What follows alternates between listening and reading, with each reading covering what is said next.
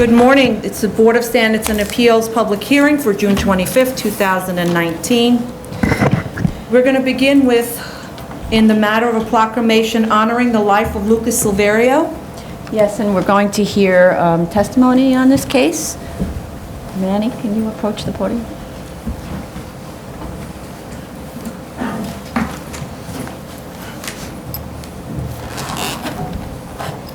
Please state your name and where you're from. I'm Emmanuel Jones. I work for the Board of Standards and Appeals in the Records Specialist Department. Okay. Good morning, everybody. Okay. I don't know if a lot of you haven't heard the story of the young man who passed away, saving the life of a 3-year-old, who ultimately she passed as well. And their immediate family is in the front row. We have the aunt, we have the other aunt, and we also have this fine young man who put this together as regards to the dedication for Mr. Lucas Silverio. He was an intern of ours here at the board.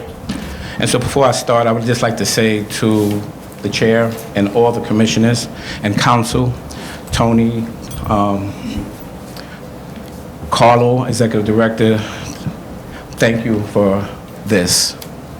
And the reason why I say that is because these kids that come into this intern program, it's not just a job.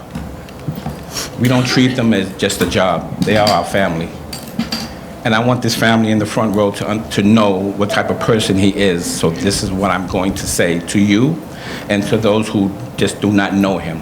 But whoever received the resolution, whoever received the case file request, whoever called the board to say, hey, listen, I need A, B, and C, this young man did that, and he gave you that.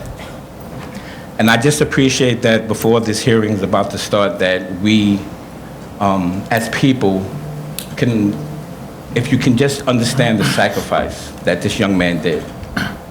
So I advise you, please, to read the New York Times, the Daily News, the Post, People magazine. He's in there. This young man was bathing upstairs. There was a fire that broke out in his building. He's 19, by the way. He's naked, by the way. He came out of there to save his grandmother. He got his grandmother halfway downstairs, I think to the 12th floor. This young man heard a scream. He told his cousin, take my grandmother downstairs. He went back into that building because he heard the little girl scream and went up there and tried to save her. And in the process, he got her all the way downstairs, but he lost consciousness because he got burned severely, over 80% of his body. And 3 days later, he lost his life. The young man, unfortunately, she lost her life the next day. 3 days later, he passed. His sacrifice, I don't want us to forget. So for all of you who can just for 1 minute, just think for just a second that a 19-year-old can go into a building and sacrifice his life for someone he did not know. It comes from his parents who raised him. It comes from his friends. It comes from us at the board. He wasn't just an intern here. And I want you to understand that he was not just that. I have a daughter. He was like my son.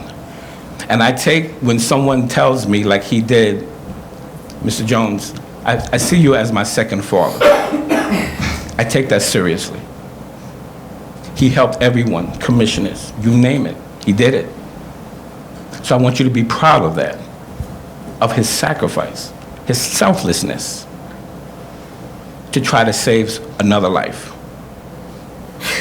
So as I stand here today, extremely humbled, but also proud of him, to say he will be missed. And my heart and this board, we're broken because we knew him.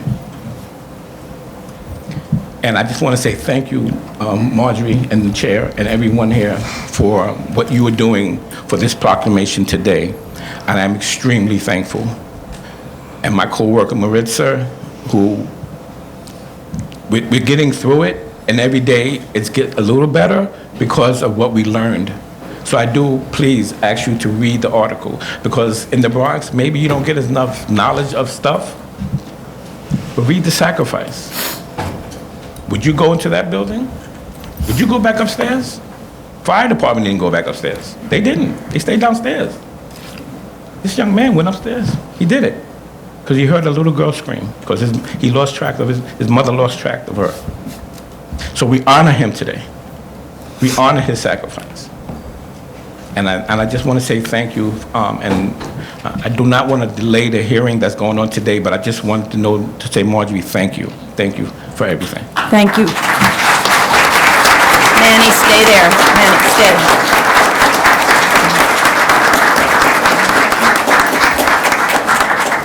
So I'd like to invite anybody else who would like to speak about Lucas to speak.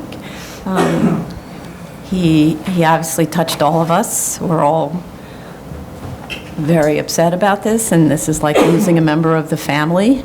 Yes, please. Good morning, everyone. It's been a long time since I've been in front of a mic. But Lucas... State your name, oh, please. I'm sorry. My name is Jesse Alvarez, Jesse Alvarez. So Lucas Silverio, he was my second cousin. He was my mother's brother's first son. I've always considered Lucas as a brother. I never really had brothers. But Lucas is a type of young man that he loved his family very much. He loved to spend time with his family very much.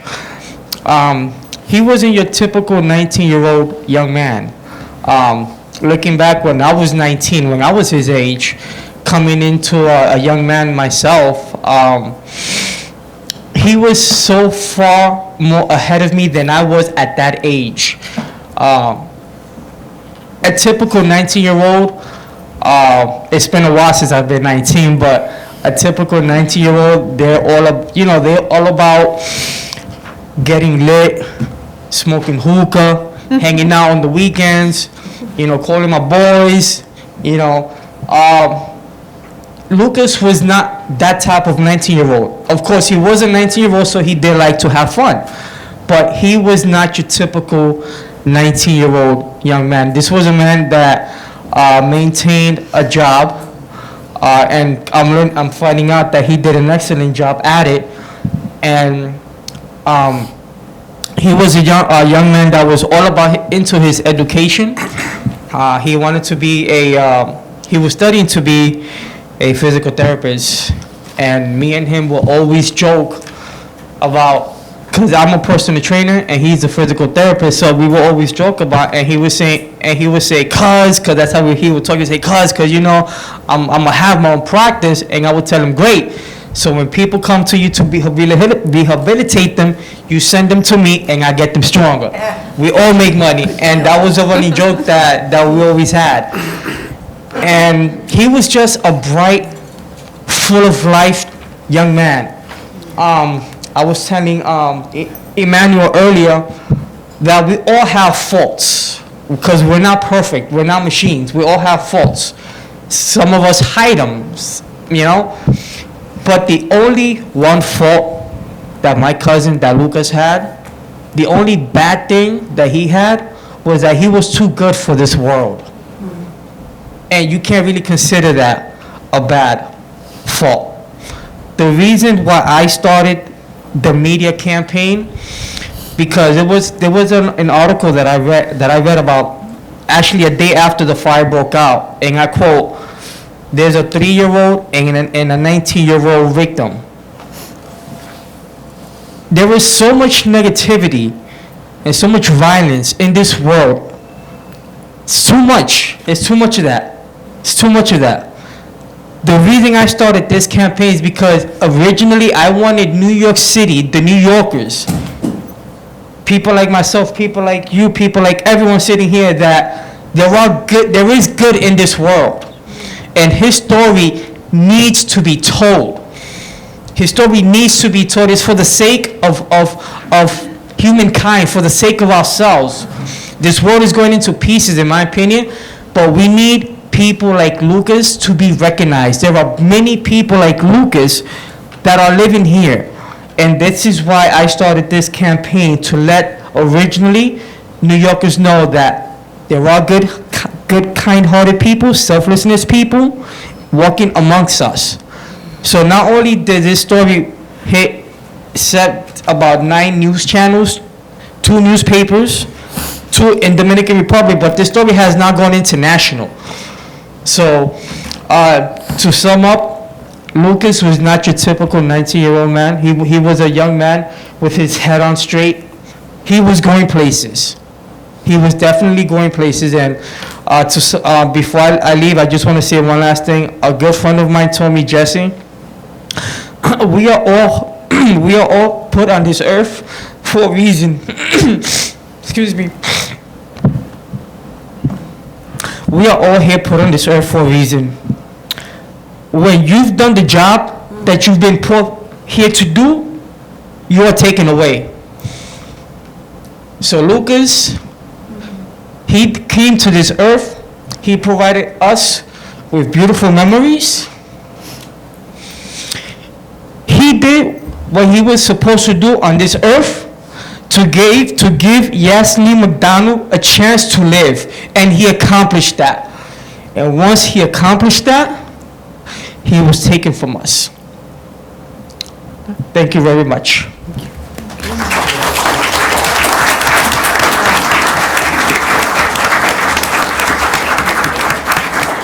Does anybody on the board, on the staff want to speak? Okay.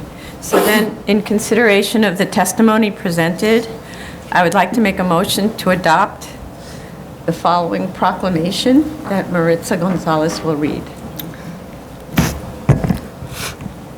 Oh, and I'd like to invite the family members to come stand at the podium, if it's okay with you, while she reads it.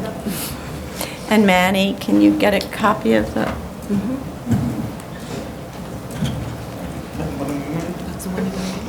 Yeah, that's the one thing. Okay. The proclamation.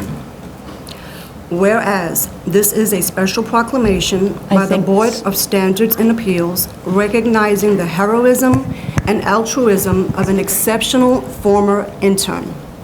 And whereas Lucas Yoaldi Silverio Mendoza was born in New York City on November 6, 1999, graduated from the High School of Economics and Finance, and thereafter attended the Borough of Manhattan Community College. And whereas Lucas joined the Board of Standards and Appeals in the fall of 2016 and served as an agency intern through the summer of 2017. And whereas his internship duties included the management of over 100 years of BSA records, the production of records to assist board commissioners and staff in their review of cases, as well as facilitating the filing of applications by members of the public. And whereas Lucas's positivity, enthusiasm, outstanding work ethic, and leadership abilities forever set the standard of professionalism for BSA interns. And whereas Lucas embodied his favorite quote, that success is no accident. It is hard work, perseverance, learning, studying, sacrifice, and most of all, love of what you are doing.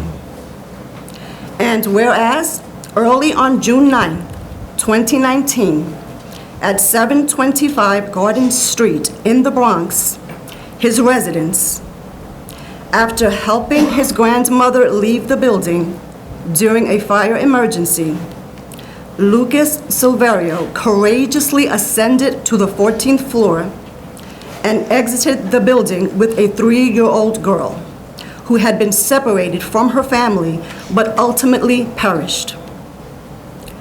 And whereas on June 12, 2019, at 19 years of age, Lucas Silverio passed away due to injuries he sustained during his heroic act and left behind a legacy of goodwill in his service to the Board of Standards and Appeals and to New York City.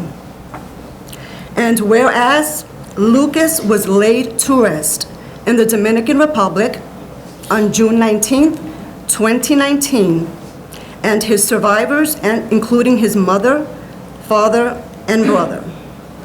Therefore, it is resolved that the Board of Standards and Appeals does hereby extend its sincere condolences to the family of Lucas Yoaldi Silverio Mendoza of the Bronx, and it is further resolved that the Board of Standards and Appeals record a copy of this resolution and send a copy of the same to the members of Mr. Silverio's family.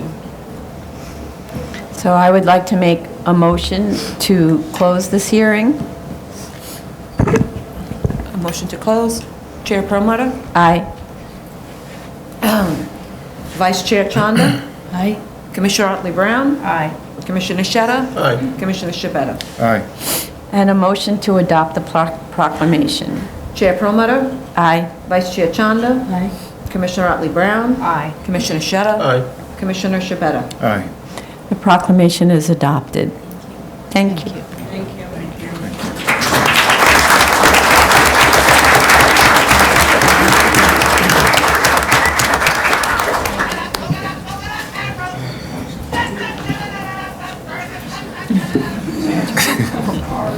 That's okay. Okay. Okay. Okay.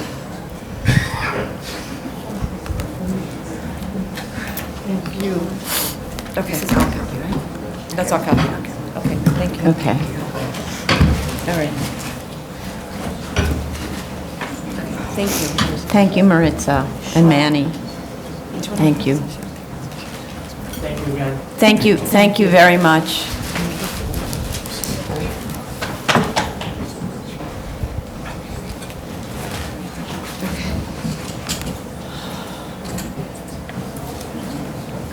Manny, you want to Just gonna go come out that sit way. or you? You want to go that way? Yes. You want to go that way? Okay. Well, easier to go around. Okay. Okay, so now we'll move Okay. on to the regularly scheduled. Okay. So now we'll proceed with the public hearing. New cases, item number 1. We're ready? The mic- Commissioner Shadow's microphone, is it on? It's on. Oh, it's on, okay, sorry. Everything is on? Yes. Ah, okay, yes, it's on. Okay. Okay. New cases, item number 1, 2017-285A, 200 Amsterdam Avenue, Manhattan. Okay, I recuse from this case.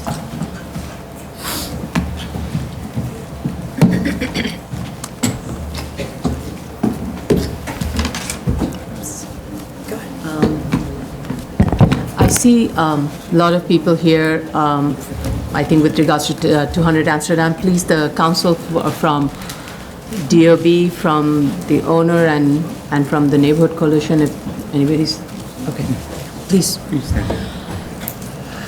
So yesterday at our review session, I had stated that no further testimony or submissions were accepted into the public record on this case, since we had made the decision back in July 2017, back in 2018, July 17th. And that is because the court's remand it instructed us that we consider the arguments that are already part of the board's record. So as we had all agreed at the last hearing, the documentation was quite thorough. So this was really a further clarification of what we had stated, what we had gathered the information on. So we're not going to hear any testimony. I just want to make it very clear. So I will be making a motion to close, and then we will take a vote.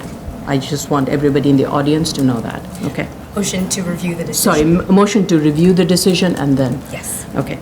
So first, I would like to make a motion to review the board's decision in this case in light of the March 14, 2019 decision and order of the New York Supreme Court's annulling the board's resolution filed on September 7, 2018. On the motion to review? Chair, Vice Chair Chanda, Aye. Commissioner Otley Brown, Aye. Commissioner Sheta? Aye. Commissioner Shabeta? Aye. Okay. Now I would like to discuss the resolution that we will be voting, which will be circulated and filed in the board's office today for public to review. It is a revision of the resolution filed on September 7, 2018, and clarifies the following. The history of the zoning approvals, particularly the issuance of certificates of occupancy to buildings located on the subject block, including a building located on another zoning lot on the subject block, which contains portions of tax lots, which was issued a certificate of occupancy from DOB during the pendency of this appeal in 2018. Second, DOB's position in this appeal. Third, DOB's standard of review on interpretive appeals cases, which, as set forth in Zoning Resolution 72-11, is de novo and permits the BSA to look at materials and consider facts that may not have been part of the record before DOB. And fourth, the determination is specific to the subject case. So with that, do any of the commissioners have anything that they would like to add to this? Okay. All right. So I would like to make a motion to close the hearing. Chair Promoter, Vice Chair Chanda? Aye. Commissioner Otley Brown? Aye. Commissioner Sheta? Aye. Commissioner Shabeta? Aye. And a motion to adopt the revised resolution. Vice Chair Chanda? Aye. Commissioner Otley Brown? Aye. Commissioner Sheta? Aye. Commissioner Shabeta? Aye. Okay. The resolution will be made available and filed at the board's office today. You will all receive copies of it. Thank you. Thank you.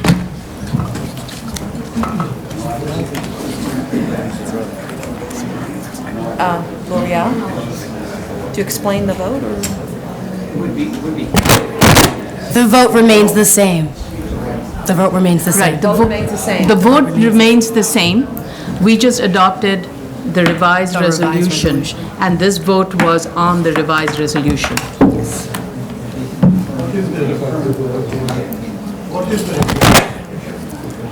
The resolution is available for public review in our office. It'll be circulated to all the parties today. The board's vote remains the same. The permit has been upheld. Upheld. Upheld.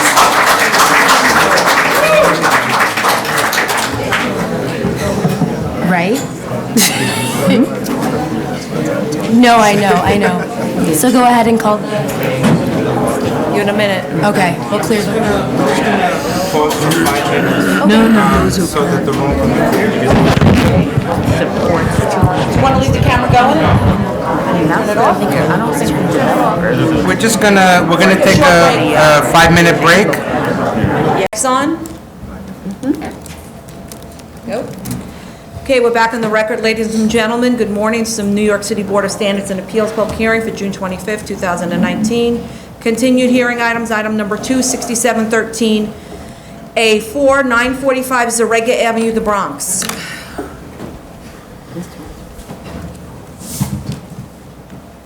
Ariel Holzer for the applicant. Good morning, Chair. Good morning, members of the board. I monitored the executive session yesterday, and I'm aware that it appears that the board has reached a decision on this matter. I would just, if the board would indulge me, like to state a couple of facts just to complete the record on the applicant's behalf. There seems to be, from my review of this session, there seems to be a bit of a dichotomy on the board in terms of whether, how to classify what exactly took place between 1988 and 1990.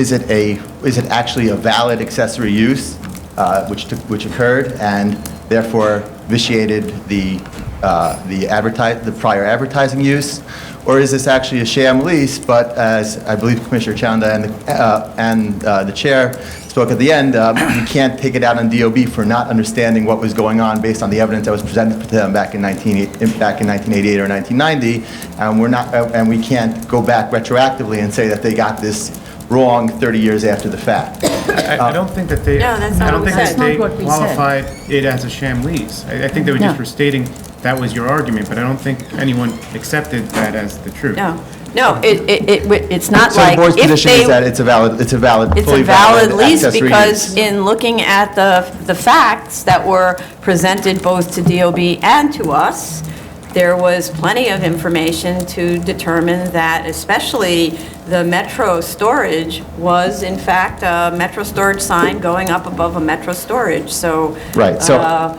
the word sham doesn't fit into it at all. It's a standard accessory business sign based on a standard occupancy by the owner of the building. Right, so just from the appellant's point of view, and the appellant's position on that specifically, aside from the permit taken out in 1988, there is zero evidence that Metro Self-Storage actually put up their own sign on the premises at any time. There's no photographs of it, there's no record of it, and in fact, there are records from 1987 and on showing that Marlboro was already there. So in terms of considering it a Metro sign as the real accessory use, there's, aside from the permit, which was taken out at a time when the site was controlled by Allied Outdoor, an outdoor advertising company, there is no evidence that Metro Self-Storage ever actually used the sign. But that Besides the predates. Besides the application. Besides the application And and the the permit. statements therein. Correct. Okay, that was sworn. Correct. So I think that, I'm not sure what's the connection to, so there was an application that was made to DOB for Metro Storage as the accessory sign, and the facility was being used by Metro Storage. Yes. Connection has been made. Right. And this is an accessory business sign. The fact that someone misused it after the permit was granted is not fault of DOB. I'm not saying it's Right? DOB's, not saying No, it's no, no, DOB's it's fault. not even talking laying about the fault. It's not about the fault. It's about if somebody illegally did something, Right. and I don't know if they illegally Right, did something. We don't know that, we have no evidence of it, there's nothing in the document that proves We do that. have evidence that it was used by Marlboro, when they were saying that it was used by Metro They filed the Self-Storage. legalization Right, application. after that. Correct. After the fact, they did And file even legalization, then- but even the legalization had misleading and false statements within it. That's It not was the, not known at the it was- time. I and it's agree. still not I'm known I'm not all the arguing. documentation- I would differ with the second statement, not the first. Try not to speak over each Sorry. other because the mic doesn't know how to distinguish two voices at the same time. So one speaker and then the next one speaks. Could you restate what you said?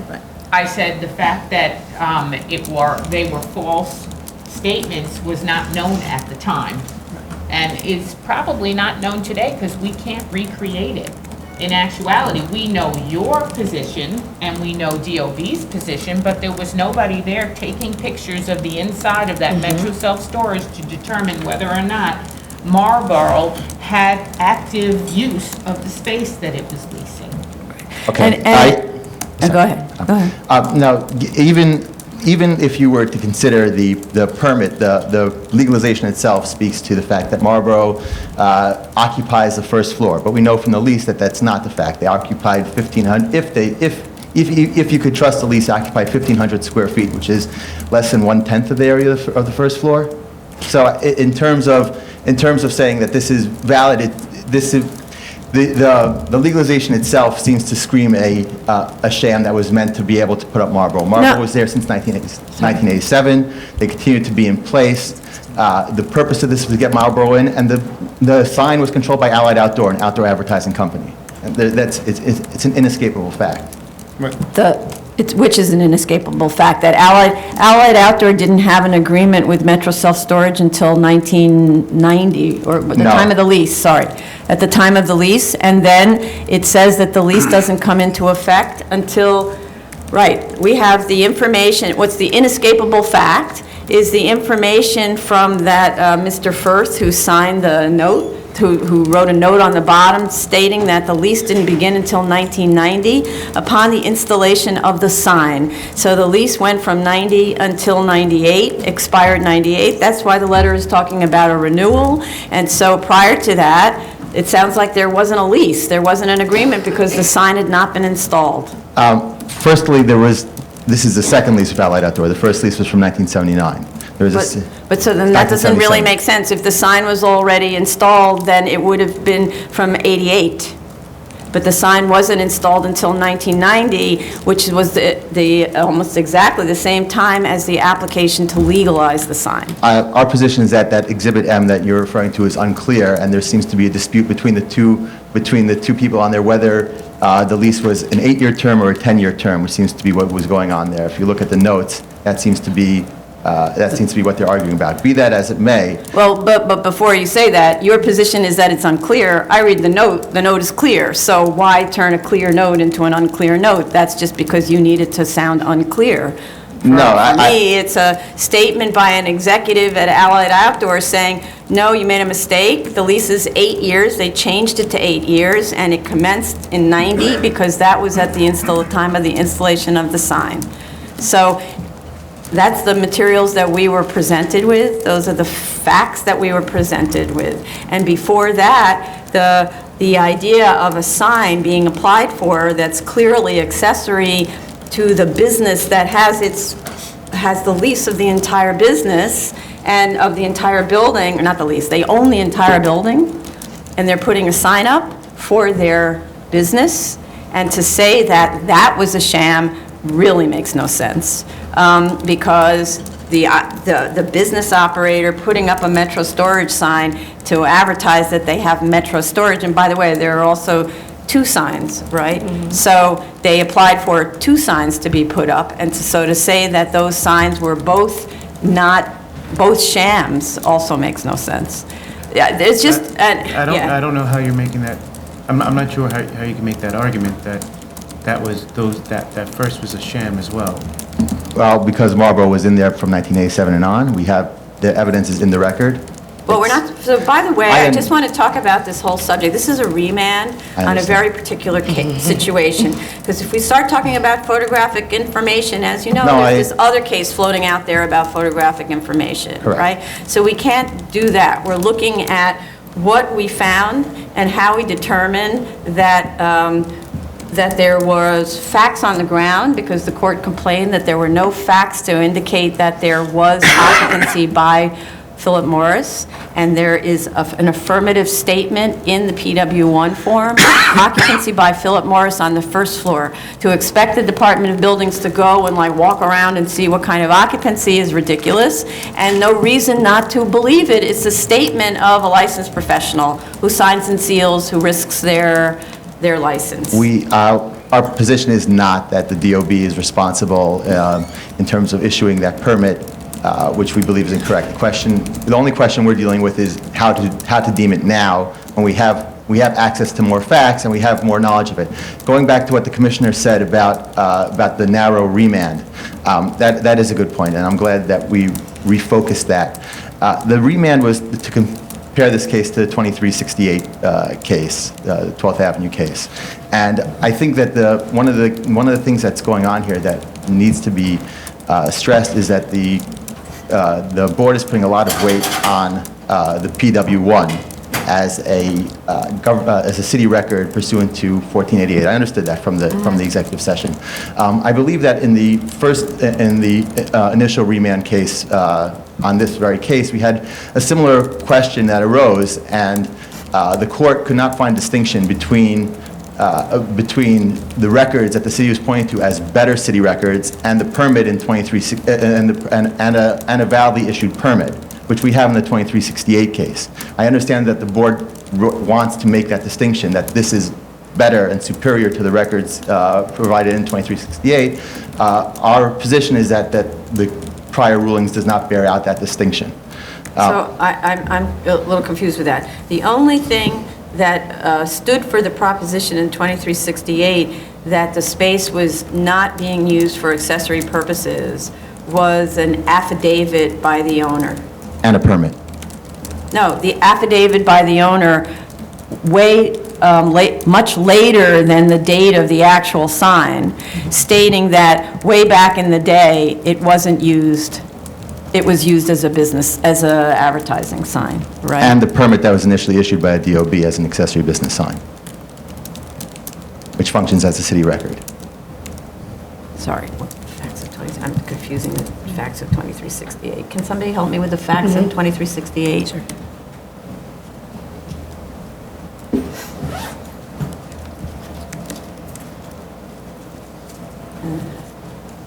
It's a 1999 sign permit. Right, but it was, there was no proof provided in 12th Avenue that the sign was accessory to an on-site use, only an affidavit provided by Hilfiger, right? Yes, that's what it was. They're the only proof that the sign, there was no proof provided in the 12th Avenue case that the sign was accessory to an on-site use, only an affidavit provided by Hilfiger, right? The permit didn't have definitive statements like this permit does, that Metro Storage does, and the Marlboro sign has, so the Philip Morris sign has, where Metro Storage was an easy one, ownership, ownership, ownership, and the definitive affirmative statements on the part of the applicant in the PW1 that there, which was material that DOB requested and was provided a month later to establish rent payments and the statement that it's occupied by Philip Morris. So there is a big distinction between what was provided in 2368 and what was provided in this case. I understand the BSA's position in terms of the distinction. I'm just stating our position on that.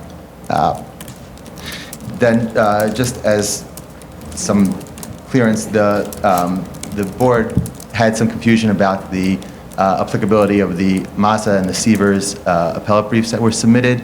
From our point of view, the purpose of those submissions were to point out that contrary to a lot of testimony that's been given about the significance of OPPN in 1999 regarding warehouse use and how that should be considered by the DOB has always, even prior to that, had a standard of what is customary to a site, and that was borne out by the Mazda and the Sievers case. And our position is that having a large Marlboro sign is not customary to a small, if it even existed, a small storage use. That's our position on it. I understand the board's position. Right, but again, the facts that are presented to the DOB that we read say, first floor occupied by this use, right? I'm not going back to how the DOB considered it in 1990. I understand. No, I'm not either. I'm going back to reading what DOB received, and if I were to read what DOB received, I would come to the same conclusion, because short of going on a site visit, which is not something that any of these agencies do for this, right? Right. The representation of the owner, signed and sealed by the architect, et cetera, et cetera. But in right? 2013, when they were making a new determination, they had additional information, did not need to make a site visit. I understand they took the position in 1990, and I understand they had a basis for taking that position. I'm just saying that our question now is not about the decision they made in 1990, it's about the decision they made in 2013 with additional evidence. The additional evidence that didn't refute their decision in Our position is that it does. 1990. Our position is that it does. Our position is that having a lease with an outdoor advertising company, a long history of Marlboro there, predating the Metro self-storage use, the fact that there is no additional evidence of Metro self-storage ever using the sign, all goes to state the fact that this was not a valid accessory use. Just a final note, I understand that Chanda took back this comment in terms of the Laurel Hill example that was put out about the doers. There was an advertisement for liquor on a liquor store, and whether that is or is not considered an accessory use. Obviously, there are some glaring similarities here with Marlboro sign on a warehouse that's purportedly used for Marlboro use. I think the distinction there and what the Laurel Hill case was trying to state, I'm sorry if this was unclear, is that a peculiar thing happened in the Laurel Hill case. I understand that it could be a coincidence that there is a liquor advertisement on a liquor store, and it could be there briefly, and it could have been gone. I'll just state that there are two. This is one of the two pieces of evidence that the. Somebody's phone? Sorry. Sorry, no, Commissioner, please. Continue, please. This is one of two pieces of evidence that the DOB had to consider when deciding whether the sign was accessory in advertising. The next thing that happened in this case, which made this a little bit more peculiar, is that the liquor store left and it was replaced by a Wetson's burger shop. And what happened next was that the sign on the roof coincidentally changed to Wetson's Burgers. So the DOB then decided, when they came to decide whether this was an accessory advertising sign, that this was an advertising sign. And I think the reason that they did that, despite the fact that this appears from all the photographic evidence and the chain of evidence to be an accessory sign, is the fact that it was always under an OAC lease, which is what we have here. And that's what the case was brought down for. I understand whether the board wants to consider it or not, but I think that the fact that this was always controlled by an outdoor advertising company has been taken into account by the DOB in the past, and in this case, it was not. Okay. But you never discuss, which is the case that really the controls, because the facts are nearly identical, the 330 Bruckner's case. That you never actually... I did discuss it briefly in the papers. The reason I didn't go into more length is because we disagree on that. I think what I just stated, the fact that I just stated is one of the key differences between the two cases, which is in the 945 Zariga case, there is an outdoor advertising company, which is all relevant times, is controlling the sign. That was not the case in 330 Bruckner. There was no third-party outdoor advertising company at the time that New York Bus, the purported accessory company, was in there using the sign. They didn't come in, the outdoor advertising company didn't get involved until later. But Mr. Holzer, what's the basis of your statement that an outdoor advertising company has always controlled the sign when the application to DOB stated simply Metro Storage? There was Because no at the same indication time that the Metro self-storage the application went in, there was a lease in effect between Allied Outdoor. But would you agree that a lease is an agreement or a possibility to occupy, not necessarily proof of occupancy? I think you'd have to be, it's very tenuous to state that we sign a lease to put an outdoor advertising sign. That says it's not yet up, that it's going to start in 1990. I understand. Our position on that is that is boilerplate language, but in any event, and then mysteriously, after they sign the lease, Metro Self-Storage takes out permits to put up their own sign in contravention to the lease that they signed with Allied Outdoor. That wouldn't start until 1990. But Well, that's just boilerplate. sign would go up when it's officially, if you're saying that the language is controlling and you believe the language, that it will start when it's Hold the built. contract. In either way, even if it starts when it's built, it still wouldn't put a time in there for an actual Metro self-storage sign. It would be a sign controlled by Allied Outdoor for advertising. Any other questions? No, I don't think so. Thank you very much. DOB? Thank you. Thank you.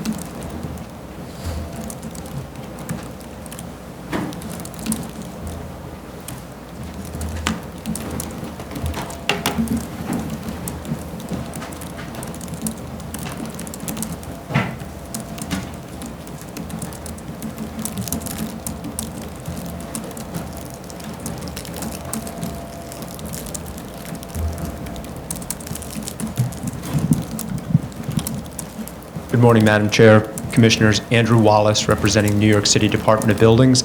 I also attended yesterday's review session and also reviewed the video on YouTube. I think just before commenting on this portion of the case, I'm sure the board is well aware of this. The chair just referenced this a few moments ago, that the issue of continuance in deciding the non-conforming status of this sign is actually, it's the second prong of the test. The first is whether the non-conforming use was established. And as the chair also mentioned, we'll be discussing that a little later this summer. So just if I make any representations for hypothetically that if an non-conforming advertising use was established, that should be no way seen as the department's conceding its position that the advertising use was not established. Except the court has directed us to find that it was established, so we need to find that it was established. Understood, and we'll get to that a little bit later. But I think I agree with what the chair and the board summarized yesterday, that this is about sequencing. We have a 1986 permit that, regardless of whether there was a non-conforming advertising use beforehand in 1986 and then 1987 when the permit was issued, the advertising use was discontinued and it became an accessory sign. Mr. Holzer says that there's no evidence of Metro self-storage using that sign. Well, I would counter that with pointing to the department's TPPN 14 of 88, when we're trying to assess whether a non-conforming use has been established or continued. The source of evidence that has the highest probative value, the most valuable source of evidence, is a record of a city agency.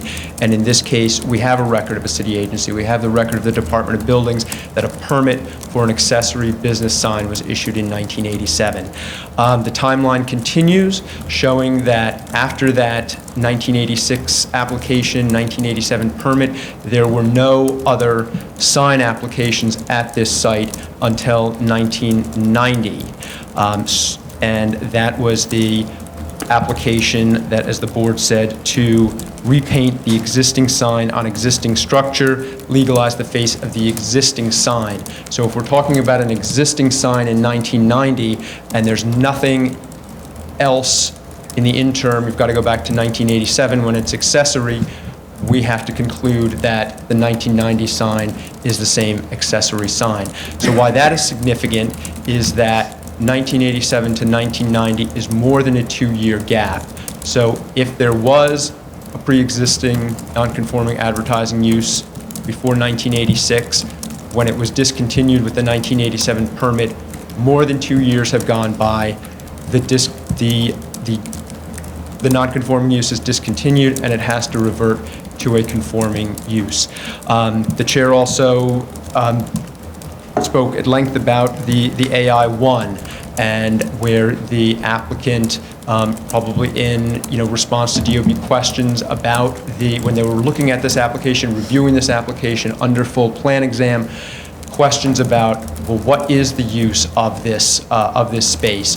And the applicant identified it as 5-story structure with Philip Morris business occupying the first floor of the building. They have office space and storage for the sale and distribution of cigarettes. So that nexus between a sign for Marlboro and Marlboro occupying a portion of the first floor for its business of selling and distributing cigarettes.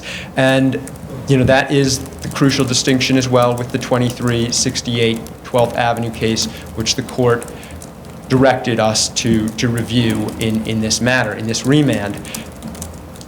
In 2368, there was an application for an accessory sign that was reviewed under professional certification, and we're all aware that means we take the applicant at their word. There's no review, there's no looking closer at the application. Contrast that with the 1990 application for the accessory sign, where it was plan exam review. Plan examiner looked at this. A plan examiner asked questions. They presumably asked questions about the use, and they got the additional information from the applicant. And that contemporaneous document describing the use and the nexus between the use and the sign. So I think just that is probably more than I needed to say about that sequence and about how it ties into the two. Okay. Would you like, Counsel, would you like to? I'm fine, thank you, sorry. Ties to the discontinuance issue. The board also inquired about 2 addresses, the 2909 Borden Avenue and 9330 Van Wyck Expressway. I did mention these cases in a footnote in the May 29th matter, just by virtue of time, referred the board back to the prior submission in February. However, in looking at this and in looking at some of the evidence that the appellant has presented, our signs unit can take an additional look at these, an additional review, re-review this matter. As we've shown that when evidence has been brought forward, we can review the matter again, and if appropriate, we can change the status of the registration.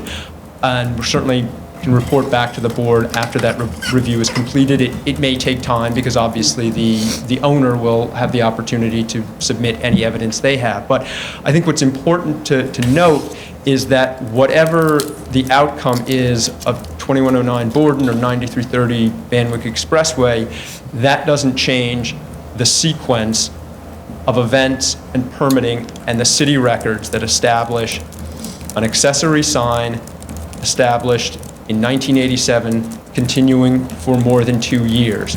With that, any non-conforming use that was present at this site beforehand, non-conforming advertising sign, it is lost. So with that, I'll be happy to answer any questions. Thank you. Okay, thank you. Are there any other questions from the board? Okay. All right, thank you very much. Are there any speakers on this? Mr. Holzer, did you want to add something?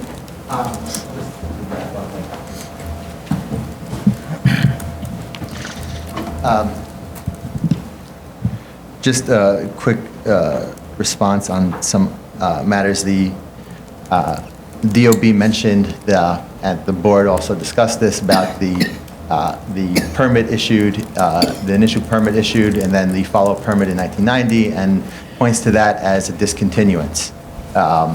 We have evidence in between, though, of Marlboro's use. So in terms of saying that this is Metro Self-Storage, you have to say that Marlboro was there prior, and Marlboro is not an advertiser in order to say that it was a discontinuance. There's, aside from the Sorry, you have to permit, say Marlboro was there when?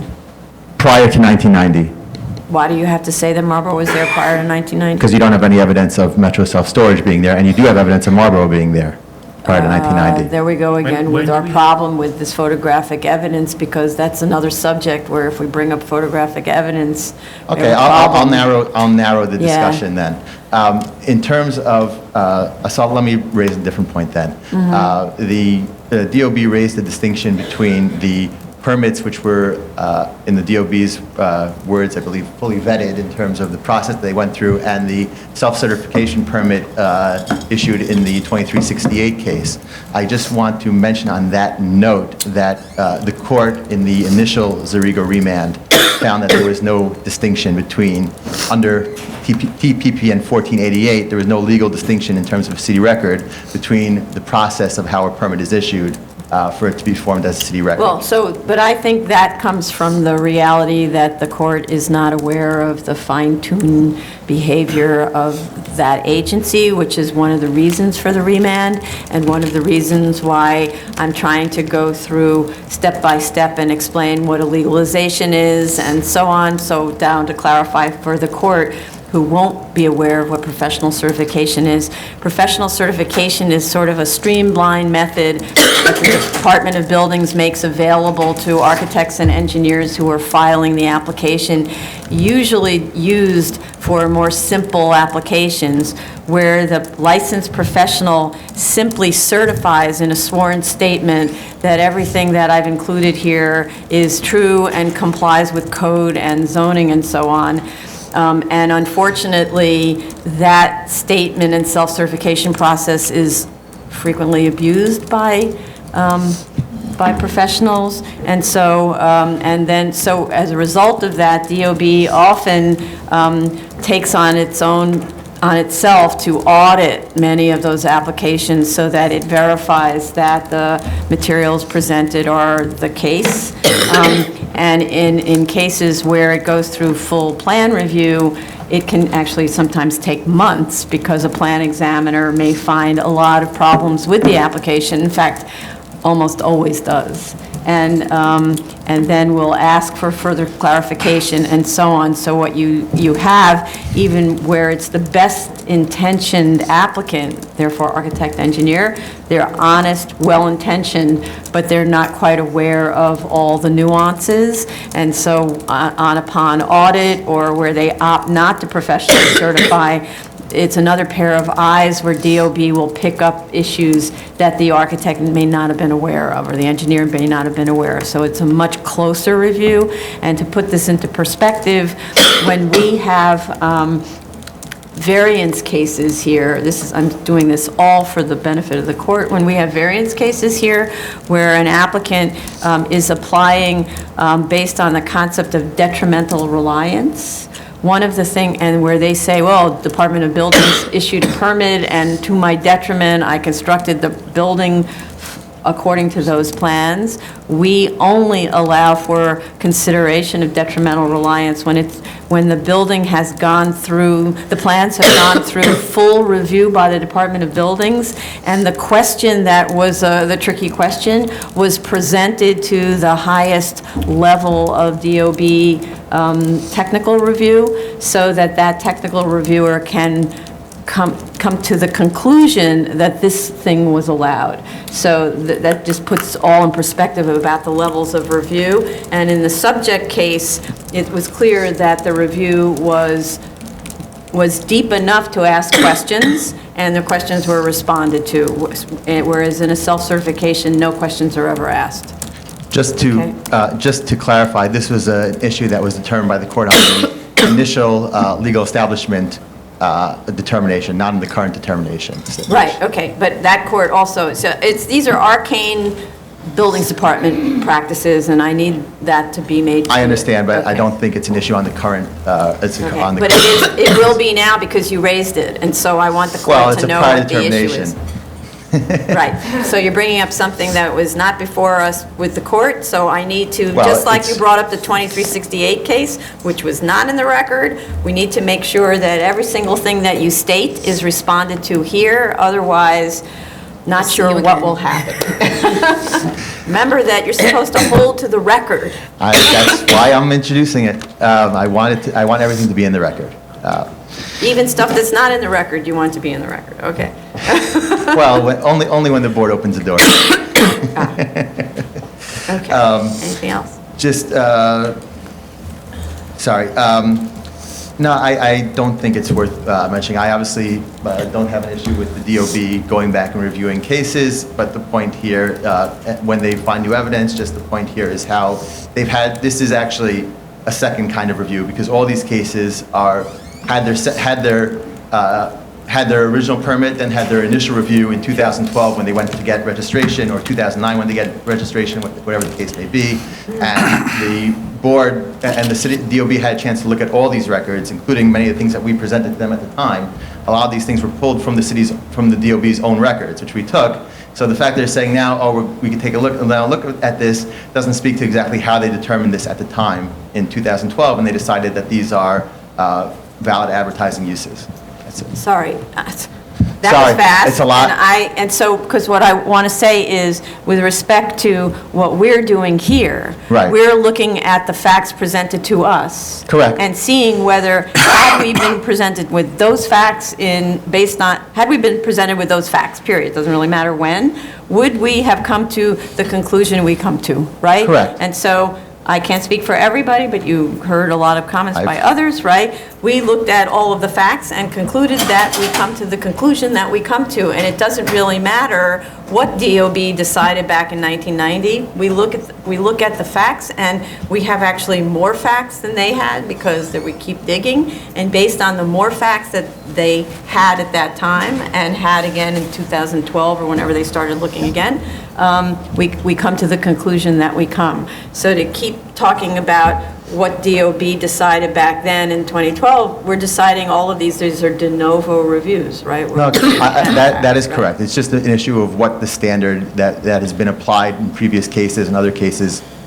truly is, or whether there's some new standard that's occurring now. I understand the board's position. I'm just stating that why these cases are relevant and why it doesn't necessarily do anything for me when the DOB comes and says that, well, we could take another look at these couple of cases, because that doesn't change how they determined and what they felt about these cases when they had the chance. Right, but I don't think that's relevant. We're being asked to look at de novo, whether or not this case established accessory usage I or understand- didn't, I understand the right? board's position. And so it doesn't really matter how, so for one, DOB shows us a pile of cases where sometimes based on the facts they decided this way, and sometimes based on the facts they decided this way. If they were to reopen every single one of these and look at more facts provided, would they decide another way? Who can know, right?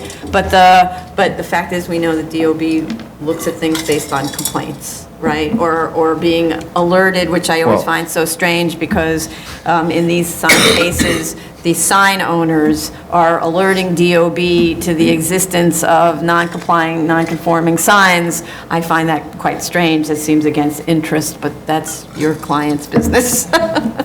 Not exactly how I think it happens, but that's a different story for a different time. We learn about signs. We often get photographs of, No, correct. look at this sign, it's been illegal for years, Correct. and we got away with it. Why don't you take a look? That's just so strange. Right. Well, I think that speaks to the fact that they honestly believe that there is a standard that the DOB is applying that isn't being applied in this case. I think that's why it's happening. It's not because they think that, you know, they're going to show they're going to get away with it. I think they believe, honestly, that there was a standard the DOB applied in past cases and isn't honestly applying in this current case. Well, That's why I so, believe it's I just, because I can't leave any thread open, I just want to say that for the first part of it in 1990, there was no TPPN of 98. There was the beginnings of learning. So it's clear if we just look at the sequence of the issuances of the TPPN. It was issued in 1988 for all non-conforming uses. You want to prove a non-conforming use? Here's your list of materials, evidence. Here's the hierarchy of evidence that we consider. And it was applied to whether you had an existing, you know, restaurant in a residence district or you had a sign. There was no distinction made. And it took a while for DOB to realize that this TPPN isn't quite doing it for signs. And so both DOB and city planning started to work together to figure out how in the world can we stop this activity. So it wasn't like snap, in 1988 everybody had figured out something that DOB was aware of. It took a while for DOB to become aware of this peculiar behavior, and so to expect them only 2 years after issuing a TPPN for them to completely shift behavior doesn't actually, it's not really logical given how long we see it takes for DOB to recognize a problem and then introduce modifications to it. So I think it's, again, improper in terms of the court's review in terms of encouraging the court to review a 1998 technical policy notice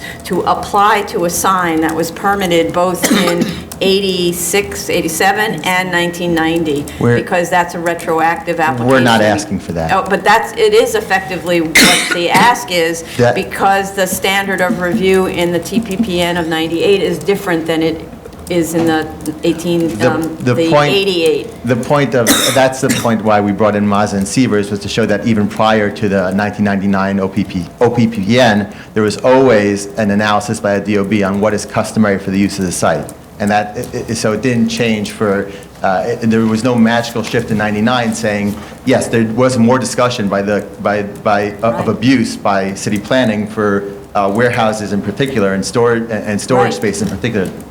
Granted, but there was always the analysis by the DOB of whether the sign is customary and appropriate for a site. Right, okay, but until there was the realization that these things called warehouses were being improperly used to put up advertising signs, there wasn't, like in 98, an issuance of a no more warehouses kind of accessory business sign. And that's what comes into the 2368 case, where now the BSA and the court is looking at a post-1998 TPPN for the standard. Just to point out, the OPPN 99 actually postdates the initial permits on the 2368 case by a few months, but it does. So in terms of retroactively applying, you would still be retroactively applying that OPPN to the 2368 case. The real point is whether, again, the issue is whether it's customary and appropriate for the use, and the board there decided that it wasn't, and that our position is that that should still hold here, irrespective of the OPPN 99. Just to add to that comment, I put this in my papers, but just to make it clear, city planning was very clear that the law has always been the same in terms of customary and appropriate. And in fact, they went so far as to state that the law doesn't need changing. Enforcement by a DOB needs changing. So in terms of there's no that warehouse use now, we can't do this. It was just the fact that they said that DOB wasn't properly enforcing these cases, and I understand that's not an issue in terms of determining the continuous use, because continuous use in terms of whether it was proper or not, the same legal analysis, no matter what the enforcement going on at the time by DOB happened to be. That's just my stance on that. That's our position on it. Okay, and I was like, we need to round this again, okay. And that's also in the record. I think we've, Okay, yeah, okay. All right, then, I asked if there are any other speakers on this? Okay, yeah, okay.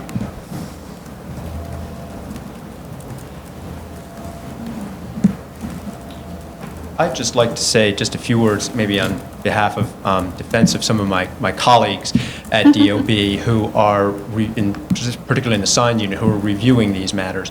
And the chair and members of the board have alluded to the certain limitations that our plan examiner are looking at when they are reviewing these applications. They don't go out and do site visits. They don't do forensic accounting of leases. So they're relying on the representations of the applicants at that time.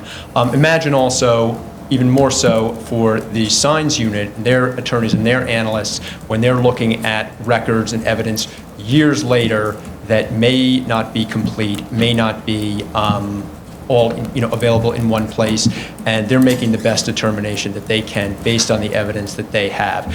When we get complaints from the public, sign industry, whoever it is, we'll look at it in good faith and review it, consider all the evidence, and make the appropriate decision. Thank you. Yes, thank you very much. Okay, so I'd like to make a motion to close this case. Chair Promoter, Aye. Vice Chair Chanda, Aye? Commissioner Otley Brown, Aye. Commissioner Sheta, Commissioner Shabeta. Aye. And then in terms of a vote, I just want to go through and see whether commissioners are prepared to vote on it now, or you want time to consider the testimony, whether it changed your mind, and so on. Anybody? I'm prepared to vote. Prepared. Okay, everyone else prepared to vote now? Yes? Okay, so then I'd like to make a motion to grant the appeal. Chair Promoter, No? Vice Chair Chanda, No? Commissioner Otley Brown, No. Commissioner Sheta, No. Commissioner Shabeta. No. Okay, thank you very much. Thank you for your testimony. Thanks to DOB. Item number 3, 21858 BZ 7740 Hewlett Street, Queens.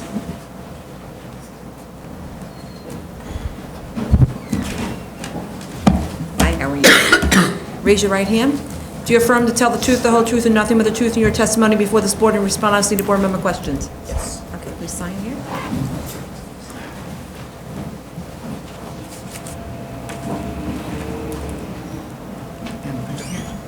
No, that's fine.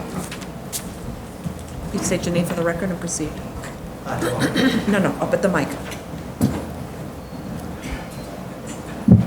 Good morning. My name is Diwakar Gupta, and I'm representing the applicant Nazir J. Kanzada. I reviewed the video last night, and I just wanted to clarify the situation with the planters. Okay. So the planters were put in place in order to deter sidewalk parking, but after the owner put them in place, he realized that there's not enough room for trucks and ambulances from the nearby hospital to be able to pull into the parking lot easily when the planters are in place. And if the planters were to be moved right now the planters are on the edge of the lot bordering the sidewalk. And if the planters were to be moved over farther into the sidewalk, then they would be obstructing the sidewalk. No, not into the sidewalk. You have to stay on your own property. What do you Right. mean? So they would be obstructing the sidewalk if they were on their property? Right now, they're on the edge. Right, they shouldn't be on the edge, they're supposed to be on the property. Exactly. So even right now, He's saying that you can't turn, the ambulances and the trucks can't turn because it's too close to, it's on your property, but they can't make the turn out of the property because they have No, that I understand, barrier. I understand what he's saying. For one, you're saying they're on they're not sitting within the property line, or they are sitting within the They're- property line? They're shown on the property Yeah. line, but Right now I'm they're- asking if they are actually on the property. right now they're on the property line. Okay, so my question is, frankly, I'm not sure how you can control sidewalk parking. This was one idea, to control people cutting across the curb. That was the kind of part of the point, right? That it seemed like drivers were basically not only using the curb cut, they were using everything to get to the pumps.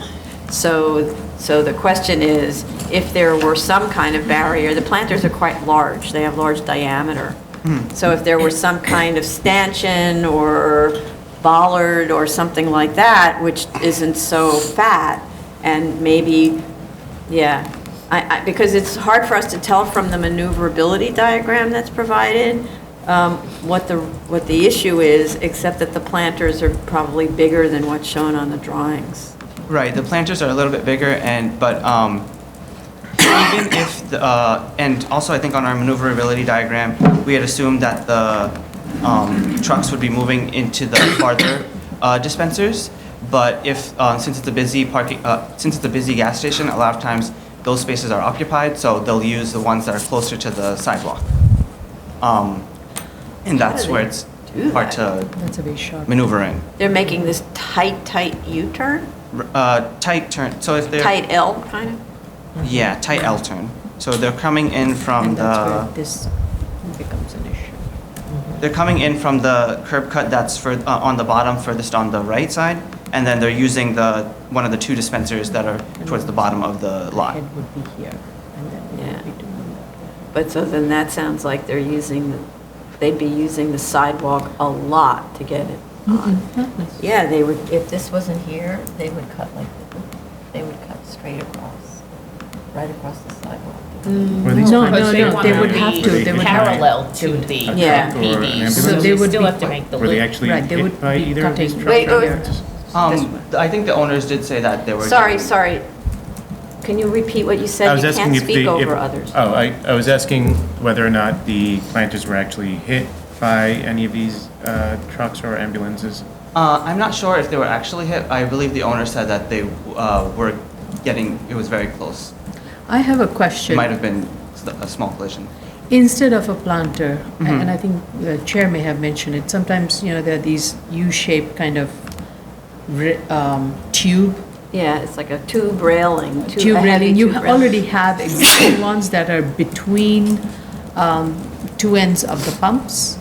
These are like U-shaped that are, if you had something that was a little bit longer along that edge, which is narrower in dimension than the planter, would that solve that problem of the trucks and the ambulances, and yet ensure that vehicles won't be coming and parking on the sidewalk?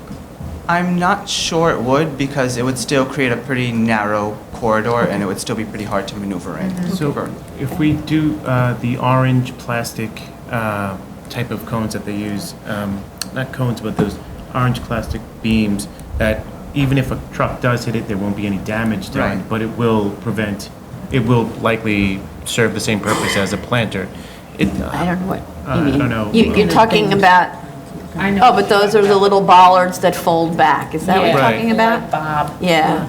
There may not be I don't know if that's something that the board would consider aesthetically pleasing, but if, No, those work in parking garages, but I just don't know whether, the question is whether putting something there there's a is reason to working. it at all. Yeah. Right, because if you put something that bobs, then people will continue to go over the sidewalk if they need to line up. I think the problem is really the angle of the MPDs with regard to the shape of the lot down there. And I don't think you could solve that problem with either those bobbing bollards or the planters, which will scrape the side of the truck and possibly create heartache for the owner when somebody's trying to maneuver and scrapes the side of their truck if they own it. If it's a city ambulance, they're gonna be like, oh, well, who cares? But if you own a truck and you're scraping it on a piece of property that's the gas station, I could see there could be some major fights going on after that fact. So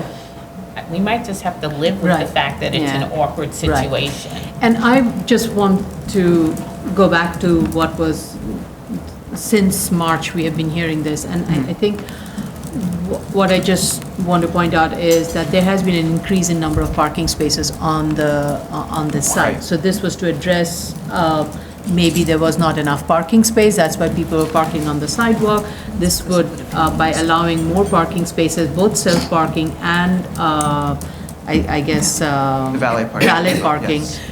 there would be more parking spaces that would be accommodated on the site. And as you have indicated in your operational plan, that you would be making sure that you'll be monitoring the site and taking the vehicles out and constantly and having a sign saying owners will. Right. So Okay. I would be okay with it. Yeah, okay. All right, are there any speakers on this? Okay, so I would like to make a motion to close. Chair Perlmutter? Aye.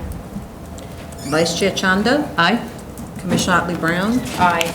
Commissioner Shetta? Aye. Commissioner Shabeta?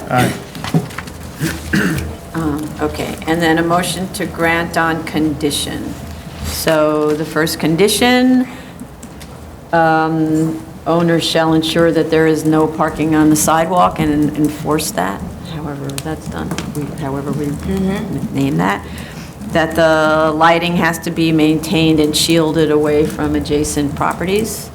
That the asphalt fencing, I don't know if there's any planting on this site. There is. Planting, asphalt fencing, planting, and buildings shall be maintained and replaced, repaired as needed. Repaired, replaced, painted as needed, that kind of thing. I think that covers it, right? Anybody else? Okay. So on those conditions, a motion to grant. Chair Perlmutter? Aye. Vice Chair Chanda? Aye? Commissioner Otley Brown? Aye. Commissioner Shetta? Aye. Commissioner Shabeta? Aye. Thank you very much. Thank you. Item number 4, 53966 BZ, 6119 Fresh Meadows, Queens. Do you affirm to tell the truth, the whole truth, and nothing but the truth in your testimony before the board and to respond honestly to board member questions? Oops.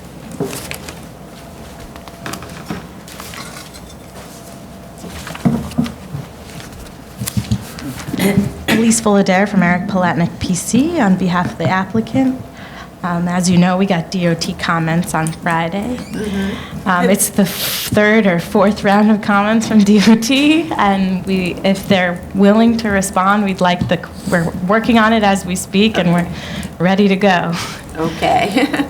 So we've been working on this with DOT for a while. Let's give them, so it was just submitted on Friday. You didn't submit yet a response to them, no? No. Because that's how we Yeah, calculate. because we got it Friday afternoon. Yeah. And, yeah. So let's see, let's say you respond in 2 weeks or something like that. Does that sound right? And then they need 30 days to respond to comments. So 2 weeks would So that's 6 July weeks. 10th, 1, 2, 3, 4, August 7th.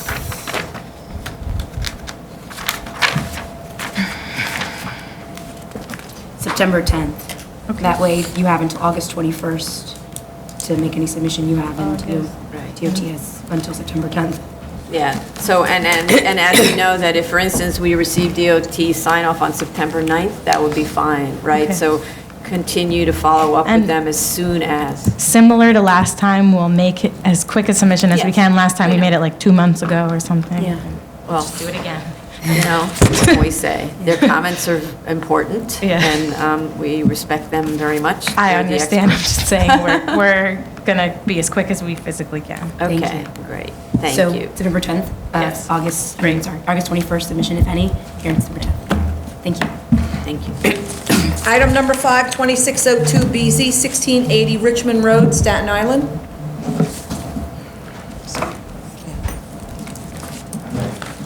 Is anyone, Do you affirm to tell the truth, the whole truth, and nothing but the truth in your testimony before this board and respond honestly to board member questions? This is Richmond Avenue. Richmond Avenue, yeah. Richmond Avenue, what did I say? I'm You sorry. said Richmond Road. Oh, I apologize. Richmond Avenue. Elise Fullader from Eric Palatnik PC on behalf of the applicant. There is a Richmond Road, so I understand why that's confusing. Yeah, right. Okay, so I think we have everything, because the request is 2 years, and you have to do a builder's pavement plan now, which wasn't expected, is that? Yeah, we're working it out with DOT, so that was, Okay. unexpected. Not Okay. DOT, I mean, DOB. It was DOE, no, DO. I think you have to submit, it's a DOB requirement. DOB, oh, okay, right, to DOB, right.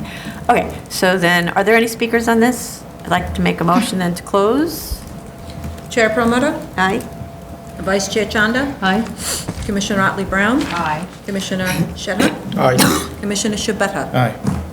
And a motion to grant. Chair Perlmutter? Aye. Vice Chair Chanda? Aye. Commissioner Otley Brown? Aye. Commissioner Machetta? Aye. Commissioner Shabeta? And it's a 2-year extension, right? And that'll Thank be you from very- today. Oh, thank you very much. Thank you. Item number 6, 19702BZ, 2825 Nostrand Avenue, Brooklyn. Do you affirm to tell the truth, the whole truth, and nothing but the truth in your testimony before the board, and to respond honestly to board member questions? Did the board see the photographs that were submitted yesterday? I did. I also have copies if you need them, but I wanted to make sure they were submitted. Okay, so, and then the other comment is, unfortunately, I didn't see the June 2nd letter until today, so we have to work with the owner of the building and respond accordingly. Okay, I believe we did get DOI on this, though. I'm pretty sure we got DOI. This is the one that's, what's the name of the? Yeah, I gave you DOI. Yeah, we did get DOI. Got yesterday Okay. DOI. Yeah. Okay, so then it's also addressing the signage issue with the banner? Right, the banners were removed, right, I banners. still have a question on the banner signage. I know the photos that photos that were given were of the banners on the side, but there were these 2 vertical banners in the front. And I don't know if those were accounted in the signage analysis. I can make sure since we have to come Yeah. back anyway. And so based on that, revise the drawings also. Okay, so you're adding the 2 banners to the drawings, is that right? Potentially. Yeah, maybe 2 or 1, I don't know, but it was in the front. Let me look at the photograph. Okay. Are there any speakers on this? Fire department? Good morning, John Daly, Fire Department. The department objects to this application. The building itself, the standpipe system was illegally removed, and evidence of that was DOB violations that were issued in the review of our records. We have sent out an inspector to issue a restore order. We also object to this application that a fire alarm system will be required to be installed due to construction of the building and especially the layout of the balcony or mezzanine level. In the event of a fire, the fire and smoke would accumulate and potentially cause a flashover to people above. So those are our 2 comments on this application. Okay, thank you, and we did get your letter about that.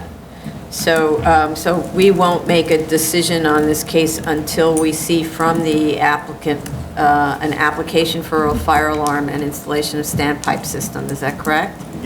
Yeah, okay, all right then. I just want to go back on the sign thing. So as I'm looking at the drawings, drawing number A4, in that the elevation does not include the vertical banner that's right above the sign that says Harbor Fitness. And in your photos, you do show a vertical banner that is in the middle on the front facade. So that is the one I'm referring to. Thank you for clarifying. Okay. So then we need to give you some serious amount of time. I don't know how much time it takes to put together an application for standpipe and fire alarm. Any idea? We can always put one on, and if it doesn't work out. Yeah, but we don't like to I know. have slots on our hearing that aren't used. So maybe 3 months?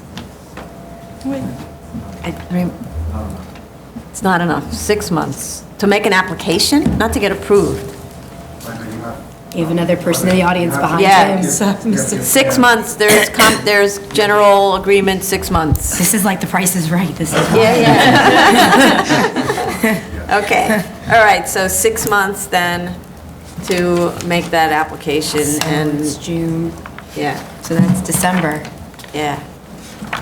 And I guess if I have any issues or want to discuss anything with the fire department in the meantime, I can. Yeah, so work it that allows out for with- back and forth. Yeah. It allows for your sprinkler and alarm contractor to make sure they're doing the right thing, et cetera. Wow, okay. Well, Mr. Impola, do you have a counter?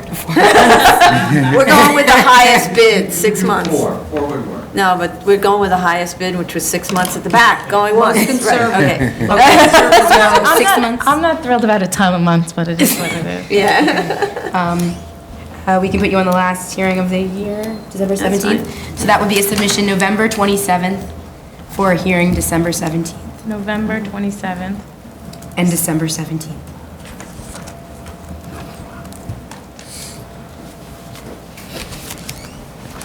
Thank you.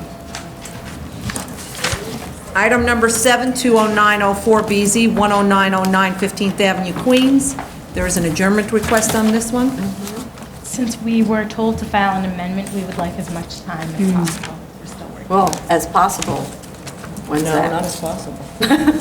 Possible When's is that many things, right? What do you want? What This seems was to an be application for, an extension of time, and they, the reason they asked for an amendment was because FEMA approved an elevation, and a different elevation than what was originally.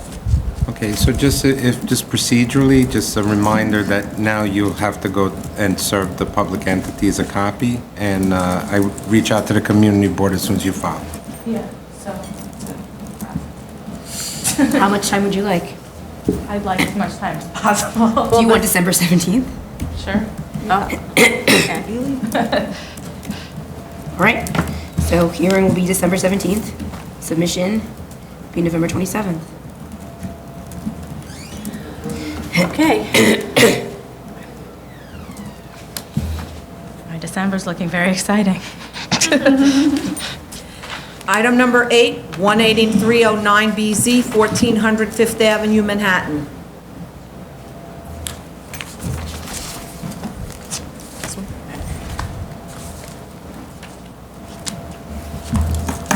Doesn't work? Oh, okay. Sorry. Do you affirm to tell the truth, the whole truth, and nothing but the truth in your testimony before this board in response to the board's questions? Good morning, Madam Chair, Commissioners, Frederick A. Becker. We heard the comments from a review session, and going to the key one, which is the fire department letter of objection, which goes to the last case. Just some history. This was part of a new building. I'm not condoning or asking for, but just history. This is part of a new building application that was back in 2006. We had filed for a fire sprinkler alarm. When the owner of the building wanted to get his C of O at the time, he withdrew the application for the fire alarm, and it was never pursued thereafter. So now, with the fire department's objection and with the board's concerns, we need to refile for that. When I talked to my client, the reason it does take more than 3 months is because A, you need to get plans together, which takes time to, your architect bid them out, et cetera, and then you have to file once you get those plans. So that's why it takes 3 months is not an adequate time. I would take she took December 17th, I'll take December 17th as well if I still have Good for the room. goose. Yeah. Yes. Okay, so fire department, we're aware of your objection, and we will hold off until the application is filed to your satisfaction. And as long as you're at it, can you please, in the next submission, which won't be for a while, just make a statement that the photos that you provided indicate that the limiter was installed, all those things that are on the, But I think if So- our second page mentioned of the letters did state what the photographs showed with the conditions. it stated, it had to state that the limiter is installed, right? Well, it said music systems which include limiters, but it said. Okay. On page 2, it said rubber flooring on both first floor and cellar levels, aerobics and free weights in the cellar, as also noted on the plans. Music systems which include limiters, speakers mounted on the walls and not on the ceiling, and there are no massage Okay. services. Okay. So that, which the first page said the photographs, the second page Okay. detailed what the photograph showed. Okay. So, Okay. Okay. Any speakers? Are there speakers on this besides fire department? Okay. All right. So we do December 17th? Yes. December. It'll be submission November 27th for hearing December 17th. See you in December. For Salon doesn't say. Thank you. Thank you. New cases, item number 9, 98283BZ, 19120 Northern Boulevard, Queens. Raise your right hand. Do you affirm to tell the truth, the whole truth, and nothing but the truth in your testimony before the board and to respond honestly to board member questions? Okay, the board, we received something from Henry Euler. Did the board see that? I didn't see it. It was just sent this morning. Do you want me to read it? Yes, please. Okay. To BSA Commissioners, my name is Henry Euler, and I'm the first Vice President of the Auburndale Improvement Association Incorporated. The site is in this application lies within the boundaries of my civic organization. I am also the third Vice Chair of Queens Community Board 11. I am unable to attend the June 25th, 2019 hearing. For this case, I'm representing my civic organization with the submitted testimony. The applicants for this site is seeking to renew the variance and also to gain additional time to obtain a C of O. They're also requesting an amendment that would recognize the splitting of Lot 12 to form 2 new tax lots, 11 and 12, with no change to the amount of accessory parking spaces for the business at Lot 27. We have had no major complaints regarding this site except for one concern. The issue that came up just recently from one of our civic members right before the full community board hearing was held was that someone was leaving full garbage bags in front of the urgent care facility on Lot 27 on Sunday afternoons. The bags are picked up overnight from Sunday to Monday, according to the member. Sometimes these bags blow into Northern Boulevard, causing a hazard. In any case, it is our opinion that these bags do not belong in front of the business site at any time. They should be placed in the dumpster behind the business awaiting pickup. My civic requested that a condition to that effect be placed in the community board's report to the BSA. The community board agreed to do so. Enclosed is a picture of the urgent care facility located at 19120 Northern Boulevard. It was taken on Sunday, June 23rd. The picture does not have a date. The person took it with their iPhone. You can see 3 bags of garbage in front of the facility. We do not know what is exactly in the bags. We hope there is no medical waste enclosed. Neighbors have noticed rats running around in the area. At least 2 other businesses on the adjacent blocks leave their garbage out in this manner, which does not help matters. The civic has filed complaints regarding this issue, which we believe are infractions of the law. My civic organization has no objection to the granting this application for a term of 10 years, starting from the expiration date, since there have been no other complaints from our members except for this garbage issue, which just cropped up recently. It should be easy to address, easy fix to address the garbage issues. We request, however, that a condition be placed in any approved grant that no garbage bags be placed in front of any business on Lot 27 that encompasses 19120 Northern Boulevard at any time. Garbage belongs in dumpsters behind the businesses and should be picked up during regular business hours. Also, when the last variance was granted in 2011, the applicant had till July 2012 to obtain a new C of O. They did not meet that deadline and returned to the BSA in 2012, seeking an extension of time to obtain the C of O. They were given until June 2014 to do so, but once again failed to obtain the C of O. It is 2019, and apparently there's been no C of O on this site for a number of years. This is disturbing to my civic organization. We hope that if the renewal of the variance is granted, the applicant will seek the new C of O without further delays. We agree to all of the conditions proposed by the Community Board 11 for this application, including no parking on sidewalks, continued maintenance of the landscaping along 192nd Street. Thank you for reading this submitted testimony, Henry Euler, First Vice President.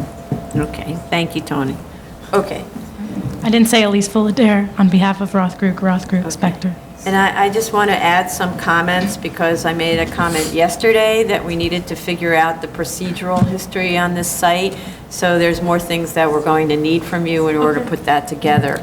So this was not a special permit. This was unfortunately there was a time when the board referred to 1141, section 1141, sort of reinstatements of a pre-61 variance. They called them special permits, but they weren't, which makes it quite confusing because you think it's a special permit for a gas station, right? So in order for us to be able to understand if we're kind of following the history of this variance, we need you to submit all the resolutions, and to the extent that there are in the record, the related plans for the pre-84 reinstatement under 1141.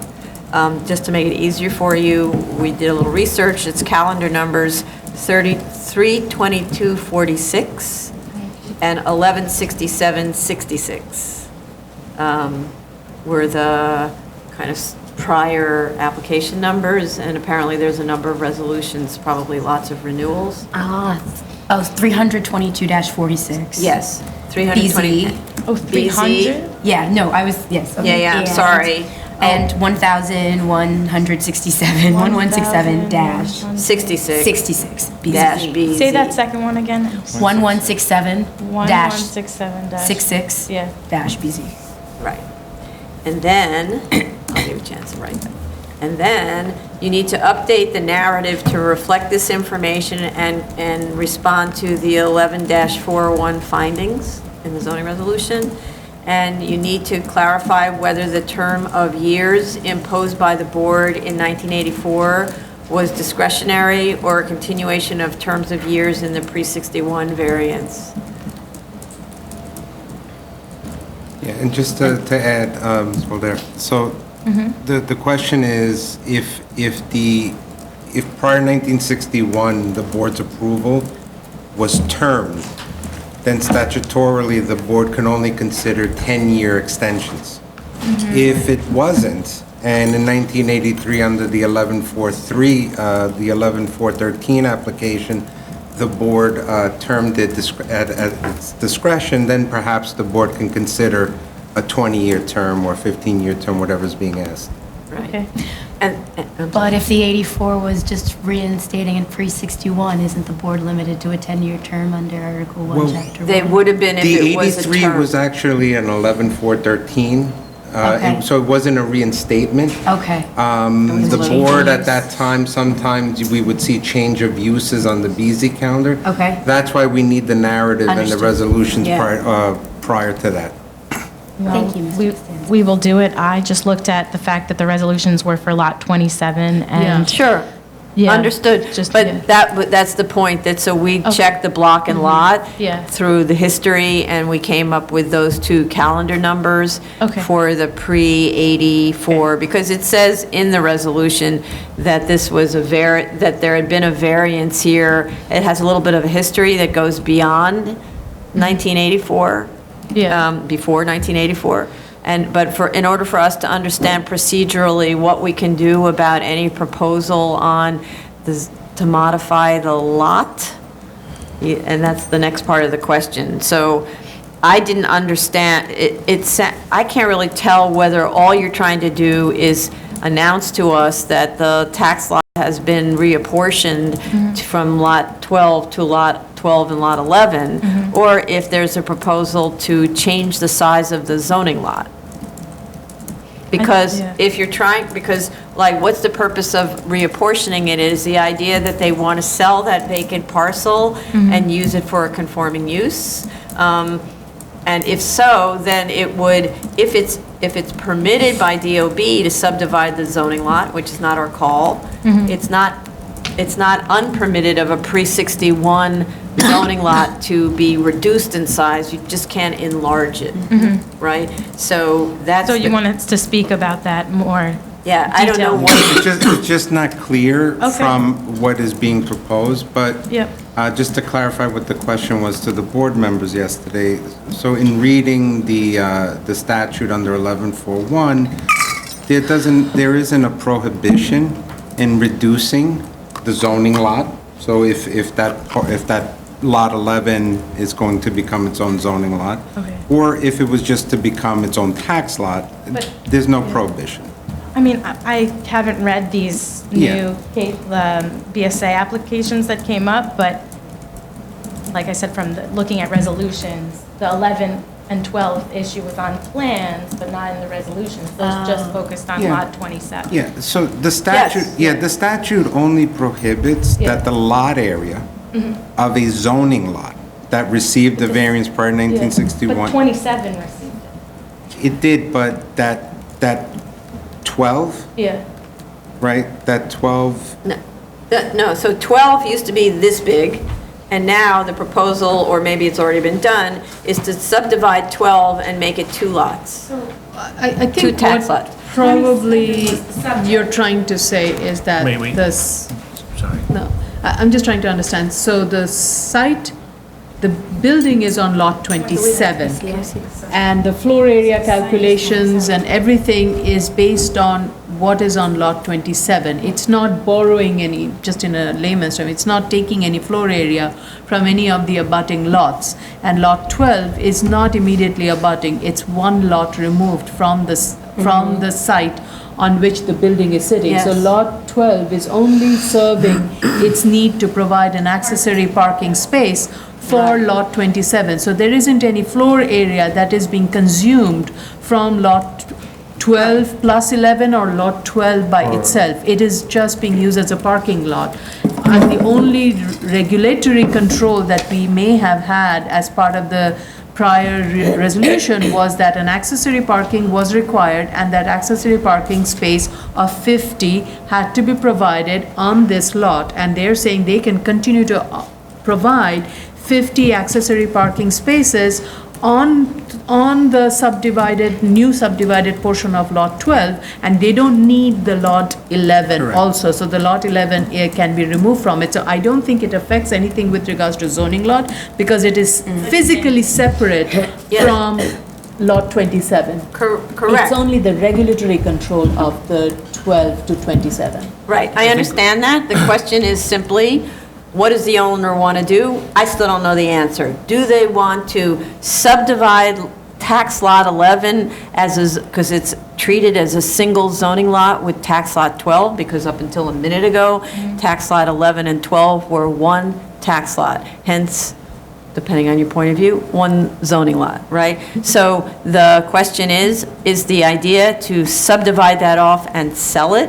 And of course, you would much prefer to sell a clean, independent zoning lot than one that's married to somebody, another lot that has a relationship with the BSA? You just would, right? So that's to find out from your client. What does your client intend to do with that lot? And if the intention is to subdivide, then the subdivision application is not our domain, really, in the sense of, that's DOB's domain. DOB decides whether subdivision is permitted, and then you could come here, you could amend the application to remove lot 11 entirely from the BSA. We never have to look at it again, and only lot 12 is implicated in the story of the accessory parking, right? I have a hypothetical question for the board here. So if, let's say, lot 11 and lot 12 remain as a zoning lot, but as 2 tax lots, and there is an as-of-right development proposed on the zoning lot, while maintaining the required accessory parkings for lot 27, would it be subject to a BSA review? I think it would. It does, it travels. It would change the site plan on the zoning lot, Yes. and so it would require at least a letter of substantial compliance, even for an Yes. as-of-right development. I mean, what they're proposing to do now is exactly that. And it's us approving, in essence, a new site plan. I just wanted to stress that statutorily, there's no prohibition Right. in this request. Right, no. there It just is- wasn't a very clear. But that's easy, we can Great. obviously Yeah, clarify. yeah. My recommendation is simply to not have the owner of the property encumbered by his BSA grant of review of any kind, even if it was only a letter of no objection or a letter of substantial compliance, right? Now, they might say, well, we love this parking lot at lot 11, and maybe there's room for additional parking that fulfills the needs of whatever this conforming use is, because it has to be conforming or it has to come here, right? So, And then you subdivided it. and then you just subdivided it, la, la, la. Anyway, so more to follow with that, okay? And then, I think that was it, right, so that's pile of stuff. So just have to expand on history and what we're doing, so don't think I need, or Todd needs that much time. Not December. Yeah, not December. Or are there any speakers on this? Okay. 6 weeks. What time would you like? 6 weeks, 4 weeks, 8 weeks? I've got 4 weeks. 1, 2, 3, 4. Yeah. Okay, that would be a hearing August 13th. A submission I'm sorry, go ahead. July 24th. Instructions are take whatever dates. Yes, don't go, because I did want to pick up on both Mr. Euler's. We can just wait for the, he's trying to take his phone out of the room. Okay, go ahead. Okay, so I just want to pick up on Mr. Euler's comments. We need to see a dumpster. There were photographs provided of the rear, I believe, of the site. We need to see a dumpster, and that all the trash, of course, is kept in a dumpster, or wherever it's, we have to find out what the trash situation is on this site. How do they handle their trash? And then the other is, there was one other thing. Oh, yes, the timing, what's been going on? Why can't they get a C of O? Like, the last timeline report we have is from 2017. They came here a while back, Right. like 2 years ago, and they started to have a hearing. And then this apportionment thing happened, and that's what held it up, at least in the past 2 weeks. Okay, so is everything else done? And can you find out if there are any open applications, anything that would hold up a C of O? But a bunch of the time was taken for.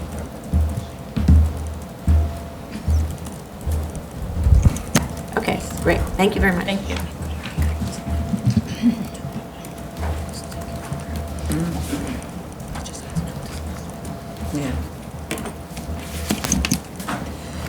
Okay, item number 10, 17193BZ, 3245 75th Street, Queens. Sorry, thank you. Raise your hand. Do you affirm to tell the truth, the whole truth, and nothing but the truth in your testimony before this board, and respond honestly to board member questions?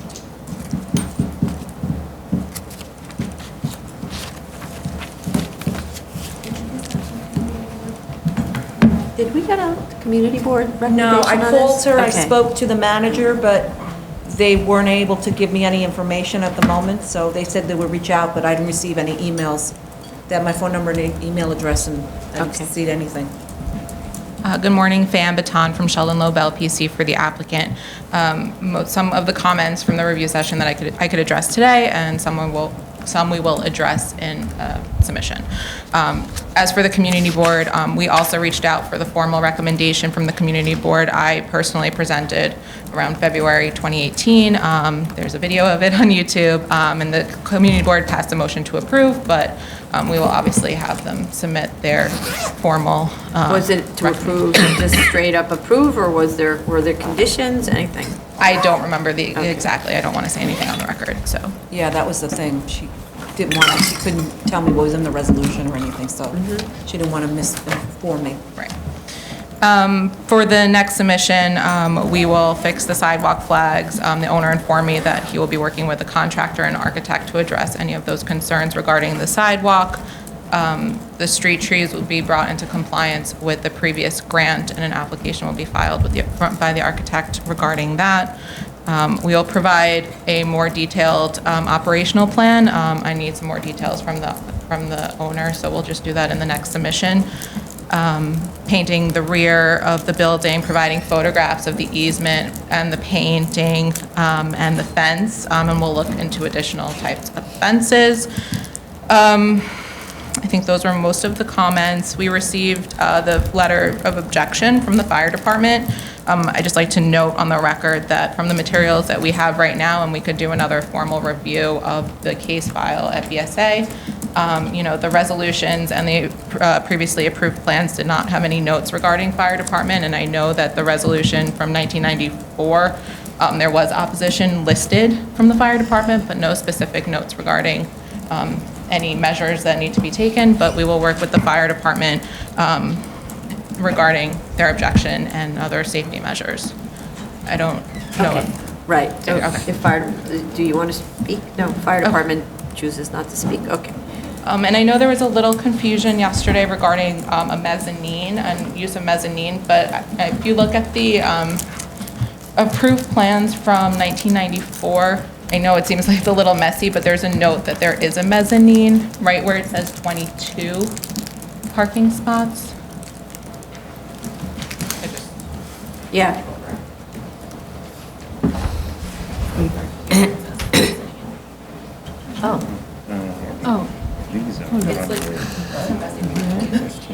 From the 1994? Oh, mezzanine, it says, yeah. I'm looking at the 1994 plan.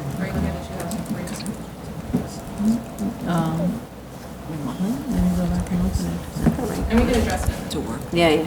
Yeah. So there's the 1994 plan. I'm just opening it up. I see that, yeah. Oh, okay, it's the next. Yeah, it is. Okay. Thank you for pointing that out. Okay. So I'm not sure that we need an amendment for that because it exists in both. And you wouldn't need an amendment for increasing the number of vehicles and providing stackers? I'm not sure about the stackers. I know that we actually, I think it was decreased the cars It's a from 134 to Yeah. 131. But I know that the original variance stated, you know, it was based for the commercial use. It was based on the existing building that was on the site and the history of commercial use on that site. I know obviously the resolutions weren't as clear back then regarding their findings, but I mean, it's still the same exact use that it was from the original variance. Right. Okay. Yeah, and the number of cars is actually going down, not up. Okay. Right. Thank you. There was a question about sidewalk parking. I'll make sure that the applicant. So make sure in your there's no operational plan, discuss the sidewalk parking and how to prevent it. Okay. Are there any speakers on this? I don't think there are any signs on the wall that says no parking permitted on the sidewalk. I don't believe there were Yeah. signs regarding. So maybe that's a Right, good thing. maybe, yeah, and you do have cameras, so you may be able to monitor through the camera system. And I think most of the time the parking is based on the Google Street View and based on my site visits, it seems these are cars that are parked there. Either these are the dealer cars or those who work there.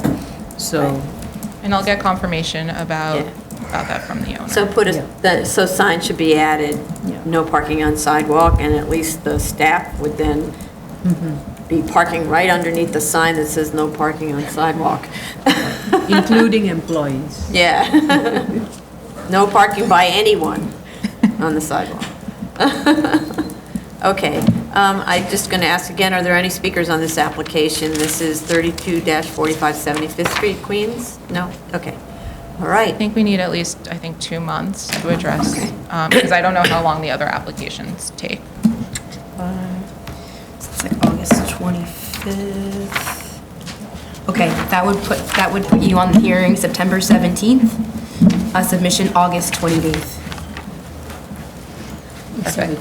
Thank you. Sure, hearing is September 17th, submit August 28th. Perfect. Thank you. Thank you, and we're going to take a 5-minute break. 5-minute break now? 5-minute break now? Because it's 12, it's 11:58. Okay, you turn the camera? Yes. All right. You're allowed to get up in 5 minutes. Please be back in 5 minutes. Ideas, it doesn't have to do with whether I'm from the Bronx or, We're on the record? We're back on the record, ladies and gentlemen. Item number 11, 4912BZ, 3409 Francis Lewis Boulevard, Queens. Please step forward. Raise your right hand. Do you affirm to tell the truth, the whole truth, and nothing but the truth before, in your testimony before this board, and to respond honestly to board member questions? Signed? Yes, sir.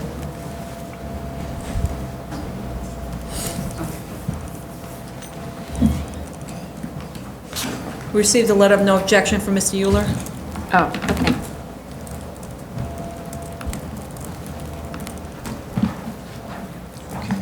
Good morning, Chair. Good morning. Oh, good afternoon.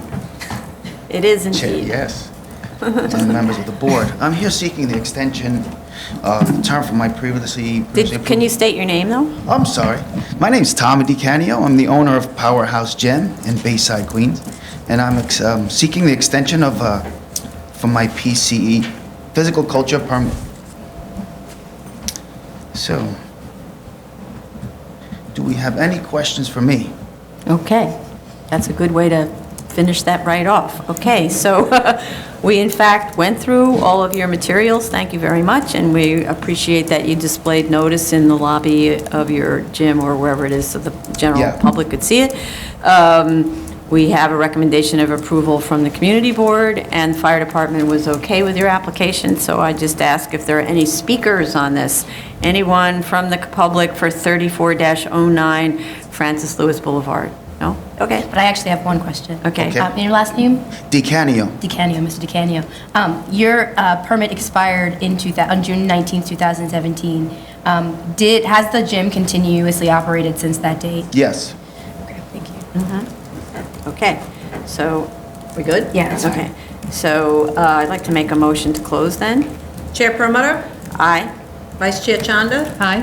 Commissioner Otley Brown, Aye. Commissioner Sheta, Aye. Commissioner Shabeta. Aye. And a motion to grant.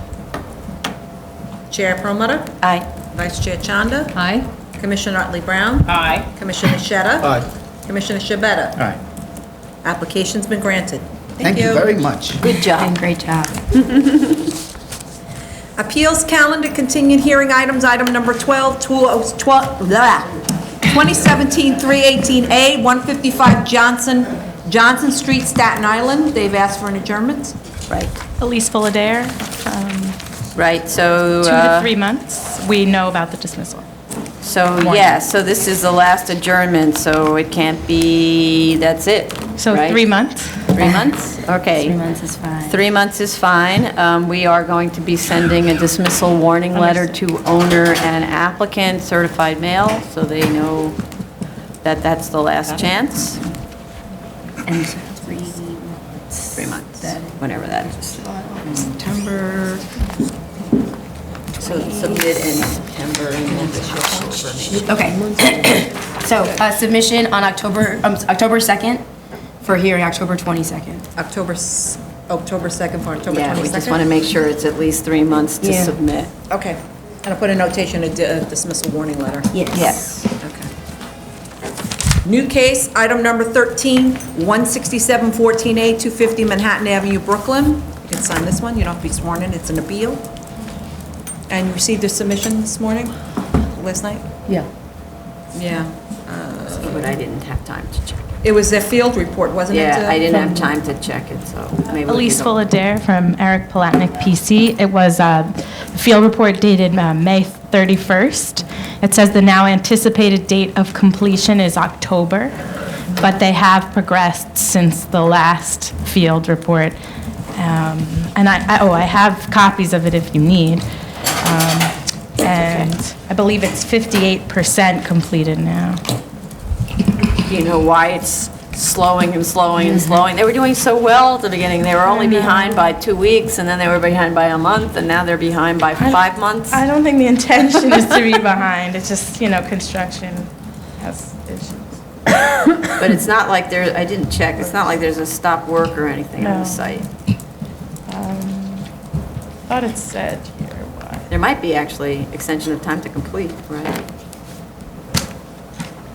Can somebody check? Well, it just expired, so they were just Right, so they being should, cautious. yeah. Okay. Are there any speakers on this? Any other comments here? Is there something that you wanted to add? No, I was just looking if they wrote why. It's Okay. it's too many pages and I'm not doing it. You said it's 58%. I looked at it. 58%, but it's, I think it was 58% in think it was February or 53 52. or 50. Yeah, so that's like very slow progress, But so. it is progress. Yeah, but Sorry. in the construction world, going between February and July and June with another 3% is not progress. Because it depends on how you do your math on the percentages. You could have maybe come up with 58% back then, too. There actually is a stop work order on the property. That makes sense. Yeah. Okay. It was issued on June 14th. Oh. The neighboring property that appears to be under construction has not put any protective measures and debris is constantly falling. Was the objection. And I think on the May letter, right at the beginning, it refers to some scaffolding or something as I'm not able to open the document, but. There's scaffolding in the photograph. Well, can you read the first paragraph on the the field report? Oh, the field. Sidewalk The delay in processing this AFP was due to having to wait for the borrower to provide the necessary backup documentation in support of the required deposits and also a revised budget. Some information was received on 6/10/19, however, other documentation is still outstanding. Therefore, the attached application for payment reflects deposits only for the deposits we have received backup documentation. It seems like they didn't get a permit for the sidewalk shed and the scaffolding, so that's why they have stop work. And the DOB's scaffolding unit is very, very strict these days, so, as they should be. Okay, so, I guess this was initially granted in, this is a vested rights application, right? That was granted in 2015. So I just kind of word of warning to the owner. We have denied vested rights application extensions when they trail along too long, right? So this is the first extension, but the board does not look favorably on continuing the vested right because you were supposed to vest it and build, right? And you were supposed to have vested based on substantial construction in place. And so it can't be standing in a permanent state of 53% or whatever it is, okay? Did you want to add something? I just wanted to add, I did not mention it yesterday primarily because I didn't have any questions, but the serious loss prong was addressed in their previous resolution, and so I just carried that information through, even though it wasn't fully addressed in the paperwork this time. Okay. And determined that the serious loss is even greater than it was because they've made more progress that would have had to have been undone. Right. Because in the first one, they didn't have walls up, they had Right. foundation and some, maybe the cellar was already in place, but the walls were in Right, place. and some of the loss stems from the lower street wall and lower total height, which would have required a realignment of the floor-to-ceiling heights to accommodate, so there would be more demolition and reconstruction required. Right. Okay, good, thank you very much.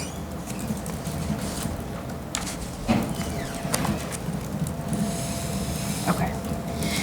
Okay, are there any speakers on this one? Okay. All right then, so I would like to make a motion to close. Chair Perlmutter? Aye. Vice Chair Chanda? Aye. Commissioner Otley Brown? Aye. Commissioner Sheta? Aye. Commissioner Shabeta? Aye. And a motion to grant? For term of. Oh, I'm sorry, for the term. For the extension of extend- time, how extends. long of an extension? How much time were you asking for? The maximum, I believe, is 4 years. 4 years. Were you asking for 4 I would years? like the maximum, just to make sure, like Okay. you said, that we don't have to keep coming back. Okay. So, 4 years, but I would like the resolution to reflect the board's reluctance to Absolutely. continue this to the next one. No reason not to finish now. It will record your statements about, October finish this is date. the first extension, it was kindly on prolonging vested rights applications. Thank you. Sure. Chair Perlmutter? Aye. Vice Chair Chanda? Aye. Commissioner Otley Brown? Aye. Commissioner Sheta? Aye. Commissioner Shabeta? Aye. Thank you very much and have a great Thank day. you. Zoning calendar, continued hearing items, item number 14, 5602BZ, 317 Day Hill Road, and item number 15, 1-96BZ, 600 McDonald Avenue. Raise your right hand. You're the only person speaking? Yes. Okay. Do you affirm to tell the truth, the whole truth, and nothing but the truth in your testimony before this board and respond honestly to board 11 questions? This one.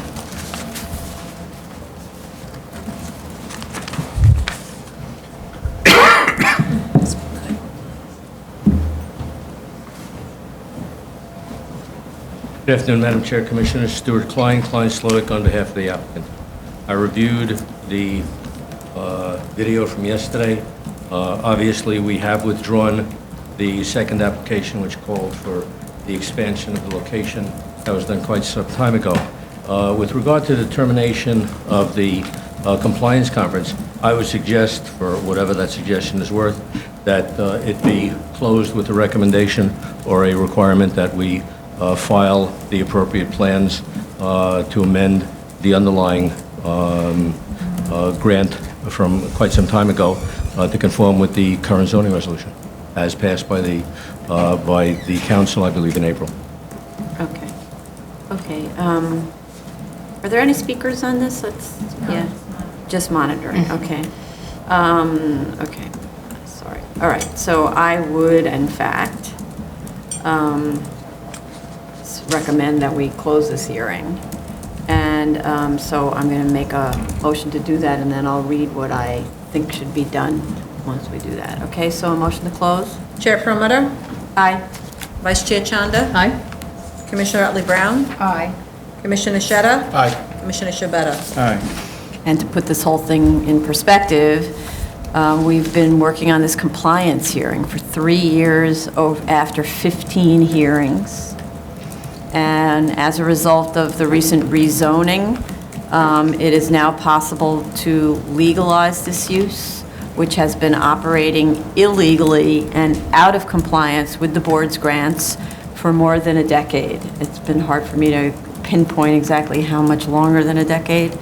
So now the owners of these two properties, so this one and the McDonald Avenue, Day Hill and McDonald Avenue, have to do that. They have to they have to legalize this use. I recommend that a determination be made that the buildings are indeed out of compliance with the terms of the grants, and that there be a resolution setting forth conditions that would be required to bring the buildings into compliance. And those conditions are based on the many long discussions at these hearings. I reviewed my notes from over the last 3 years and pulled all of the conditions that we had imposed. So I'm going to read the conditions. So the first is to file with this board to amend the application according to the procedural method recommended by staff, which is one of 3 options, either a letter of no objection, a letter of substantial compliance, or an amendment, according to the scope of changes and the as-built conditions. As the board was unaware at the time of the 2 grants that were granted separately, that the buildings are connected underground and rely on each other for kitchens, the plans must be amended accordingly. Other changes should also be reflected on the plans. I'm not sure if we ever knew what they specifically were, but they should all be reflected. Then the applicant must apply to amend the certificate of occupancy to reflect the after-hours use of the school buildings for banquet facilities, and obtain a public assembly permit for this. And this means compliance with all building and fire codes related to this use, whatever that means is necessary. And then additional conditions are the ones that we imposed actually over the course of these hearings. The first is, because the use really was a nuisance for neighbors, that there be no deliveries of any kind made on Day Hill Road, which is a residential street. All deliveries shall be made from McDonald Avenue, which is a commercial street. No obstruction of the sidewalk on either McDonald or Day Hill is permitted by any fenced areas on the public sidewalk without obtaining a revocable consent. All trash shall be stored on-site in refrigerated trash storage areas that shall be emptied from the McDonald Avenue side. All banquet event trash shall be removed from the site within 1 hour of event closure, so that's every night, practically every night, by a private carting company, and all trash pickups shall be from McDonald Avenue side. Valet parking shall be provided during banquet activities for a minimum of 50 cars for all events. Cars shall be parked on the off-site lot first before any on-street parking occurs. Entry to the banquet hall shall be from McDonald Avenue and Avenue C, where the women's entrance is. School buses shall be parked off-street in the parking lot that we were provided with information about, or in another parking lot provided. And in terms of parking, parking areas to accommodate the bus and banquet parking shall be provided with long-term leases that run for the life of the uses. Okay, and I can email to council what I... And Chair, is there any time limit on the Oh, yes, filing and so of all of boards? this must be done within 1 year of today. And so we should see significant progress beginning immediately on the board's review. In fact, maybe we can do something like that we need to see the application made to the board within 3 months of today. Application to amend? To amend, or whatever the mechanism is standard within is, 3 yeah, months. whatever the mechanism is, an application made to the board within 3 months. Okay. It's from reading this, these quick notes I made, the first thing we will do is obviously amend the plans and go to the building department to make sure that they have no objections to the plans, and we'll thereafter. That's fine, yeah. Thank you. Okay, well, that motion. Okay, so on that motion then, a motion to, I don't know how it's done, determine non-compliance. Motion to grant on that motion. A motion On to that grant on the motion. motion that the building is in non-compliance with a series of conditions to bring it into compliance. Chair Perimeter? Aye. Vice Chair Chanda? Aye. Commissioner Otley Brown? Aye. Commissioner Sheta? Aye. Commissioner Shavetta? Aye. Thank you very much. I never intended this to become an annuity, but it seems to have gone that way. But we will certainly comply, and I will update the board at each step we make. Thank you very much. Mr. Klein. Item number 16, 4311BZ, 1926 East 21st Street, Brooklyn. Requesting an adjournment. Right, but Lyra's here. Good afternoon, Lyra Altman from the Office of Lyra Altman. We did request an adjournment on this application. We are just about ready to submit. If we could please have a date of July 23rd with the submission of July 3rd, we would appreciate it. I don't really think that works. Sorry, what's the, July 23rd is her request. We shall see. Oh, there are 22. There are 22 cases, so there's a room. July 23rd, the submission would be due July 3rd. You're free, of course, to submit earlier than that. Of course. July 3rd, like in It's next Wednesday. Understood. Yeah. Okay. It's next Wednesday. You sure? You sure that's okay? We already have the documents, we're just making some minor revisions to them at this point. We wanted to make sure that the plans look the way we wanted them to. All right. Okay, great. Thank you very much. Thank you. Item number 17, could you come and sign this? Item number 17, 2017 56BZ, 1321 Richmond Road, Staten Island. This is Richmond Road.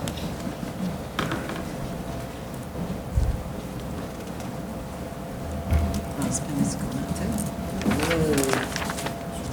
Yeah. This pen's a falling apart. It's another one. I gotta swear you in.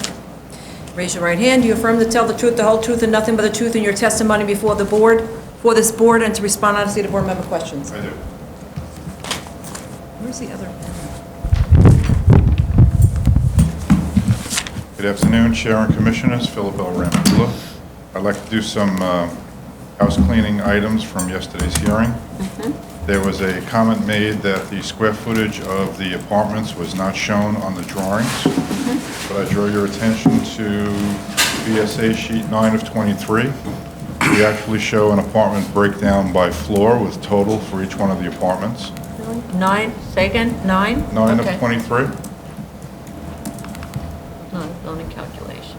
in the middle at the top Oh, I of the see, the page. box up there, okay. Right, so each Yeah, yeah, okay. one-bedroom apartment is 1,055, 1,023, 1,032, and 963. So we're at the top end of what the size of a one-family unit should be.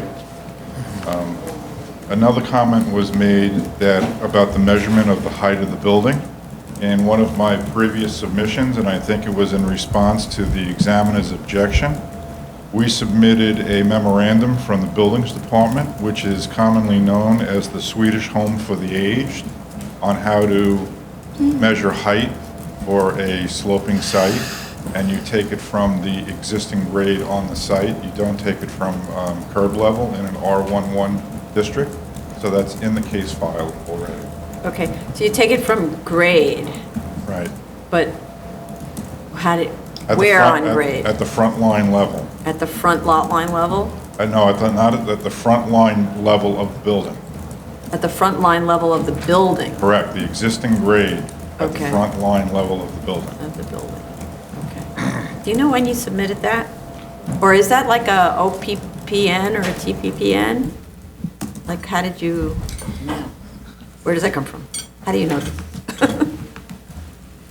I'll look into my file as to when I submitted it. I looked at it last night. I don't think it's a OPPN. It was done way before they had OPPNs. Oh, And it's that makes it from like the 70s, 80s. 80s, okay. I think it was 88 when it was done. All right. But I can expound on that in my next submission to the board. Okay, but so I guess my question is that still hold at DOB, the Swedish home of the aged rule? Yes. Yes. Okay. And I think it can still be found on the DOB website. Oh, really? Yes. Okay, all right.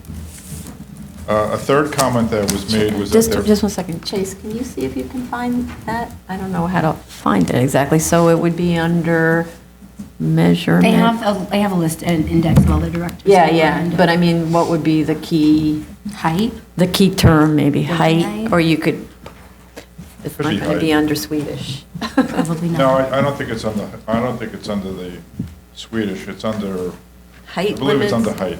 Height or base, it's not base plane, right? No, we didn't have a base plane back then. Okay, And it was in direct response to I believe the first round of objections raised by the examiner. And that's where you would find it, and I don't want to take up a lot of your time. okay, Looking for it right now. okay. One of the comments made was that there was no geotech submitted at all. We did not submit a geotechnical report with recommendations from the PE, but we did submit 4 soil borings that were all the same, showing cracked serpentine rock. So I want to make sure that that is in the record and that we did submit that. I don't know if Commissioner Sheta even had an opportunity to look at the soil borings that were in the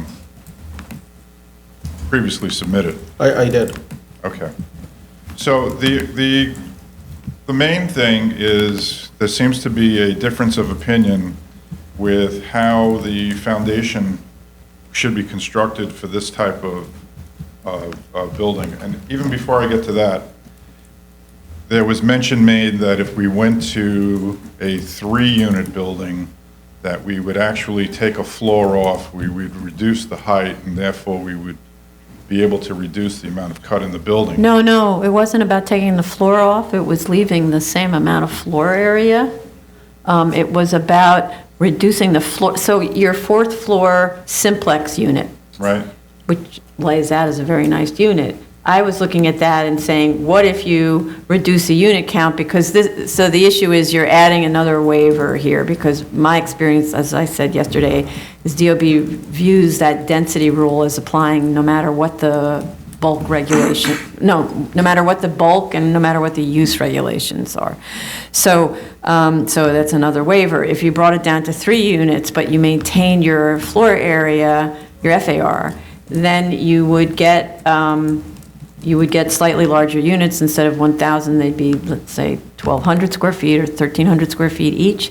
And the floor plate of your 4th floor unit is smaller than the floors below. So I was thinking if you reduce the size of your floor plate, which might have an effect on floor area, that's true. It would. I would never leave floor area on the table on a job like this. Okay.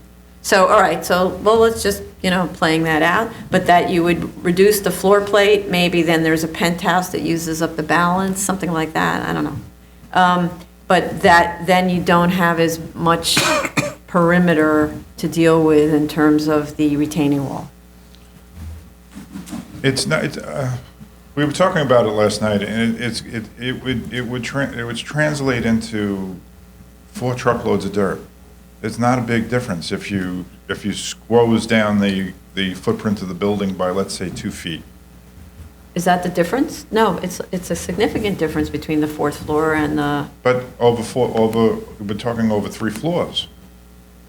Right, so 2 feet on each side, if we brought the building in and made the footprint smaller and left floor area on the table? the fourth floor. No, if you go to the footprint of the fourth floor, is it only 2 feet on each side? It's much more than that. Well, the 4th floor is smaller.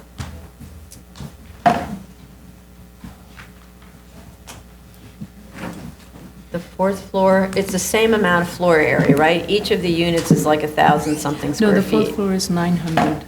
But it's somewhere around, it's 900 plus, right? They're all, they're about 1,000 square foot, 2 bedrooms, all of them, Right. give or take, right? But right now, you've got 3 duplexes, each one with about 500 square feet Right. on each floor, so that's 1,500 square foot floor plate, and the 4th floor is a 1,000 square foot Right. floor plate, so you'll be taking 500 square feet off of each of the lower floors. Right. And as per the plan, 1,251 is the square footage without the display area, and with this display area deduction, it comes to 980 square feet. Correct. Oh, okay, but this is, now we're just talking about 200 square feet, I don't want to get into like, you know, this. But what I'm trying to get at is the floor plate on the fourth floor eliminates one of the wings, right? So the wing adds a lot of cutting and a lot of retaining wall. So what I was saying is, can you, using the same amount of floor area, make your floor plate simplexes have 3 units instead of 4?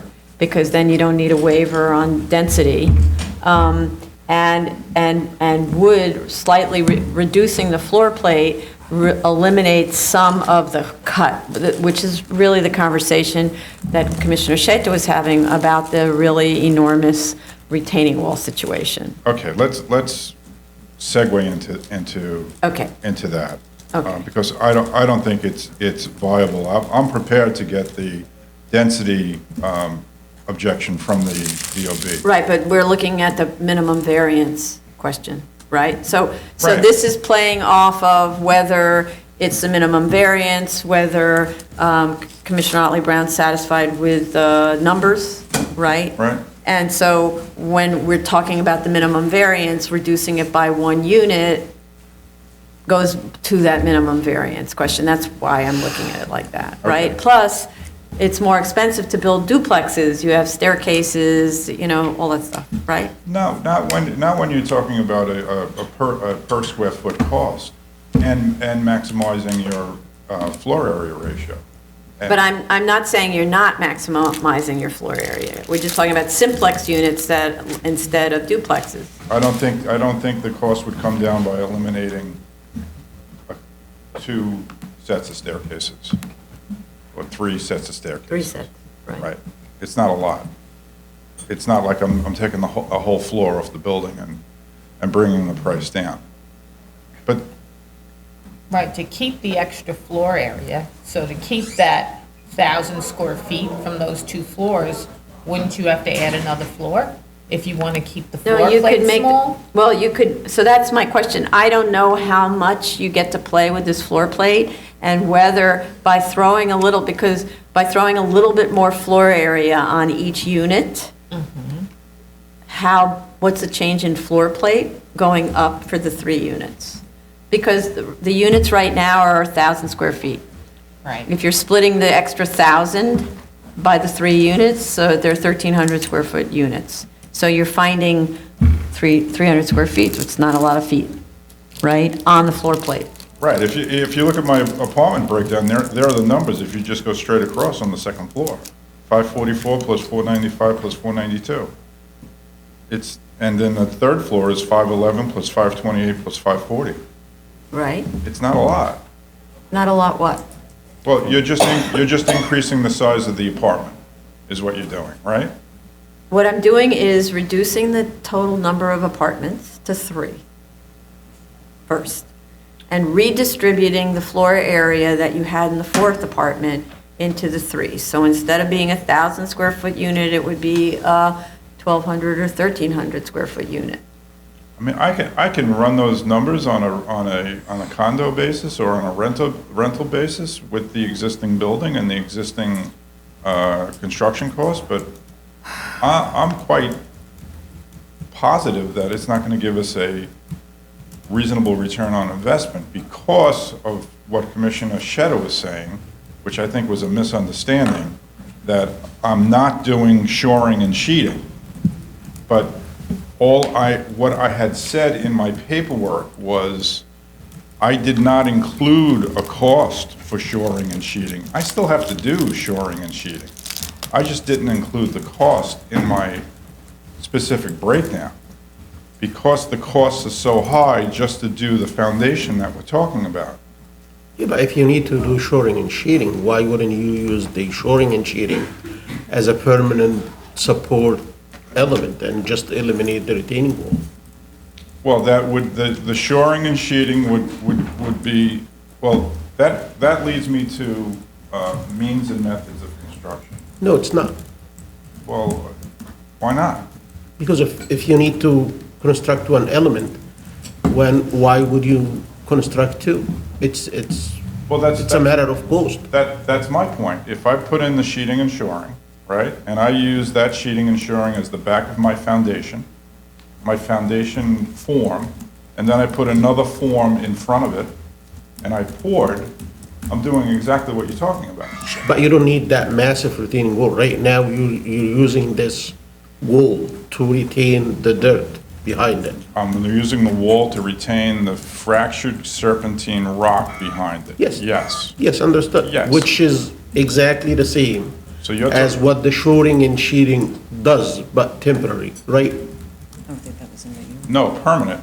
That's the only way to do it, is to use it as. You can't have two elements doing the same thing.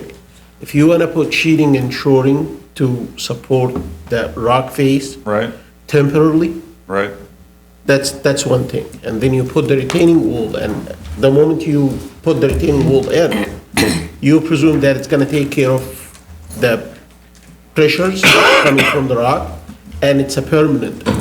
Or the other way to do it, and I believe it's the more cost-effective way to do it, is to put some sort of sheeting, put some sort of permanent elements, and then build a tiny wall, probably a foot thick or something like that, not 5 feet. Well, you had mentioned doing drilling and horizontally, and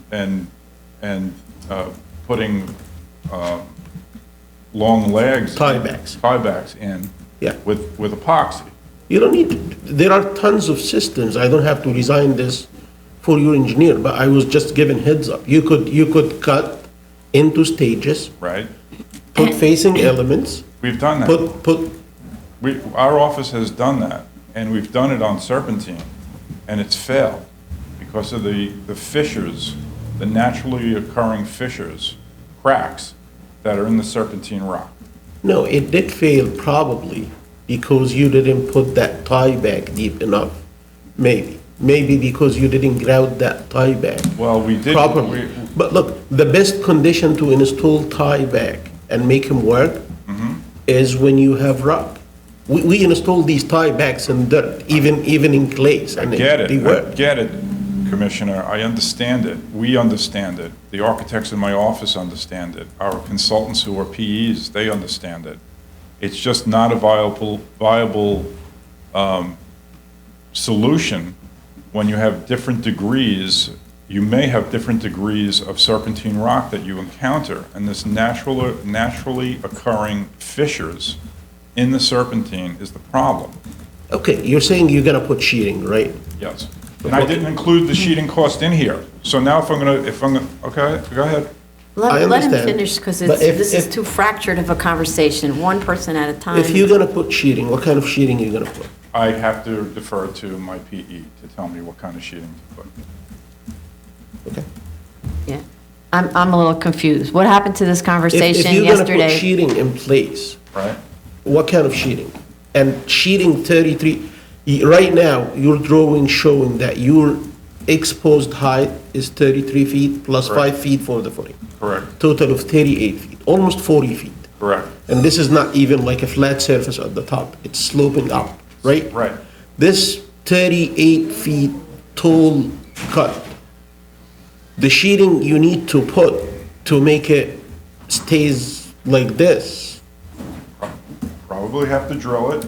Yeah, and you have to put something lateral. Drilling 30 to 38 feet cantilever is not gonna work, period.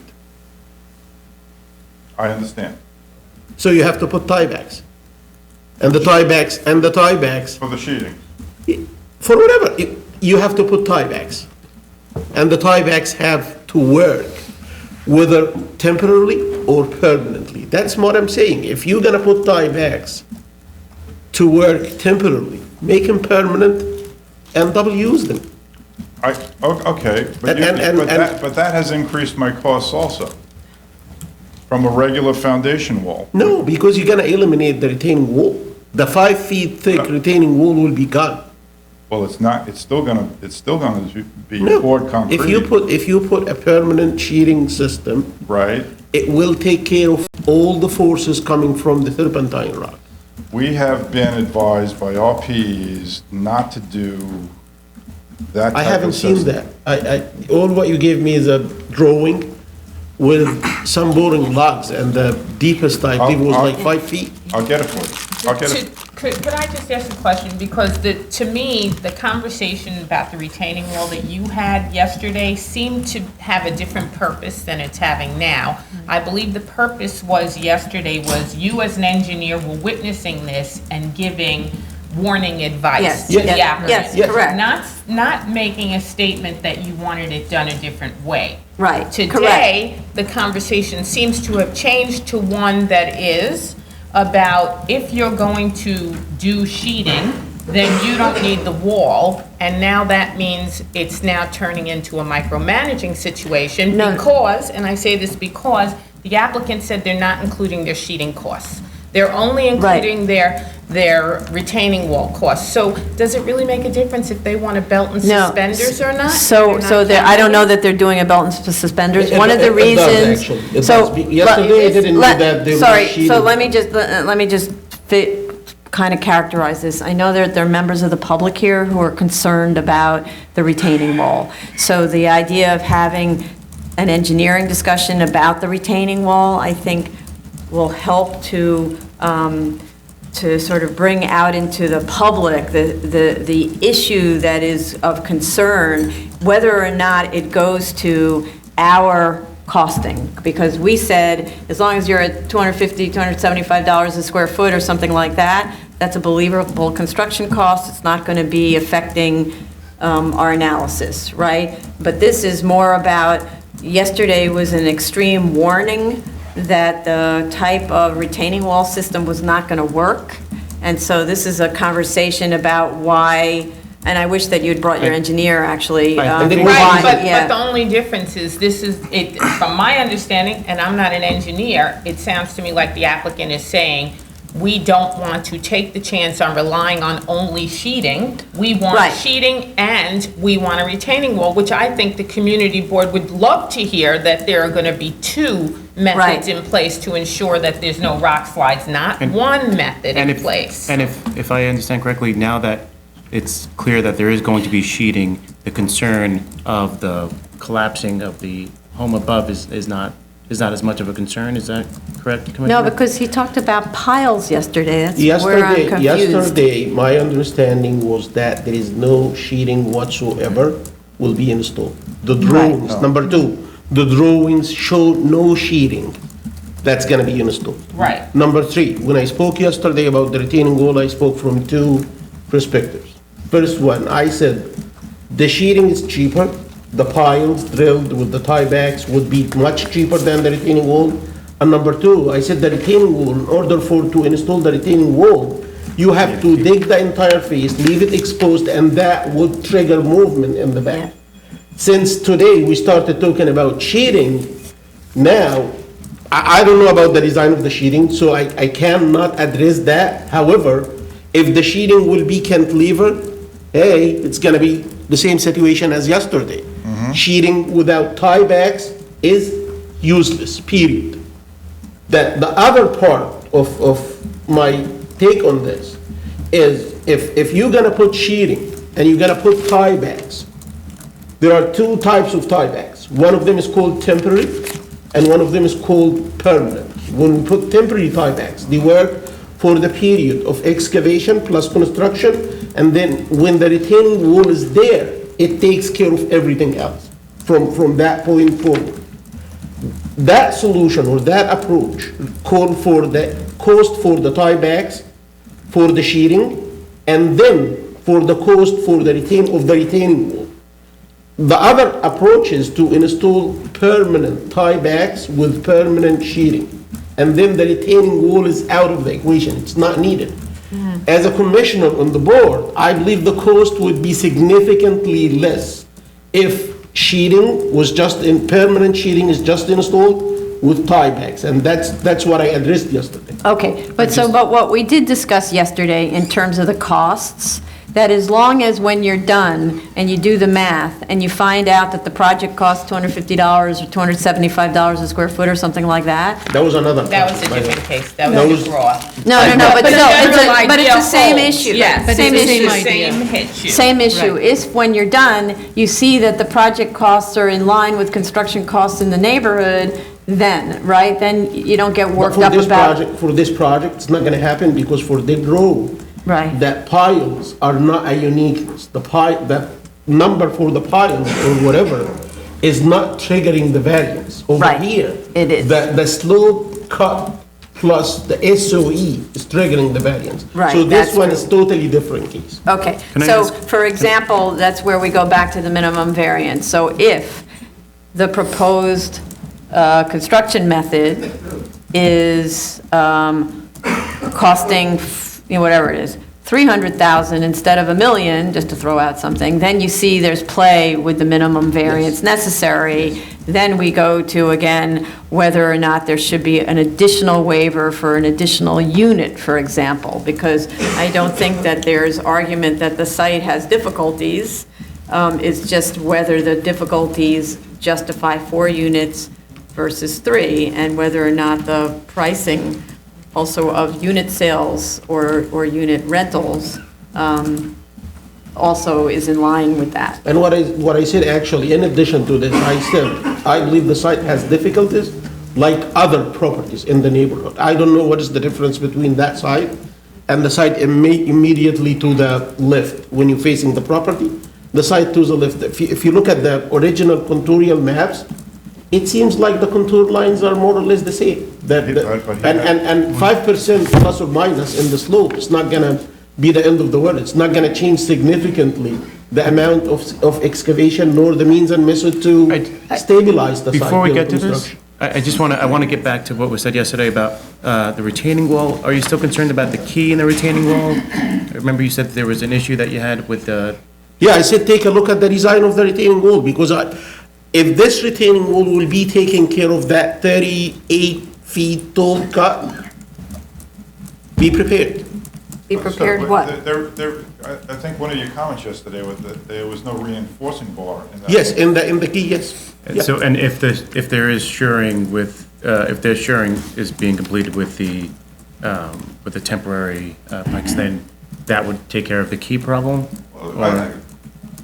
I think it's apples and oranges what. Okay. Yeah. The key issue is a detail, put it aside, but again, if the key stays like that and the retaining wall is taking care of the loads, I understand, the key needs. it's a concern. The key needs rebar in it. The rest of the wall, there's a double mat in the rest of the wall. I haven't seen the design for it. I didn't see that. I didn't say the design is not intact yesterday. All what I said is a 38 feet tall retaining wall is massive. It's a lot. It could trigger movement in the back at the top. And I didn't know that there was sheeting planned yesterday. Today you're talking about sheeting. However, you're not talking about tiebacks. So I still have the same concern. Commissioner, I used what you had said at the last hearing, and I contacted staff, and I actually got the cost estimate breakdown that you wanted, and we did a detailed takeoff of our foundation wall system. that not only included 1, 2, 3, 4, 5 different types of retaining walls with different heights, but the cubic yards for each one, which included the rebar in each one of those walls. And the structural engineer, we made him, on the first page on the bottom left, do a concrete and reinforcement takeoff so that we could check our numbers to his numbers. Now, the board's numbers for unit prices for concrete is $700 a cubic yard.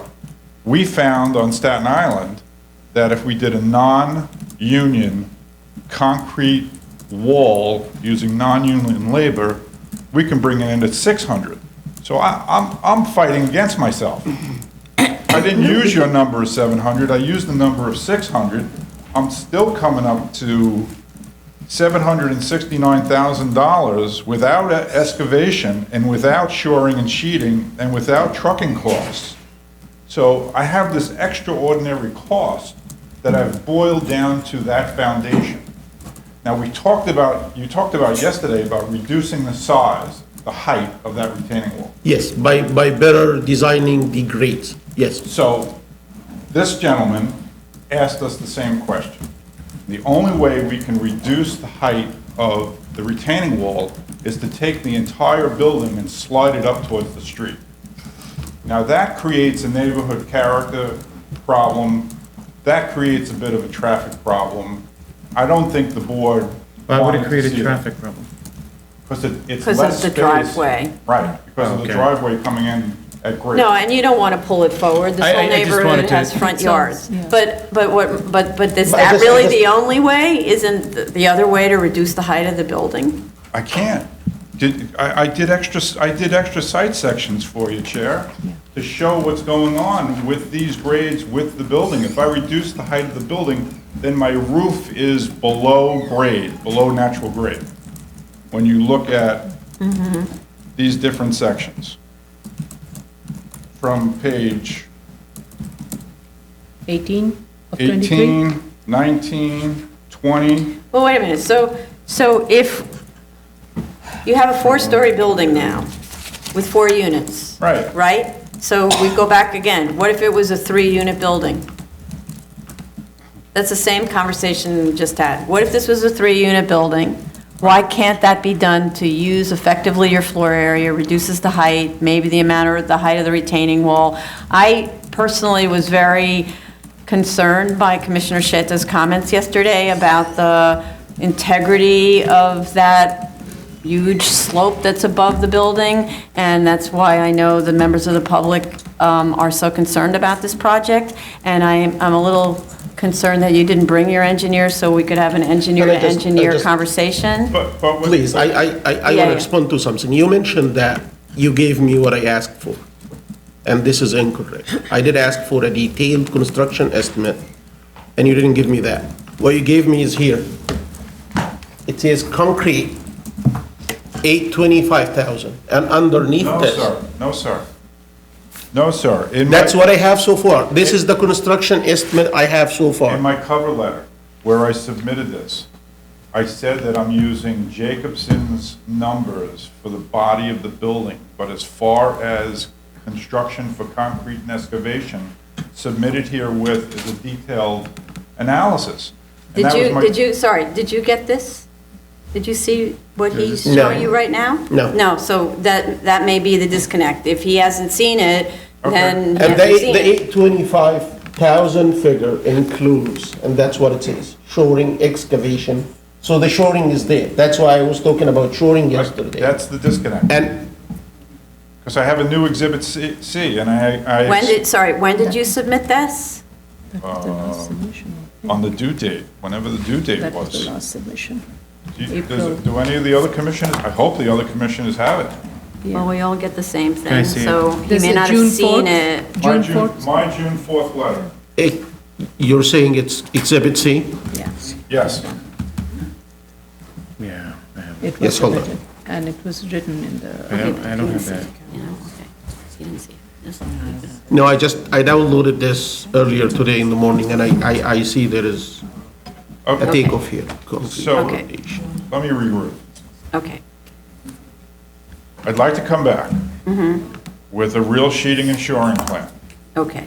coupled with having our engineer look at what he's proposed here.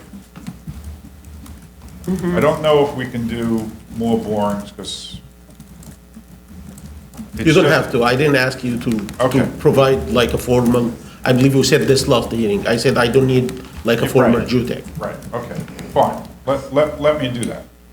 Okay. Isn't it, apart from that, isn't it possible to, like, this is the issue here. This area here is what is causing this tall retaining wall. Isn't it possible to do this and move whatever is here to put it here? Is that possible? from Sorry, the I don't zoning understand. perspective? Oh, you mean making it taller? Yes, take this. This is the part I don't understand. Either you cut into the side or you don't cut into the side of the hill. Well, here's the other problem, though, with cutting and doing what Commissioner Shedda talks about, making the building higher. We spent a lot of time making sure that our roof line was lower than the backyard of the guy behind us. Understood. No, but so the beginning discussion way back when was me saying, and it's kind of interesting now because I just saw a project yesterday where the entire project is building right on top of the hill. It's just they're plunking it right on top of the hill. But what I do see about the hill that I saw is there's a steep incline, which they're not cutting, and then the building sits on top of something that's been flattened. In your case, you're cutting all that, we talked about this many times, you're cutting all the way from grade, from sidewalk level, all the way back and inserting the building back into the hill. And this was the conversation we had over and over again, that there must be some other way to do it. So it's the same, this is reiterating a lot of the conversation we had before. I'm not saying that the building should be taller. What I'm getting at always is minimum variance. So the thing that I'm interested in is not so much about stacking, however you would do that. It seems to me that every design approach you take, you're cutting. It doesn't matter how tall the building is, you're still cutting into the mountainside. I think But my question is, if we look at a minimum variance, because there seems to be some disagreement, that Commissioner Sheta is saying that your claimed hardship amounts may not be as big as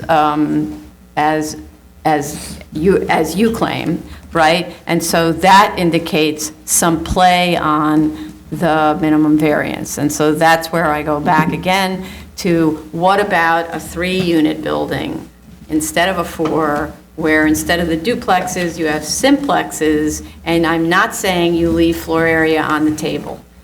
Just you don't have to do an elaborate version of this unless it turns out that it's working, but to show how that project would work, because at this point I can't sort of visualize it without doing my own drawings, and I'm sorry. It's keeping the floor area, right? Yeah, but the slope of the driveway that Commissioner Chandra brought up yesterday, that's the other. No, but the slope of the driveway.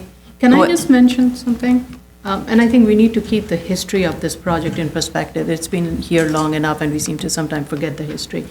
When the project came here, it was a solid rectangular box sitting there, and we were all concerned the amount of digging that this project was doing. And so we had asked the applicant to kind of use the contour of the slope as much as possible to minimize the cut, and to kind of have the building set in a way that takes advantage of the slope. And so by doing that, what this building did is kind of having 3 sets of building that sets front and back and taking advantage of this angular slope that this site has. And this way it tries to minimize the amount of cut it is doing. And it goes back to the section I quoted, which requires it to be set back which wasn't there with any of the other buildings that we had approved BSA grants or that got as of right development, is the distance from the percentage of the slope. And that also dictates how much high the slope the driveway can go up to allow for a building to, I just actually cannot visualize how a building can be sitting right up there because there isn't any flat land here. As much as I've tried to understand the geotechnical aspect, and granted, I've taken 2 only geotechnical classes when I was studying architecture, I clearly see this having a steep slope compared to any of the other sites. And the abutting site to the left, it has the advantage of coming from a higher land, from Overlook Avenue, and not having to build anything other than just having piers pulled down onto the Richmond Avenue site. So you have a driveway that comes through on a higher elevation, your building is sitting on a higher elevation, and then you're plunking down. This is completely reversible because in this case, you have no access from a high ground. You have only access from the low ground with an 11% maximum grade difference, which doesn't let you, if you go further in, then you're digging more into the ground, which is what we have advised the applicant not to do. So they're trying to keep as much of a neighborhood character by trying to stay away from the front and at the same time maintain the minimization of the digging by putting it in an angular format, and which I think from a neighborhood point of view works perfectly because you're not seeing a massive building there. You're seeing a building that is divided into 20 chunks set significantly back from one another. I really do not see the issue here in terms of having the building set further back or further front, or in terms of the neighborhood context. Nobody said setting it back or no, further front. But these do affect in terms of what we are advising the applicant to do. If you're asking the applicant to make the footprint a little bit bigger on the lower footprint, it then is looking like a much bigger building, right? And they're doing a lot more of the digging in front because it's taking away from the angular setbacks of the site. Right now, the plan is more cutting in an angle along with the grade, whereas if the building is fattened out a little bit to the front, it's actually we're taking more of the digging. It isn't, so maybe you're misunderstanding what I was saying. I'm looking at the existing floor plate. And I see that you have 2 duplexes on each floor.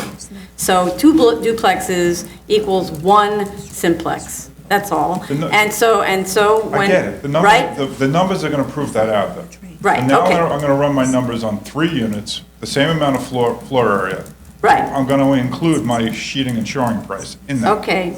And we'll see what happens. Okay. I just Okay. know from back of the envelope numbers Mhm. that it's not going to give us a return on our investment, even if I go to 2 bedrooms for each apartment. But if you're gonna include the shooting, They already are 2 bedrooms. Two bigger. Two bigger units. Right. if you're gonna include the shoring and shearing, Mm-hmm. you will eliminate the retaining wall. Am I correct? I don't know, sir.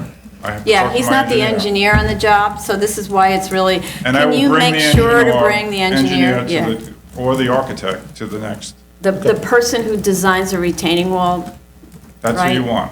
okay, that's who Got it. should be here, because having this conversation based on conjecture and guessing really isn't helpful, right? Got it. And I know we have a lot of concerned neighbors. Well, for So, the okay. concerned neighbors, I just want to put it out there again. When we first came here, our rear yard was 42 feet to the rear property line. Mhm. Now we're at 61 feet. And we are so far below their yards not to interrupt them at all. And we're Mhm. taking care of 100% of our stormwater on site. Okay, okay, that'll work. So, all right, so I just want to make this, because the conversation has gone all over the place. So you are going to do a calculation based on the engineering drawings that you're provided by the engineer that responds to all Commissioner Shaita's concerns about the sheeting and shoring, whether it becomes permanent sheeting and shoring, or whether it's with tiebacks that are permanent, or whether there's some kind of double system that's being proposed by your engineer. I'm not, if they submit double system, I'm not gonna take that. No, but so the thing is, if the engineer if the engineer demonstrates to you some experience with working in this kind of an area, and that he insists that that this is the only way that he's willing to do it in this neighborhood or something, we have to look at it, right? You can't just say, not listening to you, because the engine, so the problem is we've got somebody who's not the engineer making a discussion about the engineering. I feel very uncomfortable about that. The engineer knows what the conditions are at this site, and I would like the engineer to at least to be able to defend his design. So, but the engineer should be listening, you should have the engineer listen to the tape so that you can hear the skepticism on the part of Commissioner Sheta. And again, what this plays into is if we just talk about other cases where often there's a dispute with the engineer, where the engineer insists that it's got to be helical piles or something like that, and Commissioner Sheta might say, you can do helical piles if you want, that's your business, but in terms of the hardship claimed, I'm only accepting up to this much, right? That simply says, go ahead and do helical piles. But in terms of the hardship that's driving the amount of the waiver, that's a different question, right? And so that's really what's at play here is it the minimum variance or isn't it? And from my perspective, it's not to lower the height of the building specifically, it's whether or not the second waiver, which is the minimum, the unit count, is required, in which case we would need another. And because I know this has been here for a long time now, and to avoid back and forth, if the engineer is gonna like to go with double system, like put sheeting, put wool, I would like to get an explanation for that, why he wanna go that route, in writing, please. Okay. Thank you. Right, and so try to have the engineer provide as much information as he has available to him and possible, so that we don't have these kind of back and forths and there isn't any more discussion about it beyond that next hearing, okay? And then, in terms of the 3 units, I would like you to show us the 3 units, even though it doesn't have to be a CAD drawing, it could be sketches, right? And then you run the numbers. It could be sketches where you're pretty literally laying a yellow trace on top of your drawings. We still do that, yes. Yeah, I know. That's why I know I could say yellow trace and it doesn't sound like the word typewriter, right? Okay, so, so you lay yellow trace on top of your drawings, show what a 3-unit building is, run the numbers for Commissioner Otley Brown for that, okay? You got it. We're going for what's the minimum variance necessary, okay? May I have permission to put the air conditioner back on? Please. Yes. Yeah, well, we might have testimony from the public, so are there members of the public who would like to speak? Yes, please come up. Please state your name for the record and you'll have 10 minutes. You're signing. No, if you're in favor or opposed. Yeah, okay.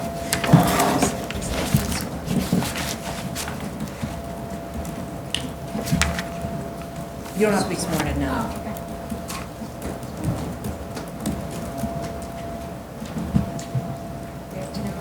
You want to move the mic down a little bit too? Sure. Good afternoon. My name is Roseanne Clift. I represent the Iron Hill Civic Association. Dr. Khalid is recovering from bypass surgery, so I thought the trip to Manhattan, he wasn't up to it, but he will be here for the next hearing. Yesterday, after the community got home from work and they watched the review session and heard that 3 units were being considered, my phone started ringing off the off the hook, and everybody was like, you know, this opens the door to more variances, overbuilding, congestion, what happened, you know. So I guess it's been established that we have a 75 by 130 lot with a 58% slope towards my property, which I am on the right side of the property, and an upward slope of 56 feet to Overlook Avenue. It's comprised mostly of serpentine rock. And the extreme topography is obvious to those of us who live in the area and are well aware of the many failed and abandoned projects and collapses along Richmond Road, all from improper retaining walls. The narrative is that this property was purchased for $80,000 as an investment vehicle for the production of a return. The developer is claiming a hardship and seeking a variance at the expense of the community. It was opposed by the Borough President, the City Council member, and the Iron Hill Civic Association, and the area residents. The traffic and parking impact will be detrimental to the area. A 4-story building will obstruct Overlook Avenue views, and the intent to sell the 8.5-foot wide parking spaces under the building between 2 concrete walls for $15,000 to $25,000 translates to people parking on the already overburdened streets. The retaining wall design is a disaster, and we see no retaining walls for the adjacent properties that are going to be undermined and left unsupported. And I would like to, if I may, just hand out these pictures. This is from my yard, and this is looking at the property, and that is the serpentine rock that wraps around. Thank you. Thank you. And after they dig out, we're going to be left unsupported.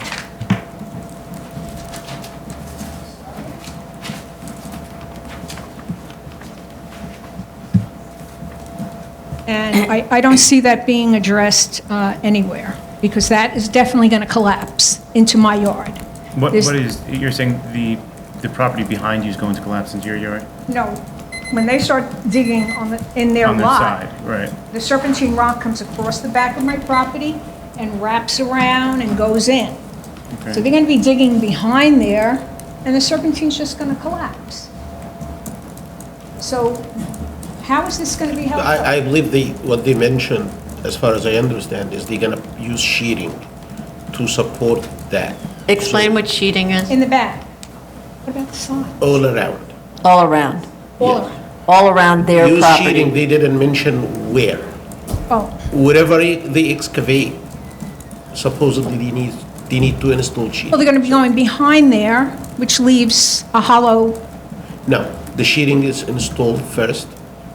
so they're going to be holding up the sides. Yes, the way the sheeting is done. They're going to they be put- holding they up put the that elements in, serpentine rock. And they dig, and then they put things to hold the sheeting with whatever behind. So they're going to come on my property and hold back the serpentine rock. No, their property, their property line. I think your concern concern is is- that the That is on the construction is going to property line. happen behind, and if the construction is going to, this is a view of the Serpentine Rock from your site, Yes. right? this is- So your concern is if the construction happening behind, They're going to be right here. They're gonna She's be right concerned No, wait a minute, that sorry, wall where is property- this photograph taken? It's from her driveway. side here. Overlook? Is this from Overlook? No. Oh, from Richmond Road. This is the So you- commercial building that is right next. Oh, you're next door, okay. So, This and is the I- drive. If I understand what she said, Don't, okay, sorry, no, everyone's speaking at the same time, you have to she's stop doing concerned that. that side property line, that rock on the property line will fall onto her property. Right. Right. So then, Commissioner Shetta, can you explain again? Yes, if they put sheeting and the sheeting is designed properly, they will need to put that sheeting in such a way to make sure that nothing behind that sheeting starts significantly moving. Well, I don't see So- it addressed then. Let me just finish. For the sheeting behind, it's gonna be a significant distance between that sheeting and the property line at the back, so they can put tie backs. If I'm designing this, I would put tie backs because they are cheaper and they could serve as permanent elements. Okay. For the sides, if you allow them to put the tie backs, they could put it. That's what is typically done. If the neighbor allows for the tie backs, they can go and install tie backs and make them even permanent. If you do not allow them, you have the right to do that. They can put rakers. I'm all for Rakers are safety. like beams like this. You see this guy wanna move that way, they put something like that, so it doesn't move.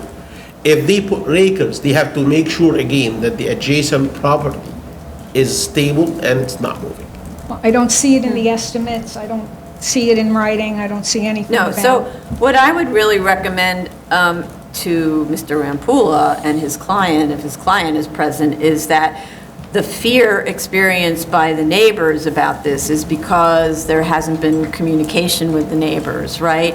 So if, and by the way, the buildings department requires that the neighbors be notified about excavation and so on, but more than just simply a letter saying, here's the news, excavation starting, there really should be a meeting between the property owner's engineer and maybe you and your community has an engineer to represent your interests, right? And so that they talk about it, and so you can hear the two professionals kind of working out your fears, because I'm not actually even sure that the cutting that's being proposed goes to your property line. I think it's short by a significant distance of your property line, because there are side yard requirements, and they're not allowed to build all the way up to the property line. So on the right side, they have the parking area, but that is cutting back. They'll be 10 feet in from that serpentine I don't know rock. what this number is here. Yeah, some of the cuttings are like 12 feet. Yeah, so it's 12 feet at the most extreme, but there's also a parking area. So the parking area looks like it's about 5 feet away. So whether or not that's enough in terms of retention, and whether there's a magic or number that's not 5 feet or it's more, that might affect the width of the parking area, because you have a walkway. And so maybe arguably that could be eliminated if you had to increase the amount of distance to install whatever you have to install. I mean, obviously that part could be worked out, right? Okay, so the point is, though, one of the reasons you're fearful is because you're not informed, and it's not your fault, right? So the neighbor, the builder must inform you, and especially inform you with an engineer that you hire, who can then tell you, okay, we have an agreement about how this will be done, okay? The community is going to hire their own engineer, so much better if the professionals speak to each other. I read in the estimate that they plan on using a large backhoe with a cutting saw, and, I mean, it's not going to fly. I want to address something you said a few moments ago, when you stated that the size of the building, the 4 stories, is going to affect the views of people behind them. Ms. Rampoula stated that the top of the property roof will be under the backyards of overlook. Well, here's the issue. When I read all the paperwork, I saw 104 to 124. I saw all these different heights. Contradictions in the reports, and even from the engineer, he keeps calling it a 3-story when it's a 4-story. And then you go to the other guy's report, and he's calling it a 4-story, but the other guy's calling it a 3-story.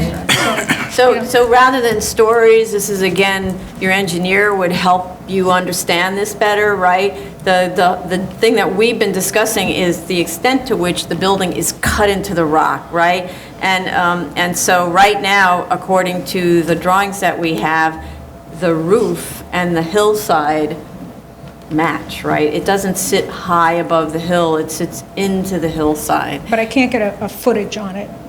Everybody has a different, in their reports, everybody has a different, it's 104, 114, 124. The best is to look at the architect's drawings, because that's actually representative of the actual project, as opposed to, I don't know what other reports that you mean, but the drawings. That were in the last package. The last package, based on the elevation drawings, the elevation of the roof line, the highest point of the roof line. Is 104. Exactly. And then there's another one where it goes to 124. 104 to 114, and then another one, he says 4-story condo height, 124.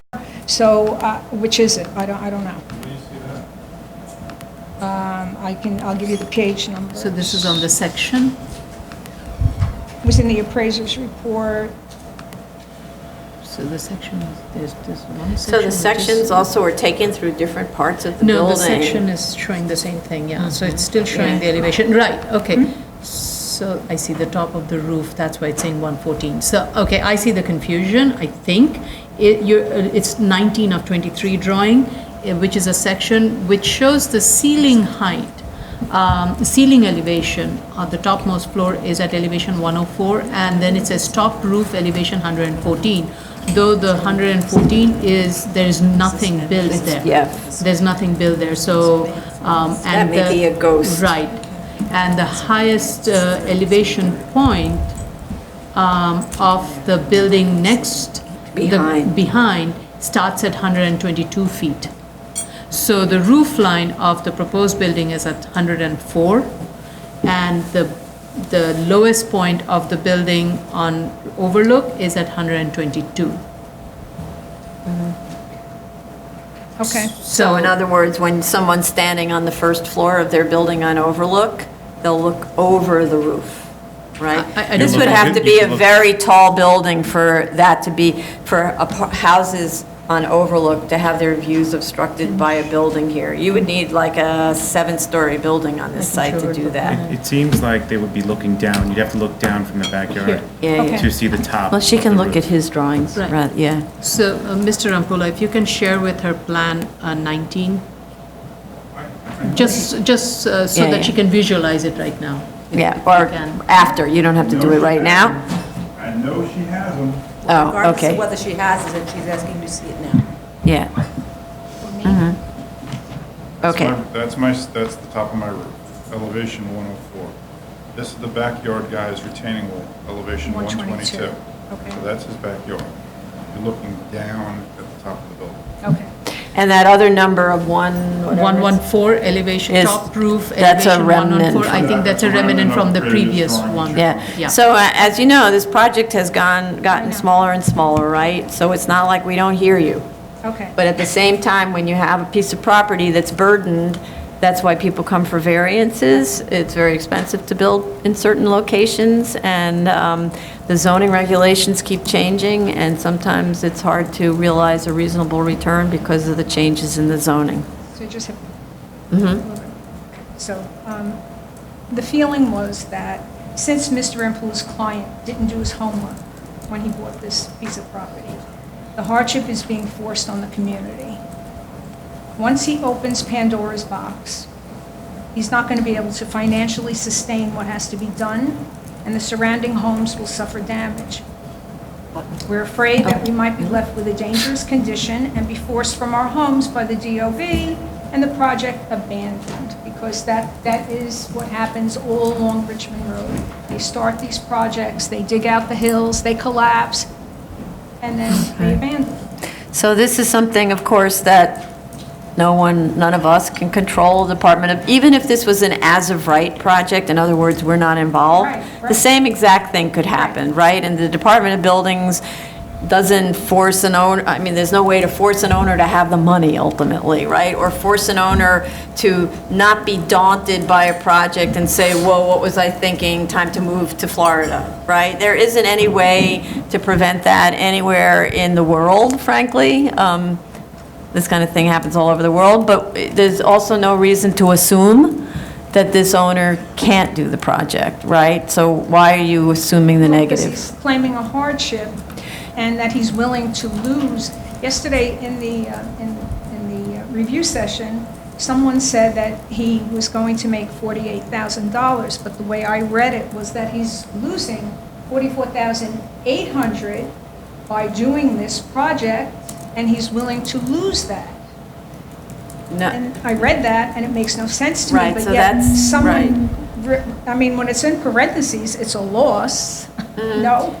And then the appraiser said, the contractor is the owner is willing to lose $44,800, but he wants to proceed with the project. Now, so that's a kind of I don't know, Commissioner Otley Brown can explain how our financials analysis works. It's a She little bit interpreted it confused. as, that he was Yeah, making a because profit.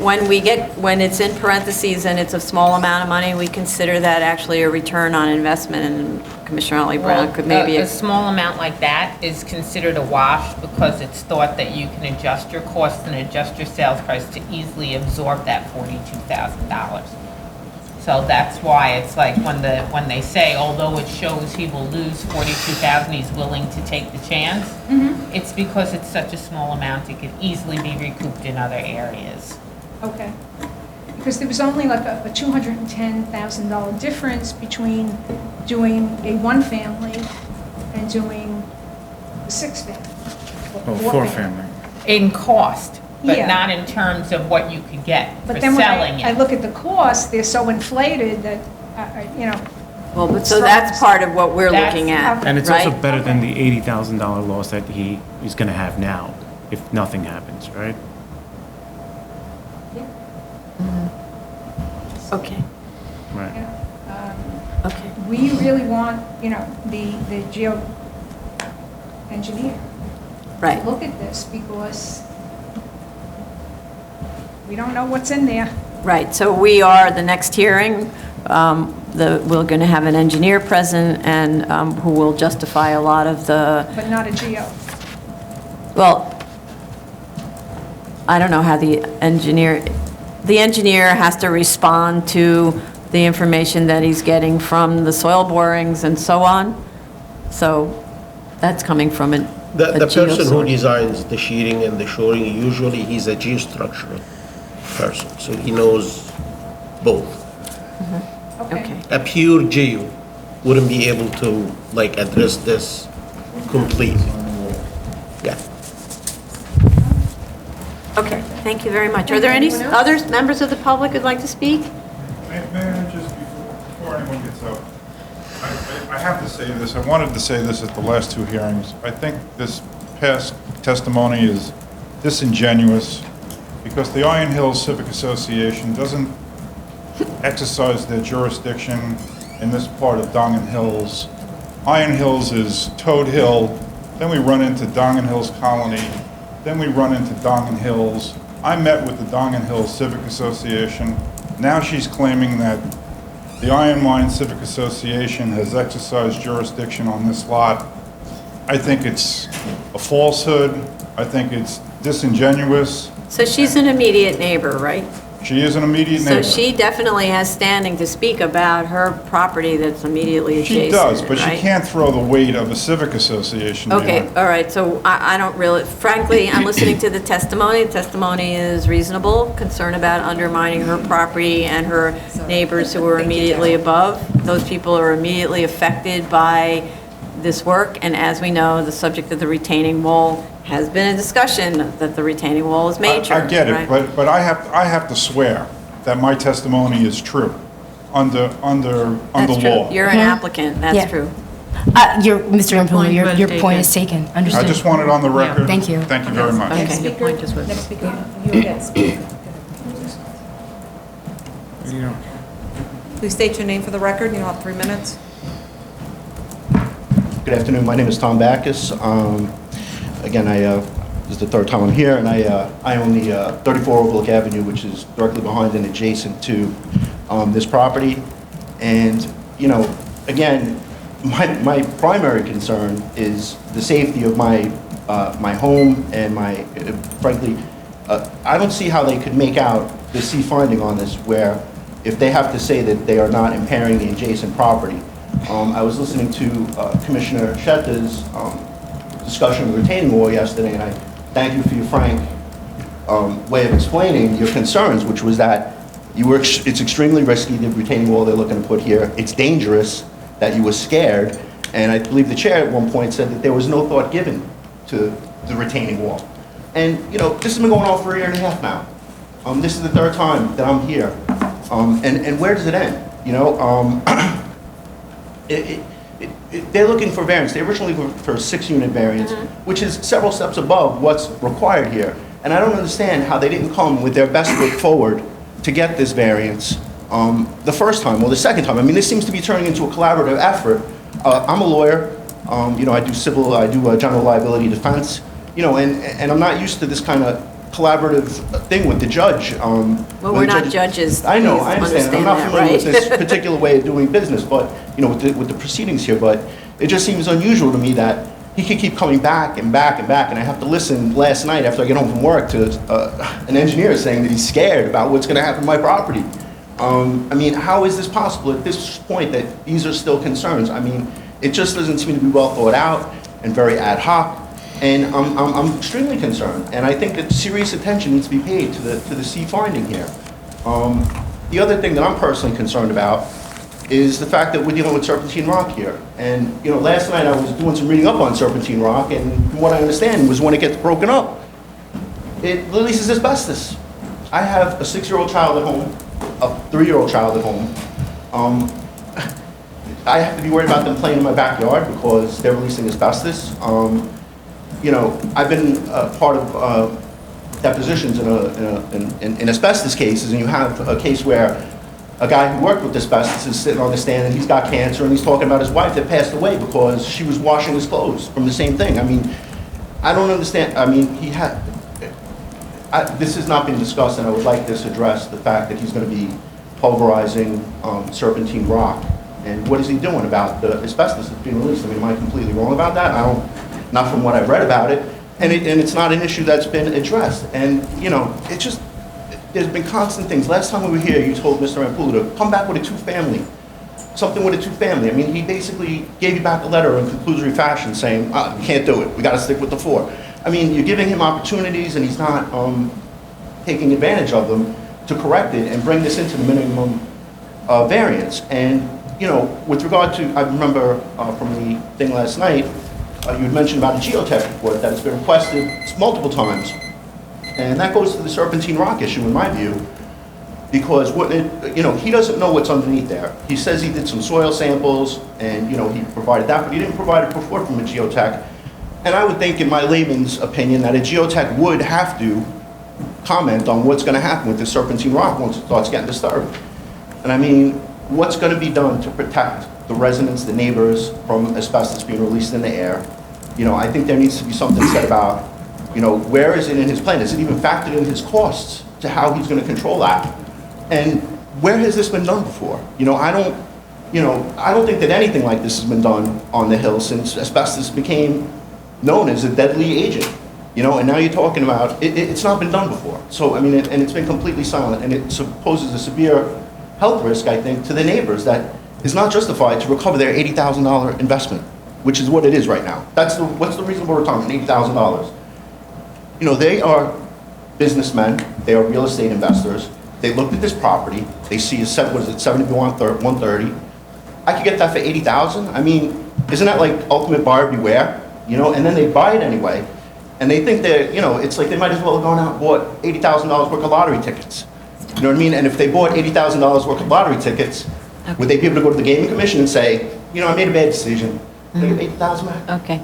Okay, thank you. So I just want to point out that we have the story about coming to the hardship is you can buy a piece of property that's burdened. You're not creating the hardship when you buy the property. The property is burdened all by itself. So if a person buys something and it's burdened, it's entitled to relief if the property owner can establish that it is unusually burdened. So that's actually the standard for a variance. But I do appreciate your testimony. We just need to move on to the next person. Can I just have another minute? You know, and just with regard to their financials, I mean, from what I understand, they're looking to spend $2.5 million to realize, at least the way I read it, a $45,000 return. I mean, that makes no sense to me as just a person who lives in the world.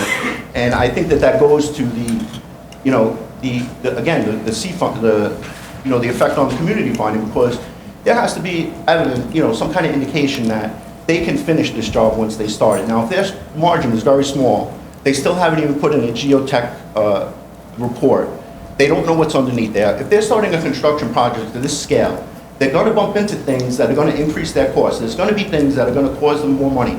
And what happens at what point do they just throw in the Yes, time? we've discussed this already. No, Nobody can, please. No. Please, we're not having a debate, so I appreciate that you're coming. We've already discussed this with the prior testimony about us not being able to predict on any case in New York City whether somebody will finish the project. So that's actually a completely different subject that has to do with financing and wherewithal, But I et think cetera. that the way they've approached these proceedings, the way they've ad hoc their submissions, the way they haven't responded, you know, the way they've cut corners basically and failed to follow directives is evidence that they may not be able to finish this, or that they would be the people that would like leave a half-excavated hill when their costs overrun.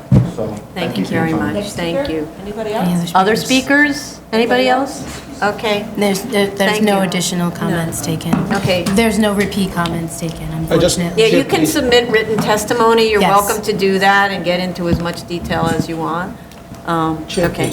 please. Yes. Regarding the concern from yesterday, that was based on my understanding that there is no shoring, and since there were no shoring drawings submitted to us or any indication that a proper shoring will be installed, I expressed my concern yesterday. Today, I believe the applicant mentioned that they're gonna be installing shoring properly. So I believe if this will be the case, the construction without impacting the adjacent properties would be possible. Chair, if I Okay, may. go ahead. I would need about 4 months to properly put together Okay. an engineering plan.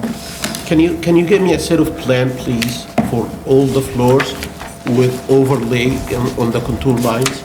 So the contours are in the background, and then the floors, like the first, the second, the third, is that doable?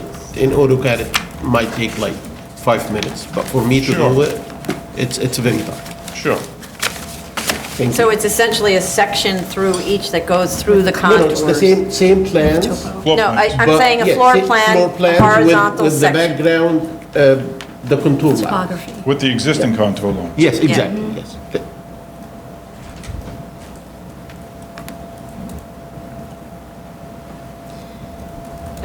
Okay, And, so. Is there anything to this asbestos with the serpentine rock? No, it's a naturally occurring asbestos, which is not the same asbestos that creates sickness. Can you get me something to that effect? Well, and the other thing about this is, if this was an as-of-right As-of-right. project with DOB, whatever kinds of precautions are required by the Department of Environmental Protection and by DOB, perhaps what you could do is if there's a DOB policy notice or something on this, that you could submit that, because like DOB has requirements that you protect adjoining property. It has all of those things that are basic to construction sites. Certainly not the first construction site in this area. Correct. I dare say all the houses on Overlook had to do excavation that disturbed the schist or whatever it is, the It's serpentine. not our scope, and I would say Yes. based on my experience in constructing in Staten Island, where this kind of rock is like very common, it should be like a health and safety protocol for the DOB to like enforce and have people follow that. Okay, so Mr. Impula, 4 months to submit would put you on for hearing, continued hearing November 19th. Your submission would be October 30th. Right. And again, I just want to reiterate that a lot of the fears expressed by neighbors is from lack of communication. I always describe this as milk and cookie hour. You really need to do this to assuage the fears of neighbors. And if it's not adequate to meet with those various associations, meet with individual neighbors in a little, over I'll coffee. do that, but she has to have her PE. Yeah, for present. sure. Okay. But it should be, Because in an effort- in all frankness, Mhm. she's a member of Community Board 2. not the same thing. I understand, Right. but I've talked to her Mhm. one-on-one about it. Mhm. She's talked to my brother, the architect, about it, one-on-one. Mhm. I know that she's asked the land use chair of Community Board 2 about it, and he's a PE, one-on-one. So unless she is advised by her own PE and he is there for the discussion, it's going to fall on deaf ears. Right, understood. Okay. Understood. So message delivered that it should be, all the meetings with neighbors should be with a professional that represents them present, but it really should be done because usually the reason community is upset is because they feel cut out of the project. So, Understood, thank you. Okay, Thank you. thank you. Thank you all for coming. Thank you very much. Do appreciate your attendance. Item number 18, 2017-272BZ, 10-1946 Road, Queens. There's a request for adjournment. And I saw that it's already on the calendar. It's, is that, really? is it actually the case that they've asked or requested September 10th? That's what I have here. Anybody know? Oh, it's Rory's case. Yeah, it's Rory's, but I think we did. I mean, I take it that it's on the September 10th calendar already, so it's adjourned to September 10th, submission August 21st. Usually I make a note of what they requested and it If doesn't look possible, like we'd be anything. adjourned from June 25th. Yeah. That's what we said. There's a highlight in the bottom, if possible. Yeah, no, and it's on there, it's already on there, I'm already Okay. counting it along the cases on September 10th, so we're good. Okay. Submission date would be August? August 21st. 21st. Okay, great, thanks. Item number 19, 2017 through 73 BC, 974 East 24th Street, Brooklyn.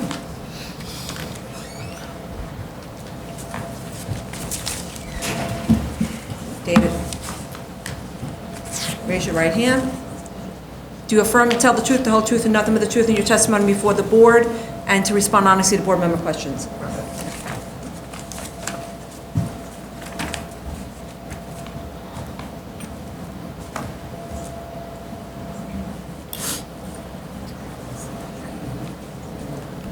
Oh, sorry.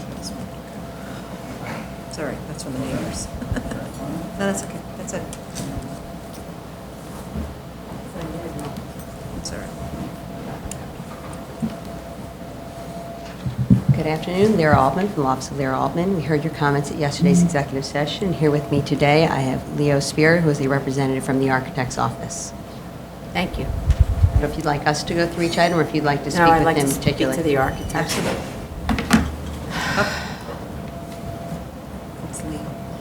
Good afternoon. My name is Leo Spira.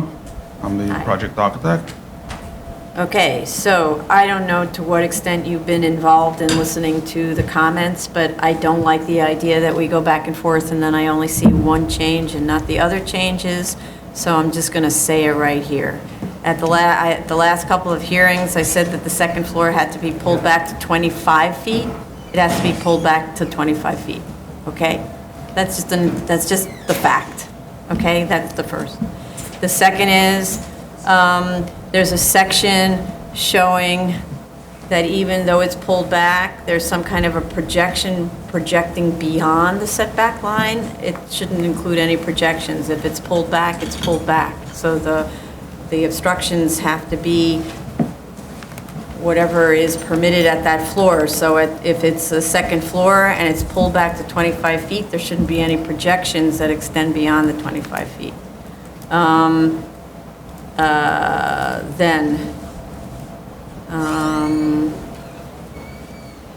Then there were also instructions to recess the roof line back at the rear instead of rising vertically, and to reduce the height of the double height master bed and crawl space. The only thing that was done is the master bedroom isn't double height. Instead, it's the same exact profile, so there was no change to the exterior of the building. So the exterior of the building stayed the same, it's just that the master bed is in a double height space. So that wasn't the point. The point was that the profile of the building had to change to pull the attic, the roof line back, so that it's not encroaching on, I forget whether the master bed's in the front or the back, but anyway, so that it was reducing the apparent massing. And instead, you maintained the massing exactly the same, and just simply eliminated the double height master bed. So that's not the instruction. Understood? Can I address these issues?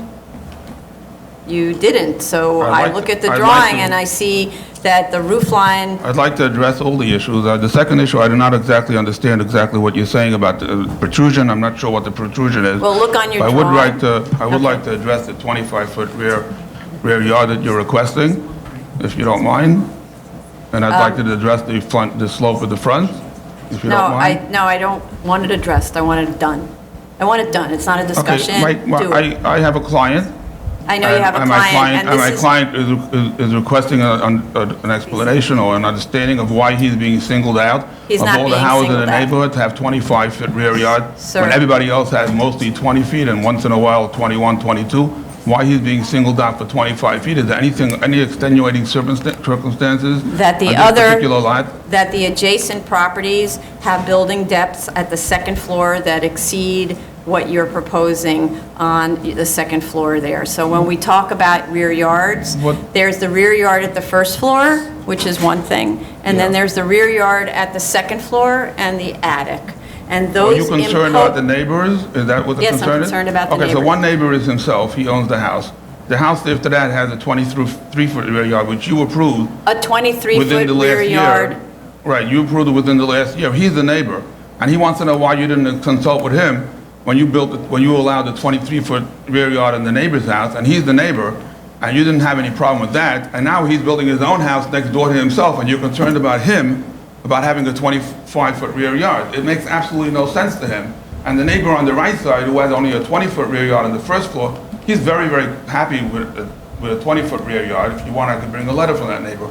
He'd be very happy with that. He's trying to understand why in this particular case, he's being requested to go 25 feet. I've done a lot of these jobs before. I actually looked at my computer very quickly before I came here. I've done 41 applications with the special permits. Okay, every one of them except for one has a 20-foot rear yard on all the floors, except for one. He has a lot of friends, and all of them got 20-foot rear yards, every one of them. Okay, the one that I got less than the 22 feet, which we got recently in November, was one project. And he's trying to understand why it is that he has to have 25-foot rear yard when his neighbor built 23, and he's the neighboring house, and the neighbor next to him is very, very happy. He only has a 20-foot rear yard on the first floor, and he has no problem with it. If you could give me an explanation, I could go back to the client. Yeah, the explanation goes like this. This is a special permit, and you're requesting special approval from this board to be allowed to increase your floor area and to obstruct the rear yard.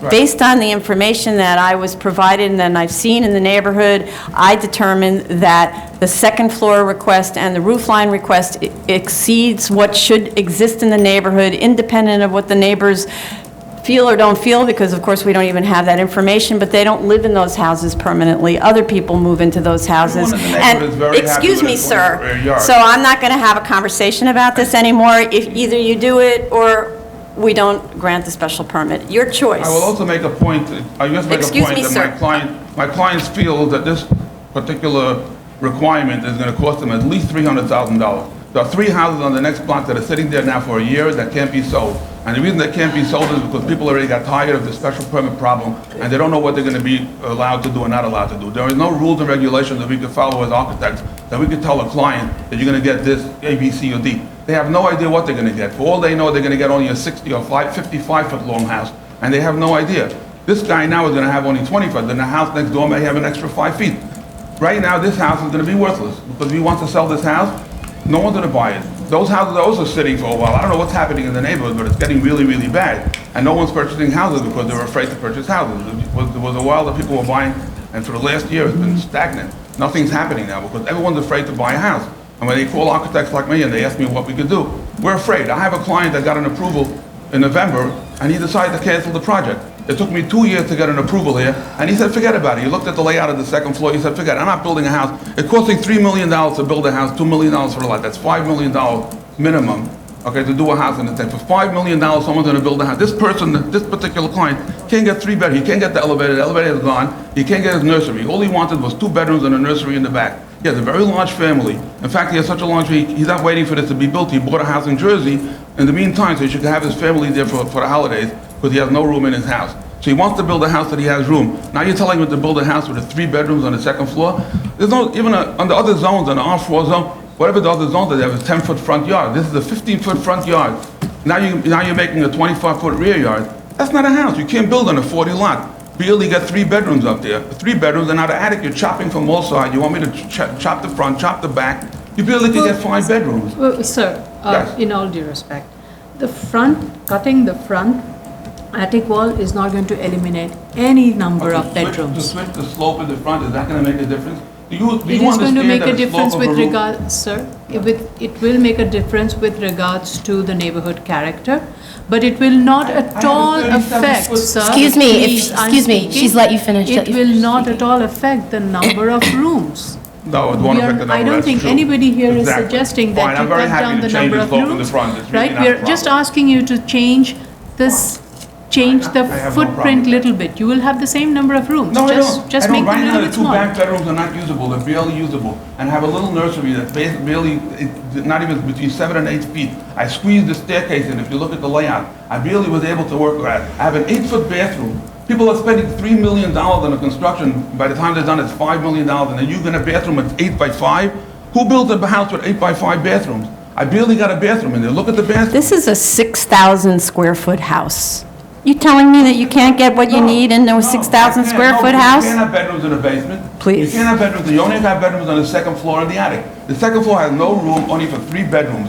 You want to try to redesign it? I'm telling you right now, It's impossible. You can't get more than 3 bedrooms. I suggest you look at the design again if you're having trouble fitting in to 4,016 zoning square feet, which does not even include all of the attic space. You have 2,000 gross square feet to play with, some of which is in the attic.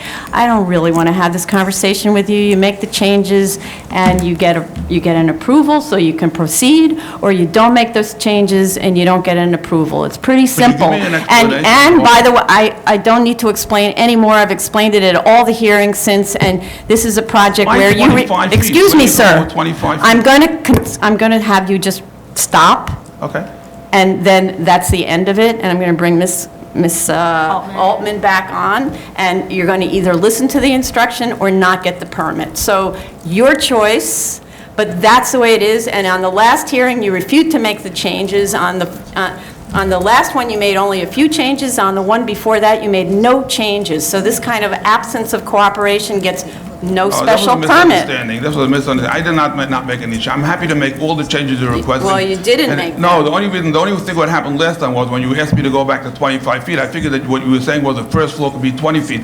So I figured if I'm going to already move the second floor back, let me go back to the 20 foot of the first floor. So I added that little corner on the first floor, but you weren't happy with that, so I put it back again. That was the only thing that I changed. I didn't do anything else. As far as the slope in the front, I don't mind. You want to go from 37-degree slope to a 32-degree slope, whatever it is that you want, it makes no difference to me. It just happens to be a very unusual construction. When you build a hip roof, the hip roof has to be even on the front and the sides. It's very, very hard to build a hip roof with a different slope on the left and a different slope on the front. But if you want me to do that, that's not a problem. No, you I have no to problem with design that. the building. You're an architect. No Design the problem. building so it adjusts to no these problem. heights. I'll do Plus, it. Not a the problem. building is too tall, right? We said bring the height down to 35 feet, and you didn't do that. The building is still taller than all of the other buildings on the block, I'm and fine there's with no that, too. reason. I'll Okay, bring that so building either down. do that No and we're problem. done, or we're never going to be done. You're not going to get your special I have no problem with anything. I'm permit. just dealing with the Okay. 25 feet. I'm trying to figure out why this is the only house. You that's have an requiring 25 instruction, feet. you have an instruction, pursue the instruction and do that thing, What are okay? these? I've already explained over and over and over on this case, and I don't want to have any more discussion with you. The reason for having you come here was I thought, and now I realize it's not Miss Altman conveying the information and telephone tag and all that stuff. It's your refusal to listen to the instruction. So I wanted you here to tell you, do this thing, and now it's your choice to go back to your client and say, you know what, I'm not going to do the thing, and you're never going to get your special permit. So, and that's not the goal here. You have a huge house, you'll get to build your used house, make the changes, okay? Yeah. And do it fast. Thank you. Ms. Okay. Altman? Are there any speakers on this?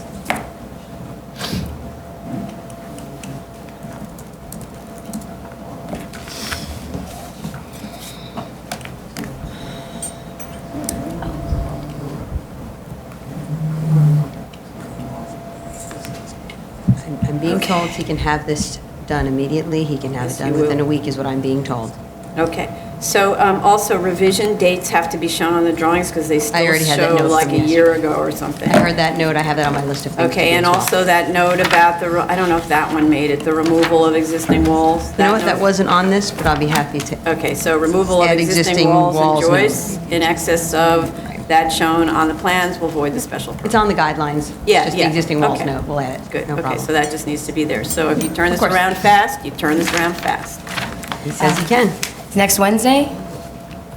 That fast? Can you have it back to me before next Wednesday? With enough time to review? If not, you can do July 17th submission. He says he can do it. All right, let's do it. I can make it happen. Let's do it. Next submission, July 3rd, next Wednesday, for hearing July 23rd.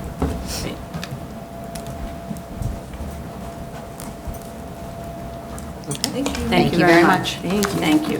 Item number 20. Wait, how much time do you have? No, let's. this is a big one. Wait, Oh, no, this this is a withdrawal. No, this is a big one. Sorry. I think we should take a break because this is going to go Okay. on for a while, right? So 30-minute break. Back on the record at 2:30, taking a lunch break. Yeah. Take a lunch break, sorry. Thank you. Close but not close. Okay. 273. Back on the record. Not everybody can like play with these kind of stuff. Item number 20, 2017-309 BC. Raise your right hand. Are you the one who's going to testify? So you need to... Anyone who's on behalf of your facility, not anyone who's supporting your application. Do you affirm to tell the truth, the whole truth, and nothing but the truth in your testimony? Raise your right hand. Sorry. Do you affirm to tell the truth, the whole truth, and nothing but the truth in your testimony before the board is responsive to the board of the question? I do. Okay, sign. Okay, that's it. State your name for the record. Good afternoon, I'm Itrek. Hi. From Samuel Associates. You had a compliance officer out on Friday, Yes, and there's some questions that need to be addressed. yes. I would like to address them. Great, do it. Want me to make sure Ted's here? Go ahead. No, I don't have the pictures, so I was sent the pictures, but it never came in to me. All right, so here's the thing. We met last in April, right? Yes. And the site was a mess, lots of problems. And our compliance officer went out on Friday, still sees lots of problems. Dead vehicles in the front yard. No vehicles, whether owned by you or otherwise, can be there without plates. Pallets of materials open. There was trash in the rear yard. It's supposed to be a maintained rear yard area without the trash. I don't understand why that stuff isn't done. That doesn't require money, that just requires some people going back there and cleaning it out, right? Chair, there's no trash in the rear yard. A fence. A fence that's supposed to be erected over there, and I stopped because they gave me a stop work order. You don't, But there's a fence over there, and the 2 pallets that you see in the pictures, those are fencing material. And the dead car that you see with no plates, the van, that's a customer that just didn't pay, took his plate, and he's begging me to give him the car without paying. The tow truck, how yeah, long that's, is it, that how tow- long, wait, how long is How that long car is it there, been? that car? Over a year. So then you have the I right put to a get lien on rid of it, the I know, car. and he's begging me, he's an older guy, he's 88 years old, he's, please, let me have the car without paying, I'll pay you back. I'm like, you can't have the car if you don't pay. I can give you his number, you can... We have these cases, and this happens, this is not uncommon, that someone abandons their vehicle and takes their plates. And oftentimes, we don't permit that car to stay on the property. The thing though, he wants the car. I would've junked it, but he wants the car. He's asking me for the car, please, let me have it. I told him, you gotta pay first, I can't just give you an... But does that mean in 3 years you'll still have that car because he hasn't paid? Chair, Yeah. I will move that car. And the tow truck with no plate, I move that too. Okay, so the instructions are pretty clear. You Yes, they can't are. store cars without plates on the And site. that's the only 2 that I have over there. Okay, but that's 2. Those are dead cars without plates, right? It's not permitted to be stored on Well, it's your lot. not dead, they start. They're just what with I'm no trying- plates. Once the plates are, those are abandoned cars, right? They don't have licenses. Yes. You're supposed to be a repair shop, you're not supposed to be a storage, right? You understand that? I I don't understand. know how we're going to get past this, because there's too many things where we've given you instructions and then you don't do them. There was also a ski, what do you call it, a water, what do you call it? A jet ski? A jet ski. Why is there a jet ski Well, stored at a gas station? you can ask, my tenant is over here, I'm not supposed to have any jet skis over there. But there was a picture of a jet ski. I, So here's the thing. policing. We're not asking your tenant, we're asking you, you're the landlord, you're the owner of the property. Ultimately, you're responsible for all of the acts of your tenant, And right? my tenant is listening to you right now. I know, but this isn't going to work for us going back and forth with the tenant. Do you have your lawyer here? My attorney couldn't make it. You were instructed to bring your attorney here. I was, and then I what spoke to him, and he's engaged in New York. Well, We're in New York. I don't know what we're going to do about this other than to not allow you to continue the operation, right? So either you cooperate or we shut you down. We told you this already, Chair, right? I am trying to cooperate as best as I can. I know. Say again? I'm sorry. I'm trying to cooperate as best as I can to keep the place open, not for my sake, for my tenant's sake. So when we tell you remove stored cars, clean up the back area, and you don't do those things, how are we seeing that you're cooperating? Chair. The place is still a mess. The backyard was shut down. I locked it. Yes, but Nobody has access to it, so there's no garbage over there. there, indeed. No, it's a there's mess weeds over back there. There's weeds, yeah. Right, but Well, your I knew that was gonna instruction, happen. your instructions were to landscape it, to plant it, right? And that wasn't done. And this is, when you would do it is now. It's basically an abandoned backyard area. Nobody's allowed in there. That's not what I said. The instructions were that you were going to landscape that area and plant it so that there couldn't be basically what looks like junk in the back. It may be the fence you intend to install, but it's being stored like junk. Everything looks like you've left it in disrepair. I don't really understand why you don't care how the site looks, but there are neighbors who care how the site looks, and we care too, and that's part of the deal if you're to continue to be allowed to operate this place as a non-conforming use in a residence district. And I'm like this far from recommending that we just close this and deny your application to continue the use, because I'm not seeing any real interest in doing this. We told you to come with an attorney. You told us last time, that the attorney wasn't available because of adjournment, and then this time the attorney's not here. I don't even know if there is an attorney. It's the same attorney, But Lauren the Lewis. same attorney who's not coming. Right, so it seems like you're not taking this seriously. No, Well, the pictures don't show taking this seriously. I don't know what pictures you're looking at. We're looking at pictures from our compliance officer that were photographed on Friday, so if you were there on Friday, you'd know exactly what the condition of the site is. There's all sorts of stuff being stored on this site that's not supposed to be there. Have you seen the photographs taken on Friday? He sent me the photographs, I have it, but it's not coming up on the screen. Can we maybe show him maybe the pictures that someone has on their Or maybe- screen? I mean, I'll answer whatever it is. Here. Which one do you Just want? come up and take a look. You can come here. Yeah. Okay, I think he has it. That's It's the over there. jet ski. That's not mine. No, It's on what do you your- mean it's not yours? These are photographs Okay, taken all right, on the property, Listen, right? I'll go over there and I'll just junk it. That's a tow truck. I'm aware of that. So That's the backyard. I mean, that's your backyard, right? yeah. Okay. Is the backyard in order? It's just a fence that's supposed to be installed. Is the backyard in order? The backyard's a mess. It's a mess. Why is it a mess? You were instructed to clean it up. You were instructed to plant. I cleaned up the whole backyard. There were a lot of combustibles. Fire department asked me to clean it up. They were there about a month and a half ago to inspect it, and they Right. said everything is okay. I had the guy lock it back up, Okay, and and I then, haven't been there since. and you're supposed to, you were instructed to landscape it. You were I was instructed to put trees. That's what you called asked me to do. landscaping. Yes. I don't see any signs of Well- anybody cleaning out the backyard in order to prepare it for landscaping so that it's not an eyesore like it is right now. Okay. It looks like an abandoned site.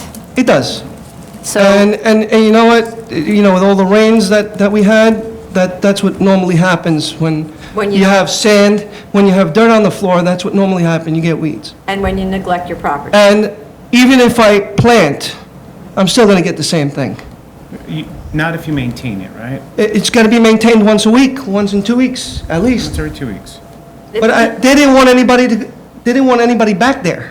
I think what we meant was not having anybody back there was not to use that as an area to do work. And having the doors open, the noise was coming from the work area and was affecting the residents. So that was the reason we had asked for the door to be closed, so that the people wouldn't venture out and hang out in the back and do the work in the back. That really was the reason. It wasn't to prevent people from keeping the area in the back clear, clean, landscaped, and looking nice. So there are ways of doing that. You have a locked door, you open it up, go there, Sure. clean it up, take it up and lock it. I don't think anyone. Then I can take care of that. What's this next to the right next to Those are the the, fence for the backyard. that's not it, these are crates. No. Inside is white fence. Oh, that's like a I got it pallet? from Home Depot. That's a pallet? What else to do? Yeah, it's two It's pallets, just one on top of impossible. the other, it's just a solid fence. We actually did that at the last one. Okay. I don't Okay, know do you if we see this said at the that's site? it. I wasn't here. You can see how this is a bit of an eyesore for the community, right? I Well, wrote the community can't see that. notes from the hearing, notes from the. Community can't see it because there's a, Ted, can this be seen? Well, isn't the concern that they're seeing from the residences on that face the back of the gas station? I'll ask Ted, I don't know where this picture is. No, this one, the front Remsen Avenue is... All right, this is not your No, front yard. it's from the That's your resident. front yard. Front yard. So Oh, the if front. I'm a resident passing by, I can see into your front No, yard. there's a... No, you can There's a see, partition. I see what you're saying here. You see the partition, but that partition doesn't, it's not an enclosed area. If you're walking down the block, you're certainly gonna see it. 100% enclosed. No, if I can see it here, it's not enclosed, it's garbage. Yeah. It's garbage. Okay.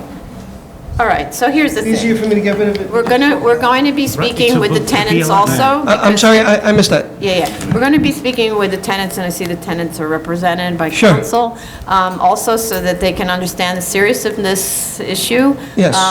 And we're going to go through this. But then, what I see you doing is kicking this can down the proverbial road, and this is not okay. The sprinkler drawings, if you want to call them that were submitted, I don't understand what those are or where they came from. They were prepared by an architect. Maybe your tenants provided them, I don't know. My tenants did provide them.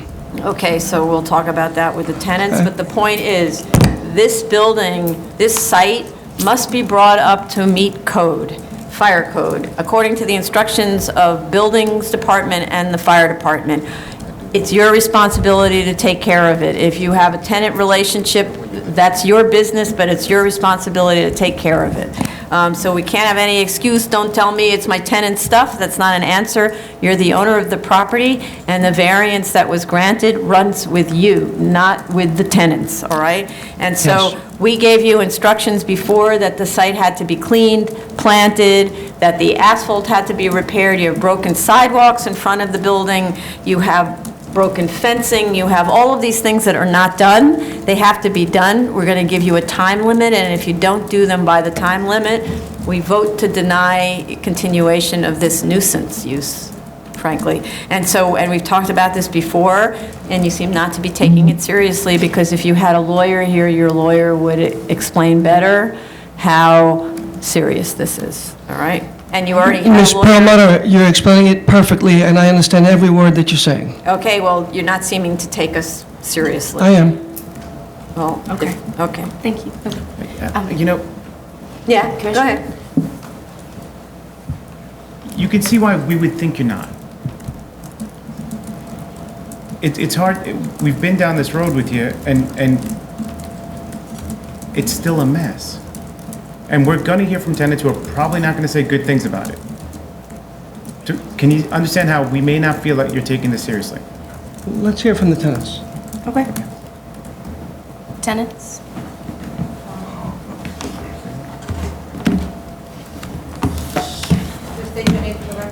Kevin Golding. One second. Well, I was just, sorry, Mr. Golden, could you hold on one second?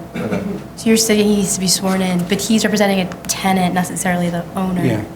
I would say that he doesn't need to be sworn in. Okay. Yeah. Well, Okay. if Thank he's you rep- for if flagging. he's repres- Yeah. I'm sorry, Mr. Golden. Go Restate ahead. your name again. Okay, Kevin Golding, Law Office of Golding and Associates, 299 Borden, New York. New York, on behalf of Top Quality, which is a tenant based at 404 Remsen Avenue. Can you ask me any questions? Okay, so I don't know if your clients have told you what's going on, the problem, and I don't know if you're aware what the situation is. So this site is the subject of a variance to allow some very basic uses, which do not include welding, for example, on the site. The uses are an automotive repair facility, that was what was permitted, with light repairs, not a body shop, okay? We have learned, and when this came to us, and so this was granted a very long time ago, this variance. I don't actually have notes on when, but it was granted a very long time ago, and apparently up until, say, 10 or 15 years ago, it was maintained or maybe 15 years ago, it was well maintained. And then something happened, and so it was not a disturbance to the neighbors. And then something happened where all of a sudden the site became a terrible nuisance to neighbors, where the rear yard that's between this property and the neighbor's property started to be filled with trash, they were doing work in the back, it was noisy, they were using welding materials and so on in the backyard. And there were, at the time, there were dogs kept, there were boats kept on the site. The place was a mess. And they came, the property owner came here to get an extension on the variance. And we took one look at the site, and we had testimony from neighbors about what an annoyance the site is. And we said, if you don't cure the nuisance, we deny the right to continue to operate this site as a commercial use. The site is a light commercial zoning district, which would only permit like a little store. It wouldn't permit an automotive use like this. So if we were to deny the continuation of this permit, anything to do with automotive operations would have to shut, and it would need to be turned into a little retail store, okay? So there were several hearings on this. We started this actually in December of 2018. And over the course of the process, your clients came to testify, and we learned that there was welding being done on the site, which is not permitted. And the fire department went out to inspect and found all kinds of flammables being stored on site. The flammables were removed from the site by fire department, and violations were issued. And so the problem is that it's not that there is permission to do any of this work there, but if the work is to be done, then the buildings have to be sprinklered and they have to meet fire department regulations. And so we give the owner and your clients these instructions, and we've seen since December almost no movement on changing behavior. A little bit of removal of a little bit of something in the backyard. We instructed them to shut the door that leads to the backyard so that they couldn't work there. But meanwhile, the backyard remains a mess. Meanwhile, there's all kinds of stuff stored on the site. It's not allowed to store anything, only cars awaiting service. So cars awaiting service, you know what that means. You drive your car, it gets fixed, it's returned, right? Maybe there's a need for a part. It might take 3 weeks to get a part, but a car should not be there for a year or 6 months or anything, right? So we've had quite a lot of difficulty so far in getting compliance, and I don't know if you can help your clients bring this site into compliance fast, quickly. Otherwise, we'll have no choice but to shut down the whole story. And that means your clients close their business. Yes, I have had a chance to speak to my client and also the owner as well. Particularly my client expressed the interest that certainly he's going to make his best efforts to bring the site into compliance. Also, since the last time he was here, he did contact the fire department, and he was told at the fire department that because he does light welding, that he doesn't need a hot sprinkler system. So that's what he was informed. Notwithstanding that, he still nevertheless saw an architect and got plans drawn for a sprinkler system. And I heard before that I think you may have those documents with you today. Yes, can you lift the mic up a little higher? Okay. It's hard Yeah. to hear you. So we received the submission, the only thing that was submitted on this was one drawing by an architect of sprinklers. I'm not used to seeing architects do sprinkler drawings because most of the time they don't know what the codes are. It's usually done by a sprinkler engineer. And so these are just very, very simple line drawings showing a few sprinkler heads, and it doesn't show compliance with any codes. And the last hearing, we had testimony from the fire department who explained that the building may or may not be the only thing that needs to be sprinklered because there's other buildings on the site, and depending on the fire resistance rating of the building, it may not have a high enough rating to allow any kind of welding at all on the site without also sprinklering the other buildings. And the architect provided I don't know the skills of this architect, but they provided no analysis of code. And so All I can say, because I don't know what else to say, is that they submit the drawings to DOB and Fire Department and see whether those two agencies sign off on that. But we were not told at the last hearing by the Fire Department that no sprinklers were required, quite the contrary. So I don't actually understand where that's coming from. Okay, yeah, certainly that's something that, that we can double check with the fire department and also with the building department as well. Okay, so this is the part that's, what's going on right now is the owner says, it's not my fault, the tenants. And the tenants are kind of saying, it's not my fault, it's the owner. And if we continue like that, we're going to get nowhere. So, and the reason that I'm upset that the owner didn't bring an attorney is because normally an attorney will plan these things out to make sure that the job is done. And instead, we're seeing this issue being kicked down the road. And because we've been at this since December in hearings, I don't want it to kick any more down the road. So the site has to be cleaned up, removed of everything that's not permitted to be stored, which includes no equipment can be stored outside. Everything has to be stored inside. This is a residential district. I mean, imagine you're living next door to this place, right? No cars can be stored here that are not cars awaiting service. No vehicles can be stored here that are not cars awaiting service.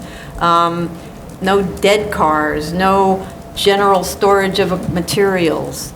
The trash has to be installed in a trash enclosure, in a dumpster that's surrounded by an enclosure to conceal it.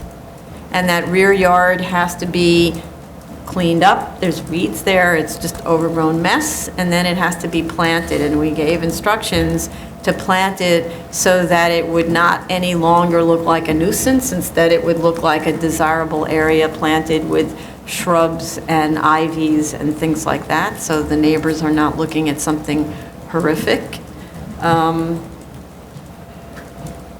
And I feel like repeating myself every single time at this hearing.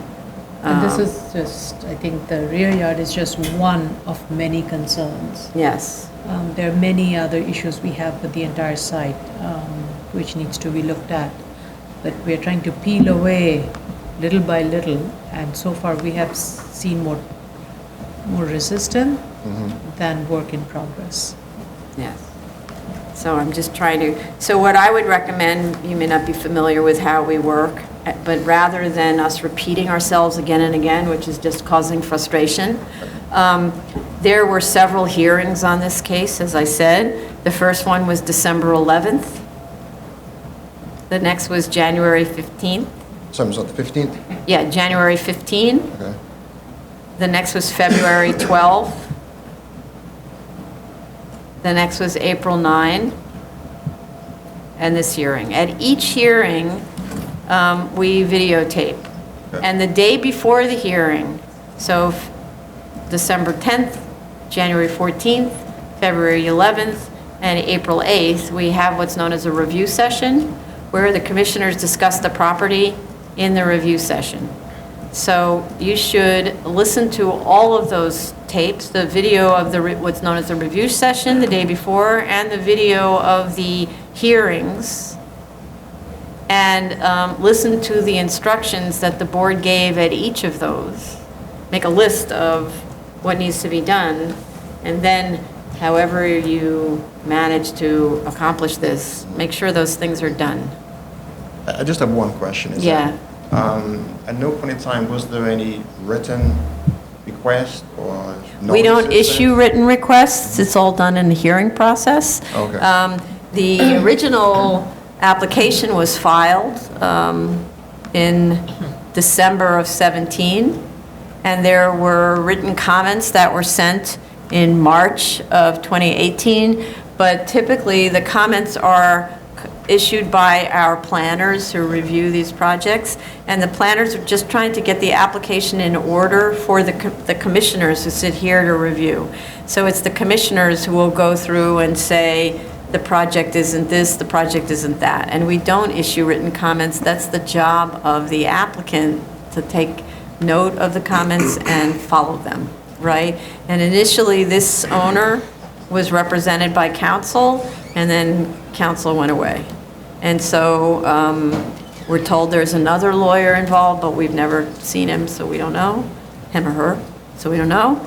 And yeah, so the only way to do this is actually to listen to the comments and the video, because there was a lot of discussion that goes on, and we don't, I mean, other than paying for a transcript of every single one, I don't think you want to do that.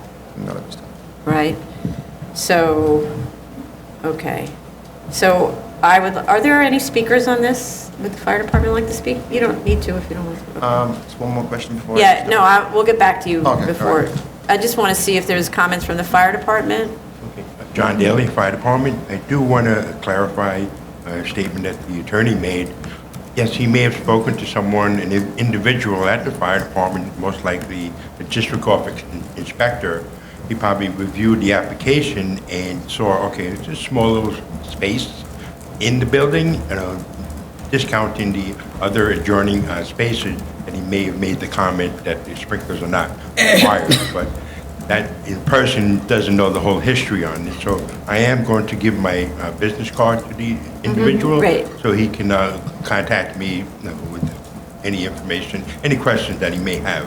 Also, to date, we have not gone back to the premises to do any inspection. We kind of jammed up, and plus we wanted to give the tenants and the owners an opportunity to comply with all the violations. They did.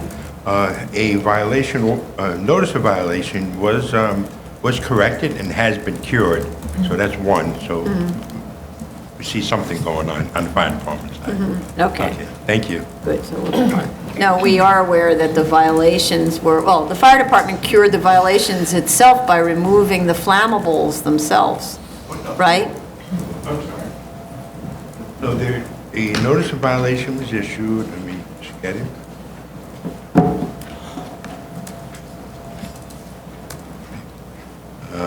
Failed to maintain records for portable fire extinguishers, that was corrected. Okay. Failed to maintain required electrical devices, that was corrected.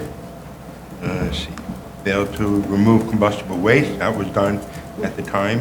Failed to remove unlawful stored 5-gallon portable gas can, that's the plastic gas can, not permitted in New York City. Remove combustible waste, same thing. And yeah, so they comply with these items, which are given 35 days to do. They submit the documents and pictures and proof to our enforcement unit, and it was cured and dismissed. Okay. So, yeah. I see. Okay, thank you. And I also want to point out, we got a letter from a neighbor on this on April 29th. And the neighbor says that there's been no change at the location at this time as of April 29th, and based on our photographs, it looks like that continues to be the case. And the neighbor adds, the curb cuts on Remsen Avenue should be removed to allow the buses to stop across the traffic light on Remsen and in from the property at issue. Doing so will allow passengers to alight safely. Currently, there are turning arrows allowing cars to make the left from Lenox through Remsen, and cars frequently make a left onto Remsen, et cetera. These are all about the curb cuts. I'm wondering whether we should contact DOT to see if they have an issue about this. Maybe we forward this letter and ask DOT to take a look, because this isn't really our domain. So, okay. All right. Yes, Mr. Golden, please. I just wanted to know how much time. Yeah. If we give in, that was. You can come up as well. Yeah. Okay, so here's the thing. We can't let this keep going on. And the only thing that people seem to understand is ultimatum. So this is it, right? We've been at this already since December with very little progress. So planting needs to be done like in September. It's too hot now to plant. So I would say that if we give them the end of October to comply with everything. Does that sound reasonable? Okay, end of October to comply with everything, all right? That includes sprinkler, I don't know if it's approval filing? Well, we want to make sure it's actually installed. No, no, a sprinkler filing and a construction plan too, because we do need a sprinklers throughout the entire building. That's your tenant, your client's space. It's throughout the entire building. We need a rated, fire rated ceiling as well throughout, because again, the permitted use is hand tools only. Now that they're using gas and things like that, that required the sprinkler and the fire rated ceiling. Okay, okay. We'll be happy if they can prepare the plan, file it with the building department. We do know it's going to take time, especially tapping out into the water service to bring water in. Yeah. It's time of the year. I know DOT does an embargo, I believe, that you can't do it. That we probably won't have the sprinkler in for next year, but we can monitor their application and their work that they're doing. Once it's filed. you can monitor. Yes, ma'am. Yeah. Yes. And then once it's filed, you have violation That is correct. Yes, capabilities ma'am. and so on. Okay, And enforce the board's resolution. Yes. That we have Okay. that authority. okay, good. So I think then that's reasonable. So if by the end of October, we don't see all the work done that's described in the videos, all the work that's described in the videos, both the review session and the hearing, we need to see all of that done, the planting installed, the sprinkler and construction plans filed with DOB. We won't have any choice. We won't have any choice but to decide that we can't continue this use. Okay, so the last hearing in October is actually on a... Yes. And I just want to note, Chair mentioned a couple of the items, but do go through the hearing. There were a lot of other issues that were not mentioned. Yes. Please go through all of them and make sure all of those are addressed by October. We had asked for survey, we had some concerns with regards to signage, we had some concerns with regards to where the fence was, the front fence. There were so many, that's why Right, there are many, so please do go through the Right. hearings, all of the hearings, and take note of every comment that we have made and make those corrections. And I just want to point out that Mr. Costanza, who's sitting right there, is our executive director, and he's actually the one who's named here as the person in charge of this case. I don't know if I think I somebody else inherited is. I think you inherited it. So because you're not familiar with how the BSA operates, I would recommend that you speak to Mr. Costanza about how to pursue this. And really, nothing should be left out, right? And when we talk about planting in the rear, it's to plant something that's densely planted with ivy so that the neighbors don't see the rear of this building and it doesn't allow for any workers to go in the back to be using it for a place of work, okay? Okay, so the last hearing in October is October 29th, so that'll be when you're returning. The submissions will be due October 9th. Is that right? October 9th is submission, October 29th, sorry, is the hearing.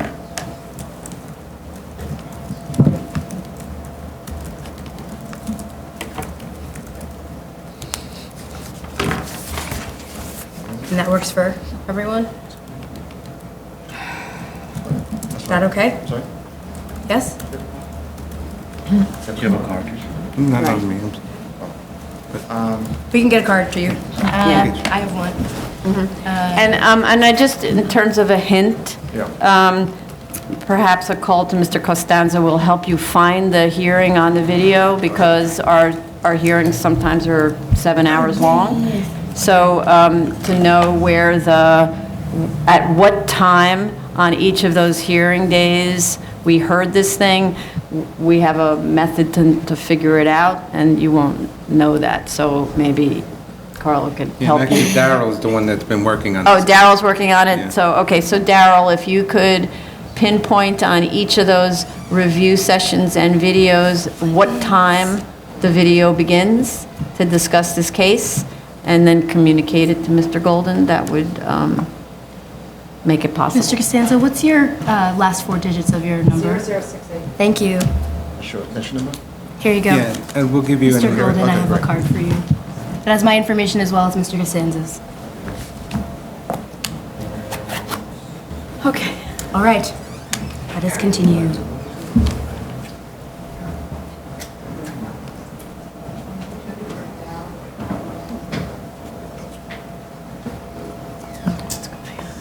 Okay. Thanks. They was giving you this information. Yeah, okay, good. No, it's... Ms. Matias? Ready? Item number 21, 2018-33 BZ, 3141 97th Street, Queens. Here,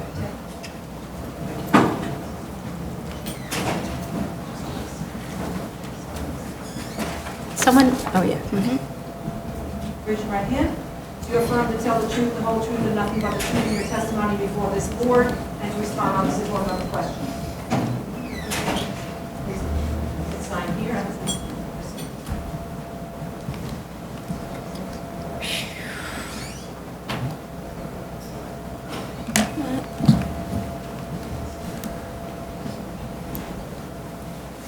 Arthur Yellen, architect and applicant.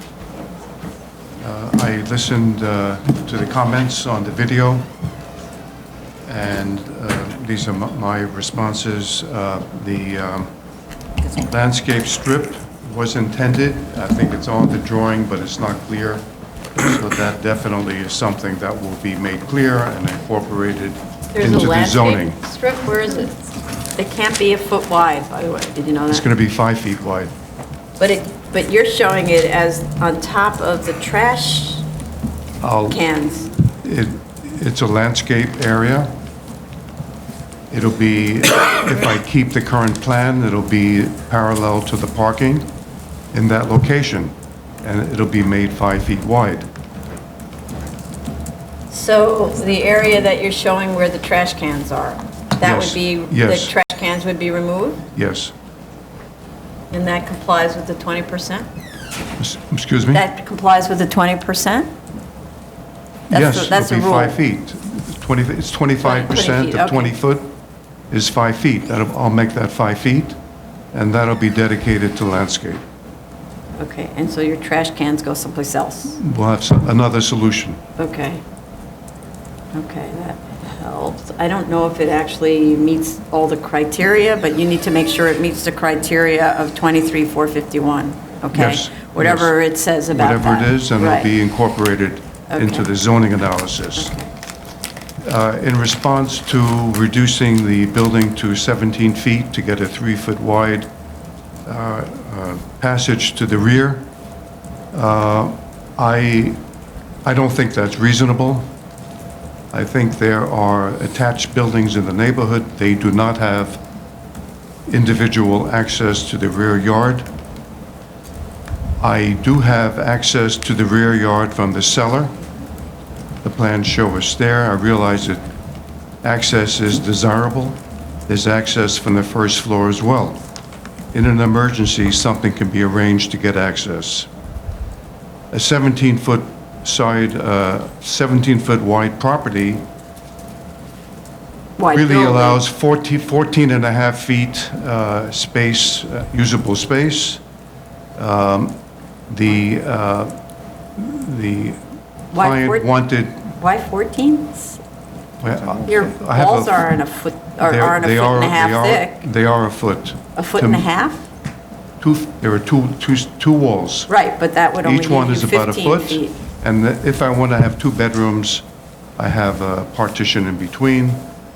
The idea was to have 2 separate units, each 2-bedroom. I think it's, I've had a discussion with my client during recess. I don't know how we'll respond, but we don't think it's reasonable. Reasonable in terms of, I need more. It's not reasonable. I don't believe that the comment was reasonable, and I don't think, I don't think it's reasonable to build. So that's what I'm trying to understand. So, you know, this is Bad a investment. variance, right? So let's just talk about how you make a case for a variance, all Okay. right? So the case for the variance is, you're saying, is a 17-foot wide house isn't a viable house? Is that what you're saying? Yes. So tell us more. Why? It's substandard. It doesn't meet the city created the situation, going back to the very beginning. The city subdivided a lot. No. Stay with And why a sold it off. 17-foot wide house is not a reasonable width. Because you cannot get, first of all, I cannot attain the floor area that would allow me to have 2 units. With the density requirement does not allow 2 units. We feel that 2 units are required, and we can't achieve it.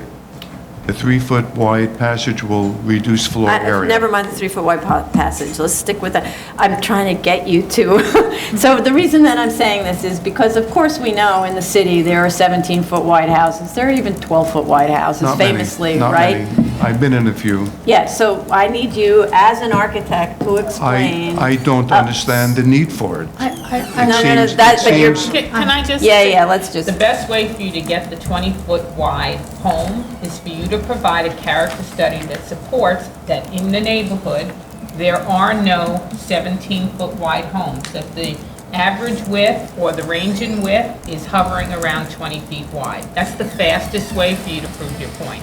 Standing up there and saying you don't think it's reasonable is your opinion. Okay, So you have to back it up. All right, I accept that. And I'm just looking at the plan, and as a, the other way for you to make the argument of why not viable, I'm not suggesting you make that, but, here you have 2 bedrooms. If you're saying the minimum you need is a 2-bedroom to make it viable, one is 10-foot wide and the other one is 7-foot wide. So if the building has to be narrowed, how will that affect the room sizes to make it viable? Well, you cannot get 2 good bedrooms in a 17-foot wide building. Then- You cannot do it. So you have a 1-bedroom apartment, which is not very reasonable. It's not economical. It doesn't have much market value. So I think you're answering my question. So you can just put, you should put that in writing as to by narrowing, if you had to provide, at least for me, what you just said is convincing. I'm not saying that's what the commissioners are looking for. but- I would suggest that you do both and. Yes, both and, definitely, both and, please. Yes, each request. So, Yeah. so this is the point, and you're not maybe familiar with how this works, right? In some neighborhoods, a 20-foot wide house wouldn't be reasonable because of the neighborhood. In some neighborhoods, a 13-foot wide house is a reasonable house because of the neighborhood, right? So you need to look at what's characteristic of the neighborhood so that this isn't like some weird outlier, right? That's the first thing. Yeah. And because the other part of the question is, because this is a variance, one could say, well, why don't you just make a 1-family house? There's no requirement that you build a 2-family house. So, and the answer is, we don't think that's we don't think that's reasonable. Then the response would be, well, if it was a 17-foot wide 1-family house, what? Is it something you don't see in the neighborhood? Is it something where the room sizes still don't work because it's only clear 15 feet? What about the staircases? What about all that stuff, right? Because they take up space, right? So it's actually both, these are architectural answers. The first one is an urbanism answer, to look at the character of the neighborhood and tell us what you find. And the second one is an architectural answer, not what your client wants, but what you as an architect know when you lay something out, right? Okay. Okay. I would say that I would advise not to build, period. I would not advise not to build a 17-foot unit building. I will put it in writing, I'll give it the Okay. studies, but Okay. it is not characteristic of this Sir, neighborhood, we and just it's need not good, proof. period.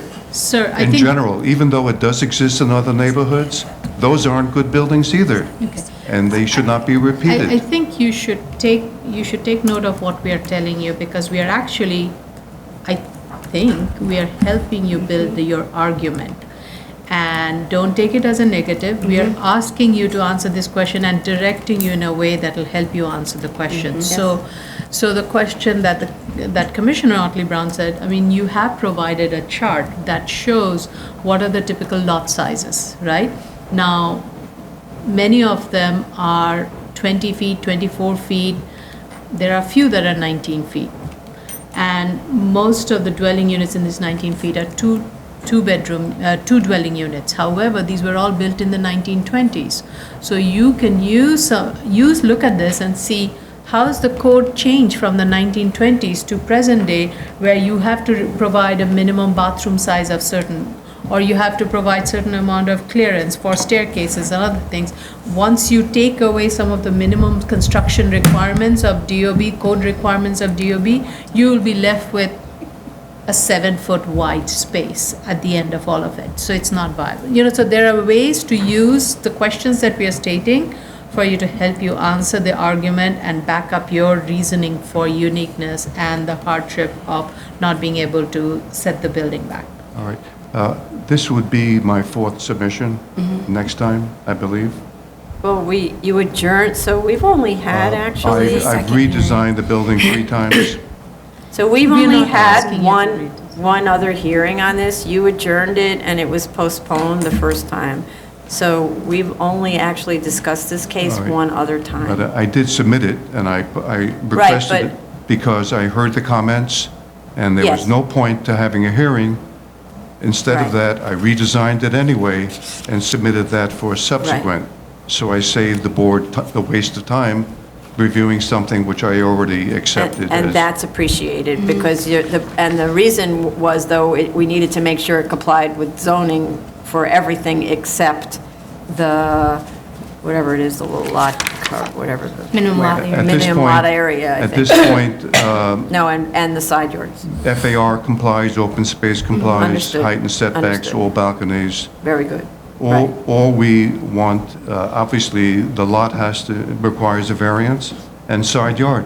Right. So, but the reason that I brought this up is because we do have other cases where we look around the neighborhood and we see 15 and 17-foot wide houses, and the board does say, oh, a 20-foot wide house is abnormally wide in this neighborhood, and so the board says, this should be a 17-foot wide house instead, right? So I need documentation to support the distinction. If your house needs to be 20-foot wide because of some neighborhood characteristic, we need to have that in the record to support that argument, because we do have other cases where the board only allows, say, a 17-foot wide house, okay? Okay, all right. Understood? Okay. But you could do that really quickly. Hopefully, can I get back here very quickly? That's what I you mean. can. If you could do it quickly, you can come back quickly. We do have that availability again? on our calendar. Yeah, so we have availability on our calendar for you to come back if you can quickly, if you can respond quickly. Okay. I can. If you can respond by July 17th, we could put you on for August 6th. That's I think that's 3 weeks from today. Or Okay. from tomorrow. All right. But did you ask for speakers? Oh, are there any speakers on this? Okay. Okay, so July 17th submission for August 6th hearing. Thank you. Thank you very much. Item number 22, 2018, 39BZ, 1249 East 23rd Street, Brooklyn. Raise your right hand. Do you affirm to tell the truth, the whole truth, and nothing but the truth in your testimony before this board and to respond to board member questions? Affirm, absolutely. Yeah, that one's a swearing sheet. This is for the neighbors.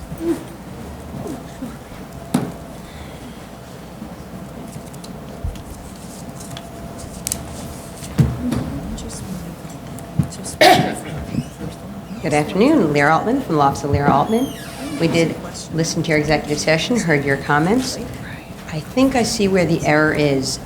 What I did last night, based on hearing your comments, there was a discussion on the rear yard that really seemed to be the question of what was built, what wasn't built, what's really going on in this block. Yes. So first thing I did was I took the rear yard study and I compared it to what's on BIS, I compared it to the aerial photo.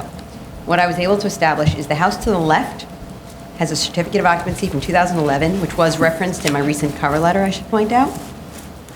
And I checked that certificate of occupancy, and I checked the biz site, and it turns out that on both of those, it shows a rear yard of 18 foot, 1.5 for the existing first floor, as was on the BSA-approved resolution.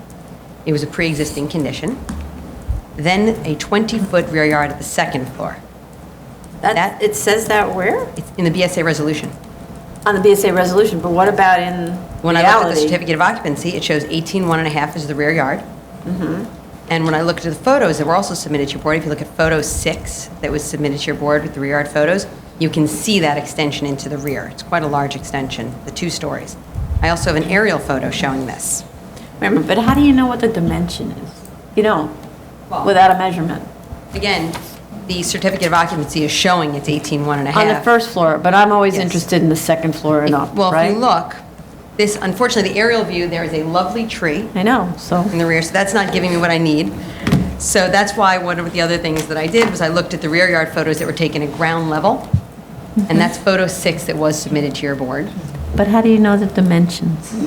I'm trusting that the certificate of occupancy is accurate. No, the certificate of occupancy says 18 feet on the first floor. Correct. Right? How do you know the dimensions of the second floor? You don't. It's, Which the is second why- floor is supposed to be just slightly set back, and it does appear that way from photo 6. You don't but know I the can have it dimensions. double-checked. Right? So that's what I asked for the last time. Whenever I ask for the rear yard dimensions and the height of the buildings on the adjacent buildings, I actually expect somebody, the architect is the most typical person, to go out and measure it. It's a very simple job, right? Either a Absolutely. tape measure, or if they have a laser measure, it takes 10 minutes. And then can you do would get the answer, and then you could come back to me and say, look, here's a picture of the tape measure measuring it, or the laser measurer. It's super easy to do, and instead of having this discussion about what, Well, we were relying on the satellite certificate of photos. occupancy and the Yeah, Board of but- Standards and Appeals approval. To No. be fair, we figured that the certificate of occupancy verified it. It doesn't, it says 18 feet for the first floor. And when you look at the photos, it's just slightly off, but we'll be happy to do that. Okay. Also, for the record, you had asked what else was built on the block. Lot 15 has a CO from 2016, Lot 14 has one from 2012, Lot 11 has one from 2010. Those are all BSA approvals that you questioned whether they were built. They were. Lot 62, when you look at the aerial photo, you can see that that was built, no CO just yet. And Lot 66, administratively closed, not built, is what it looks like, based on what I've been able to pull from last night. I do have all the certificates of occupancy if you'd like to see as well. Don't need to, want to just know what the dimensions are. It's a super simple question. We'll be happy to dimension. What we'll do is we'll try to get a dimension on Lot 26. So to clarify, we need a dimension on lot 26, on lot 22. Those are the 2 adjoining lots that you are relying on for your depth, right? Right, I don't believe Lot 22 is going to be as small as Lot 26, but we will confirm both numbers. No, I want to know both We'll confirm. numbers. And so it's, what is the dimension of the rear yard both at the first floor and the second floor? And if it's higher than that, if the buildings go higher than that, what is the dimension of the next level? Super easy to do with a laser measure. I will ask the architect again to take care of that for me. Okay, great. All right, that was the only open question. Was. Are there any speakers on this? No. You could again spin this around really fast. I'd like to believe that the architect can manage to get me a measurement on 2 things within a week. And just to make it easier, if depending on what the answer is, it would mean that perhaps the second floor has to be set back further, right? Of course, I Understood? understand. If the second floor, if the adjacent is 22 feet, it appears that you're okay with 22 feet. If they're 20, you're okay with 20, and if they're 28 feet, you're okay with... Correct. It's... Understood. Yeah. Okay, so any speakers we called that? No speakers on this, right? So as soon as it seems like the architect could do this fast, And and you we said know. you can do it by next Wednesday, July 3rd? I'd like to believe the architect can do that. It's To be one... safe, do you want to do Let's do August 6th? the next one. That gives you 3 weeks. If you don't mind, let me just grab the phone. Yes, go ahead. Is think you should do it to be safe because you don't know the plan of this person between Of now course. and. What is the next date, August 6th? August 6th, and you have two other items, new items on the calendar. Right, in the afternoon calendar. Mm-hmm. Okay, we can do that. Okay. Then the submission will be July 17th for a hearing on August 6th. 7/17 and 8/6? 8/6, yes. Thank you very much. Thank you.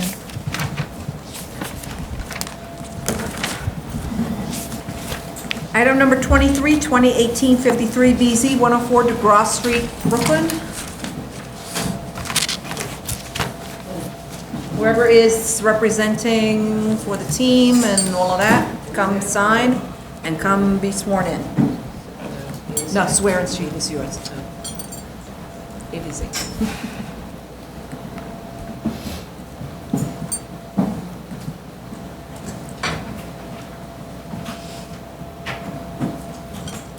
Sweet. That's it, just three of you? The architect? Is he speaking? Just in case. Yeah.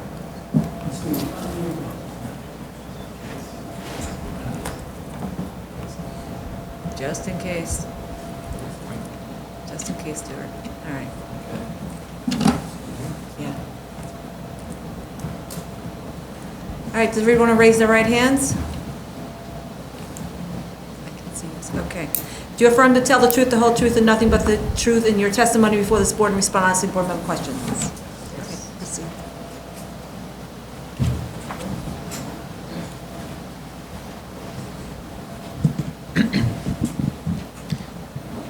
Good afternoon.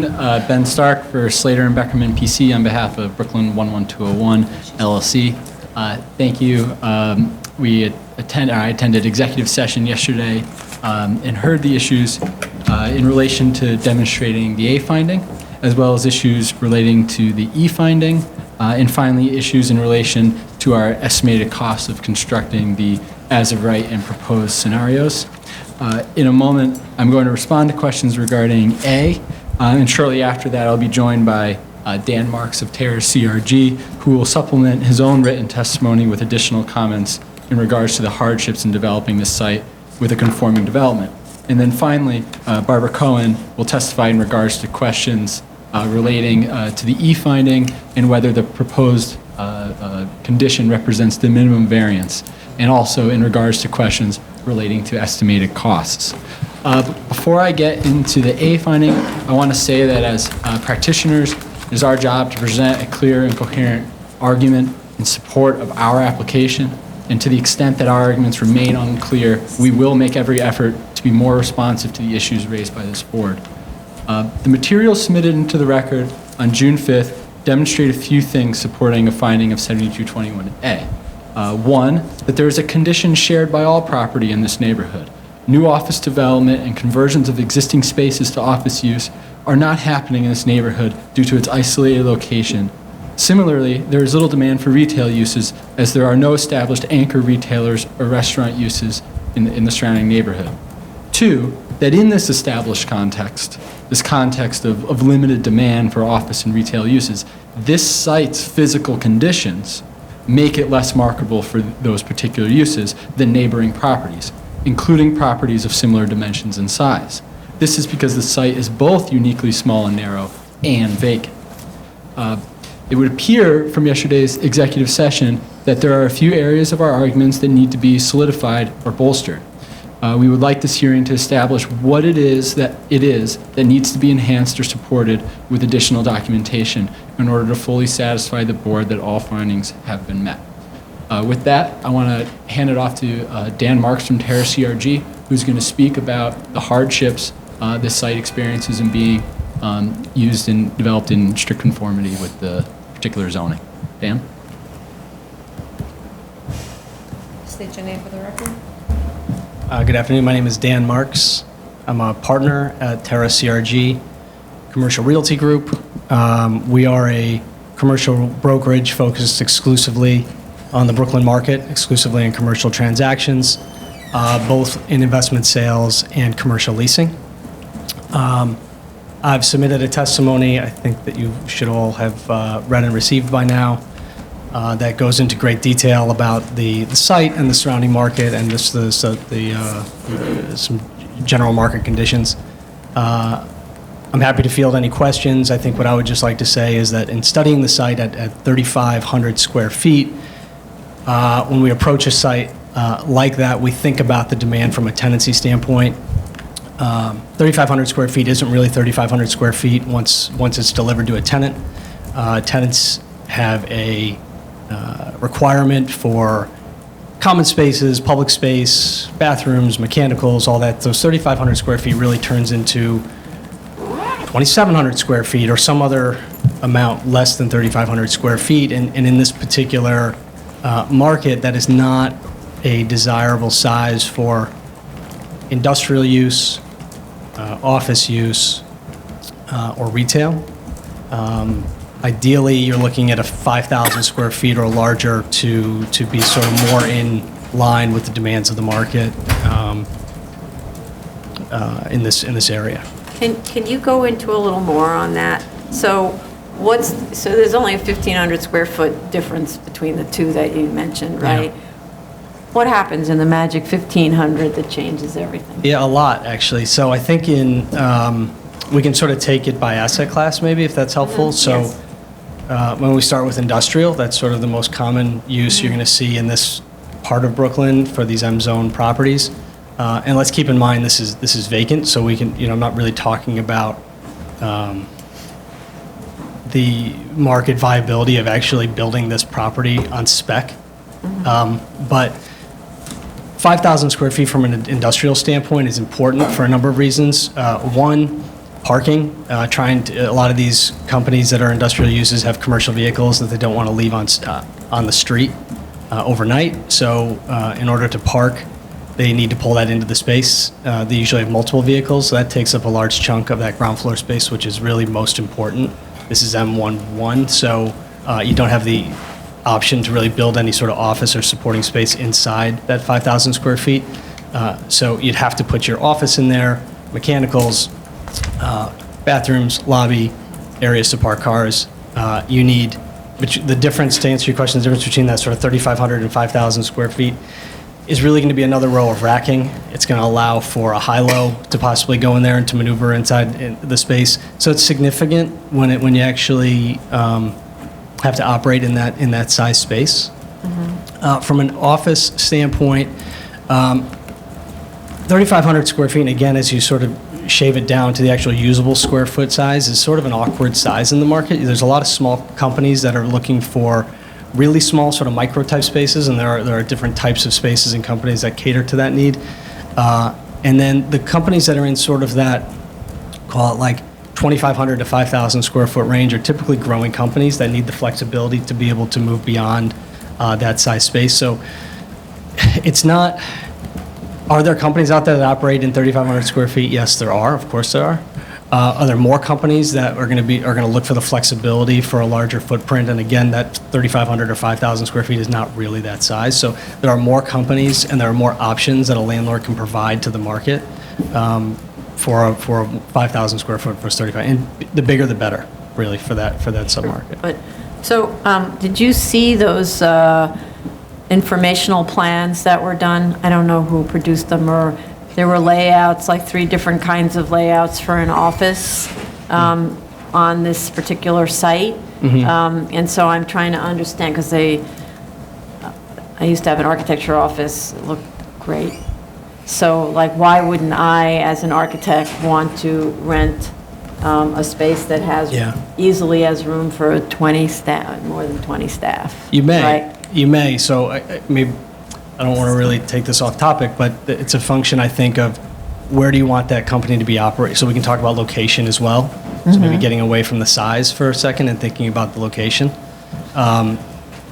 There are much more transit-rich areas in Brooklyn that provide spaces of all sizes. And so I think from a demand standpoint, there are a lot other better transportational accessible locations in Brooklyn. So I just think that while you may build it and they may come, it's really speculative, and I think it's a very small tenant pool that's going to be attracted to that space. So would you say that there's a difference because the site's vacant? Like, let's just say, Yes. this 3,500 square Yeah. foot space that lays out so nicely for my architecture office, Mhm. right? If it were an existing building, Mhm. does it change the calculus? It doesn't change the location of the property, that's for sure, so Mhm. I don't think so. No, I guess I would say not really. So then I might rent a place in an existing building, but is there an issue? You may. Right? Yes. Yeah, so if you think about it, a lot of tenants that are looking at for space that size usually are small businesses, they're not in the real estate business, and they don't necessarily plan in a long enough time frame or trust that a new development is going to be done in time for their move. So it is more likely that a tenant that size is going to be looking at existing spaces that they can move into within 30, 60, 90 days. And as we know, construction can run anywhere from 18 to 24 to, a lot of delays. So tenants don't like the uncertainty of not knowing when they can actually move into a space. So this is talking about spec development. So you're saying a spec builder without a tenant in place wouldn't build. Is that what you're saying? I think it's very unlikely. Okay. So it's really about, But you do, to answer that question, you do need, we sell and market a lot of M-zone land across the borough. And that is one of the biggest things that holds it back is that the developers typically don't have that tenant in hand. They do have to build it on spec.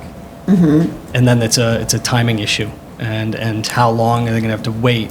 Because tenants don't have the vision that you may want them to have. So you can take them to an empty lot and say, we're going to build this great space and this is what the rendering is going to look like. But until they can actually walk that space and measure their furniture, you're very unlikely to lease it. And that's happening. There's some very well-known examples in Brooklyn now that are built. 25 Kent, for example, has not announced any leasing, tried to do a lot of pre-leasing on conceptual drawings, and they used all the technology in the world, but until tenants can actually walk that space, it's very hard to get them to commit at any size.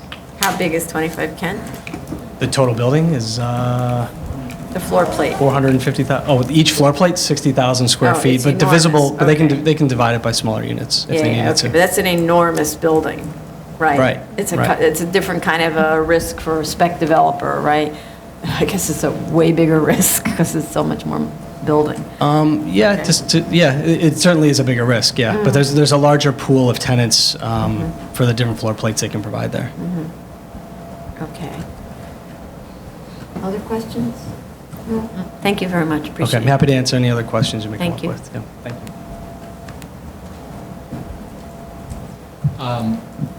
Now, next we're going to have Barbara Cohen come up, like I said, and speak a little bit to the E-finding and also to costs. Thank you. Barbara Cohen, real estate and planning consultant.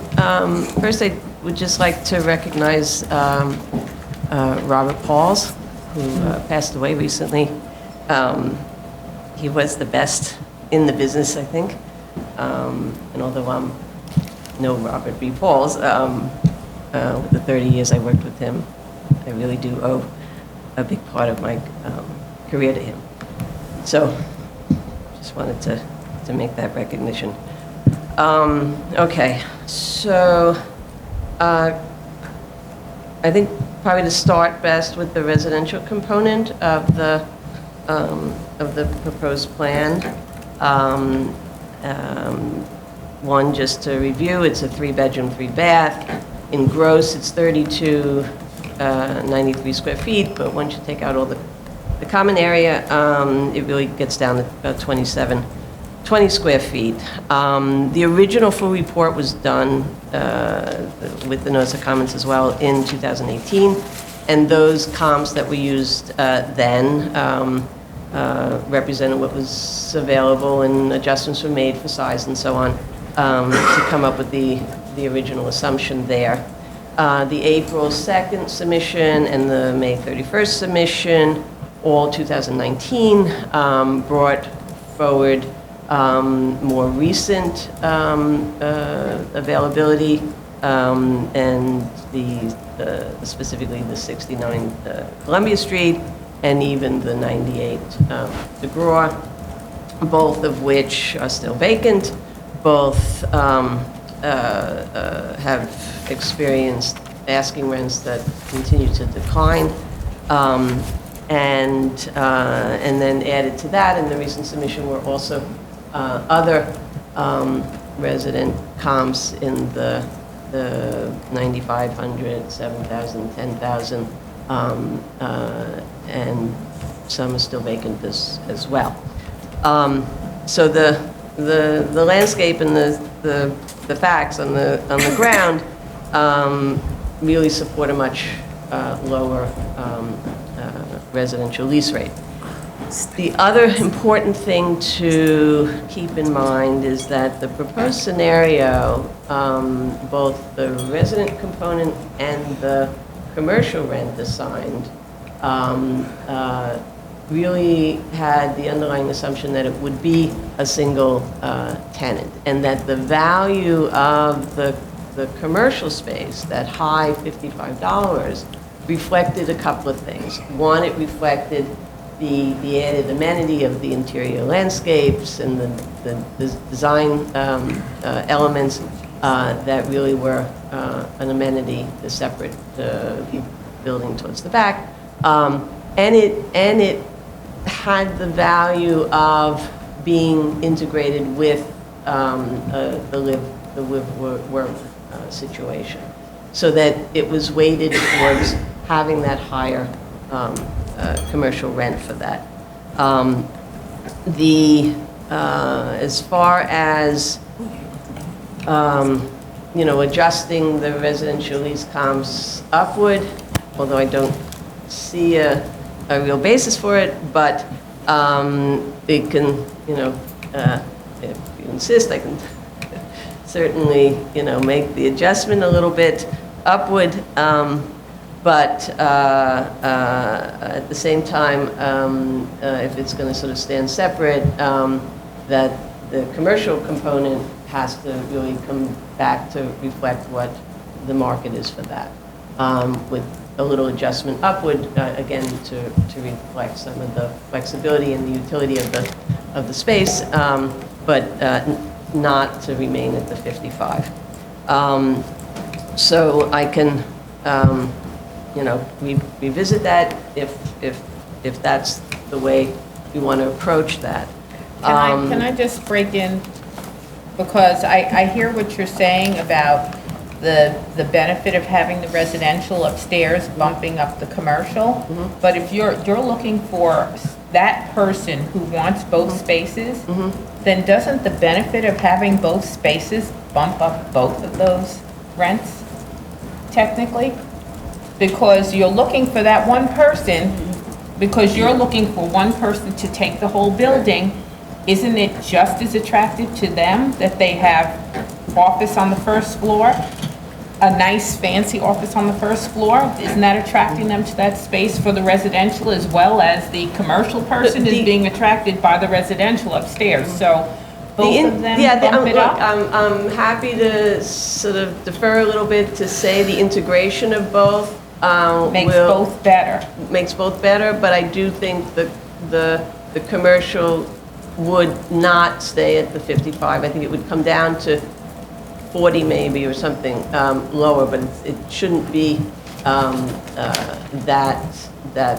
high. I think it's a matter of distributing, not weighting it so towards the commercial, which I felt was sort of the lead there, and that the residential piece. So you think that if the asking rents for an as-of-right office are somewhere between $26 and $35 a square foot for the as-of-right, plain old box that we think is not a great situation market-wise, you're saying to create a creative layout with that beautiful inner courtyard and everything would only add $5 a square foot more? No, I'm starting at the 35, which was really at the top of the commercial office assumption that we used, and is supported by the comms, with, yes, they may look old at the moment, but, tenant allowances come into play, and it can be just as designy and nice and hip and all of that.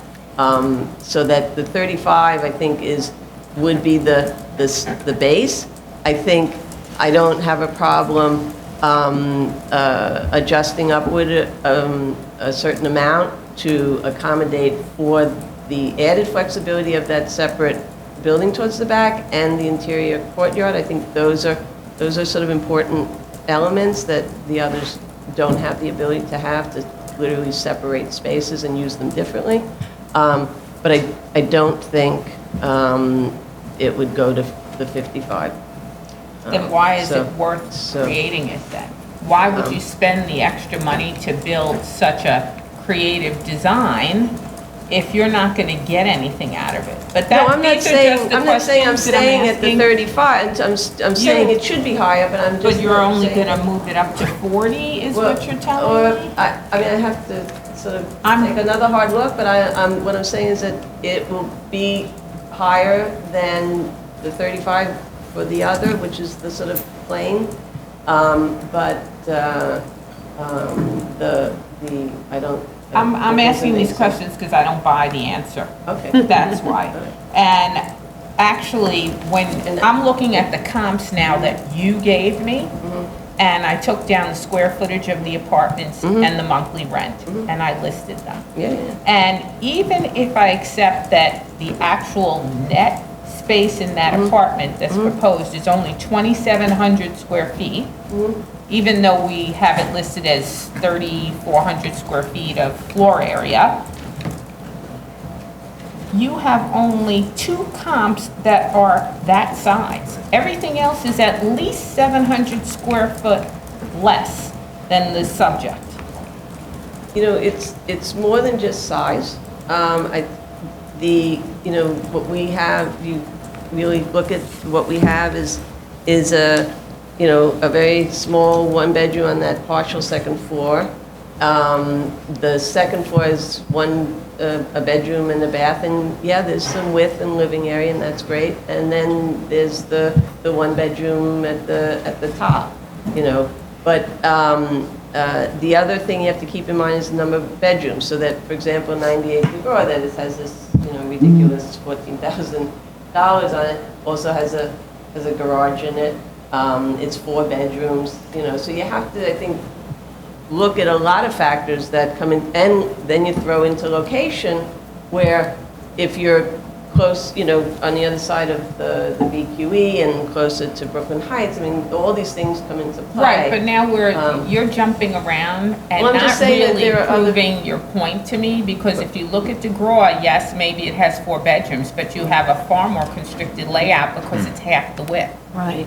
So even that first level of 1 bedroom is wide compared to DeGraw. DeGraw's only 17 feet wide. But that first bedroom, the second floor, the partial. But this is a choice on the part Right, of... not to mention, as I said yesterday, that is a self-created hardship. You can't say, I'm going to have this super created office that bleeds into my second floor, and I can only have a little bit of space for my bedroom there. Oh, this is problematic, lower the rent. No. What I'm trying to say is, you're trying to single out size only as a factor. I'm not. I spoke about a lot more than just size. So, I mean, again, like I said, I'm happy to go back and reevaluate the residential component. And not bring down the office, because I think that the office at 55 at least justifies all of the designing that you're doing to create a unique space, and the fact that, like you said, the person you're looking for is the person who's going to think it's a plus to have the residential. And all this is truly academic, because even if you were to add rent to the residential, leave the office the same, we're talking about a return that budgets by 3/4 of a whole point. It's not even that much to even say that means we're going to knock the size of the building down. All we're talking about here is trying to make this believable in terms of the financials, so it makes sense to grant you a project like this that says that it's worth the extra construction cost for what I'm actually going to get.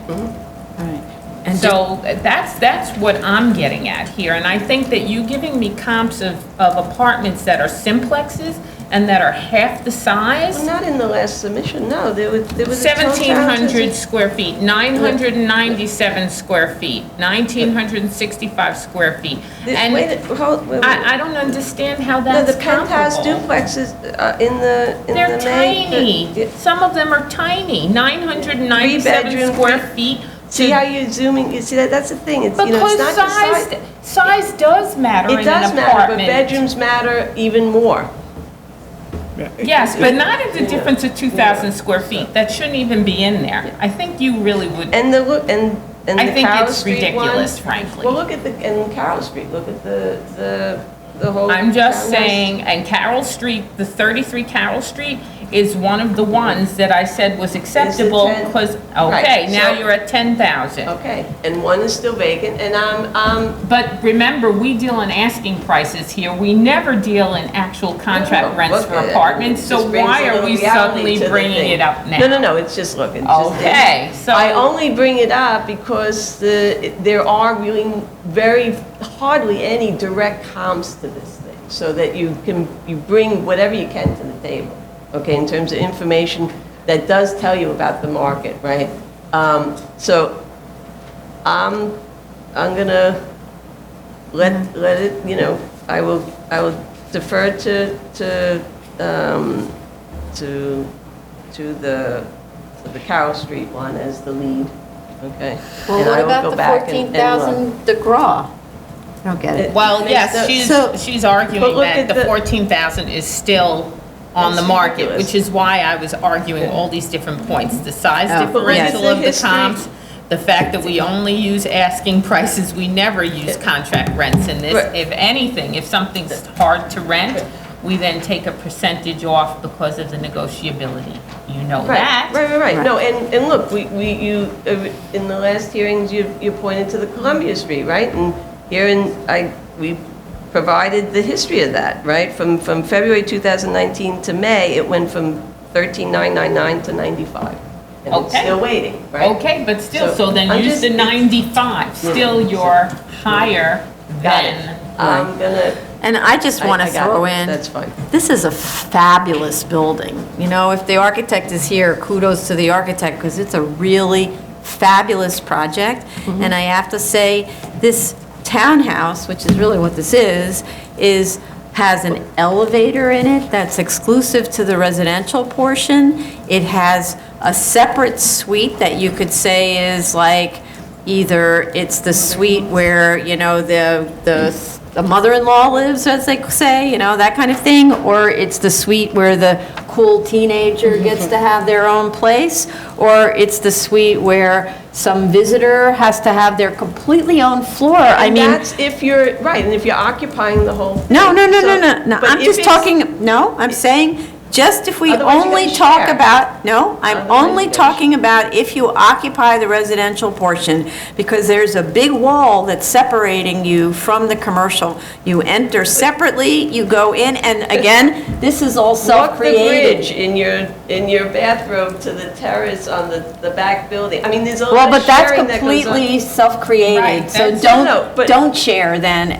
Create it all as an office or create it all as residential. This is a choice, right? And the choice is a brilliant choice because I know this is heavily marketable to somebody who is a live-work situation. Yeah, no, the demand is And there. The demand is, no question, the demand is there. So to talk about it as shared with strangers, by the way, I used to were be just in an trying to- architecture office where the boss lived upstairs and would open the windows and look outside to make sure we're all working. So it's a actually No, fantastic it's great situation value, for a there's no boss. question. No, and I worked in Robert Pose's loft. There you go. There Even you when go. I showed up. But so to say that it's somehow compromised, No, this it's is just a the matter of opposite of approach to the compromise. You know, look, if there were more live-work comps, I would have loved to have used that and talked about that situation, but there aren't any, right? So that in order to create the documentation, the comms, the assumptions, right, we had to zero in on each component and provide some basis for some at Yeah, least. That's all I'm understood, but saying. what's happening is So- you're using those to discount the value of this very fabulous project. I just wanted to bring up again that Commissioner Otley Brown yesterday said, maybe instead this should be looked at as a As a sale, I was gonna townhouse talk about for that. sale, right? Right. I mean, truthfully, it shouldn't matter which approach you use, whether you're capitalizing the rental income or you're doing a buy and sell. We can certainly look around, and I did a fast look. Again, comps, right? There are a few recent sales that are have a single family and a commercial component. That seem to be sort of older buildings, certainly nothing new. I can use those, I can, I guess, use townhouse sales and then have an added value for the commercial added value. I mean, these are the ways I would approach it. I don't know if that's what you want to do, if it makes any difference, but I think I don't think it should matter, I mean, when we do apartment buildings, it's either rental or condo, but doesn't influence the valuation of the Well, project what we're itself. really trying to do Right. is make sure you're getting at all of the Well, value here. Mhm. And I know that when you look at the plans, it's easy to think to yourself, oh, yeah, you're right, that bedroom on that second floor is just so constricted. But then you got to remind yourself, this is a 30-foot wide building. It's 35 feet wide. Next floor, you get that, yeah. Yeah, but even on that floor, where you have that one long 12-foot bedroom, wide bedroom. that amounts for, you don't have the measurements in here, but that's easily 12-foot wide or wider, which means it's a standard sized bedroom. You know? Standard, right, okay. Right. Same thing you're getting at DeGraw, which is only 17 feet wide. Yeah, but the configuration of the various spaces and how you move from one to the other is It's a different. townhouse, but it's a constricted layout because it's narrow.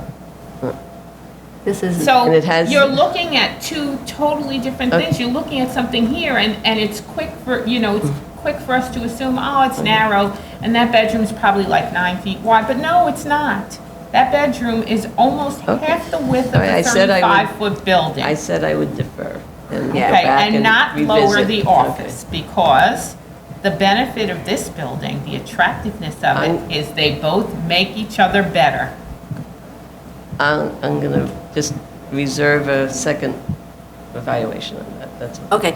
I think so- probably so- the direction is they make each other better, don't discount because there's an office, otherwise take out the office. And the other thing is, the bedroom's narrow because it was selected to be narrow. You can easily decide that the bedroom is the magic distance, whatever that number is, like if it's a 15-foot deep bedroom, so be it, right? Because the only thing that's going on that floor for the office is a space that's open to below and room for, I don't know, maybe the boss's desk in the corner, so because it's all an open floor plan. So if there's some magical restriction because the bedroom seems tiny, which, by the way, it does not seem at all. Yeah, it's decidedly untiny, but anyway, if the argument is that it's tiny, make it untiny, right? So that I agree completely with Commissioner Otley Brown. No discounts for anything. This is a fabulous building, and it should charge fabulous prices for rental, period, right? Otherwise, we're never going to get anywhere, so I would recommend that you not push back on this and just change the numbers. Okay, thank you. Okay, so in terms of discussion about costs and putting them in context with an industry manual standard, can certainly do that. I will say Marshall and Swift generally tends to be a little lower, and given the specialty building, may be a little challenging to segregate some of the cost elements, like the bridge and the landscaped interior, but can certainly try to make the those. highest quality level No, yeah, and I can, and see sort of where it gets you. find my way through that. And I think, so I'll look at the sales, see if that helps any, otherwise we'll stick with what we. Don't forget there's sort a of got. fireplace on the roof here. Okay. Just to put this in perspective for who the market is. You mean a fireplace doesn't sell? You mean a fireplace doesn't appeal to the ultimate in Okay, so you in have your rail burgers sales price? looking out over the trucks and the, okay. So, you know, that's sort of slumming fireplaces, right? Okay. And needless to say, I just want to say, I said this once, but I didn't say it yesterday in public review. Remember, 4 stories here gets you a decent view of Manhattan, because there's nothing higher than you, because this is a very low-rise area. And That's you're right. facing that Conservation Park area. You don't have any high buildings that are going up that, if you're You sitting on your access- roof, you're not going to get a beautiful view.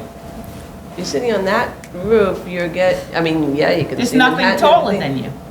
What's taller Yeah, than but you there's still over a lot of there? junk in front of you.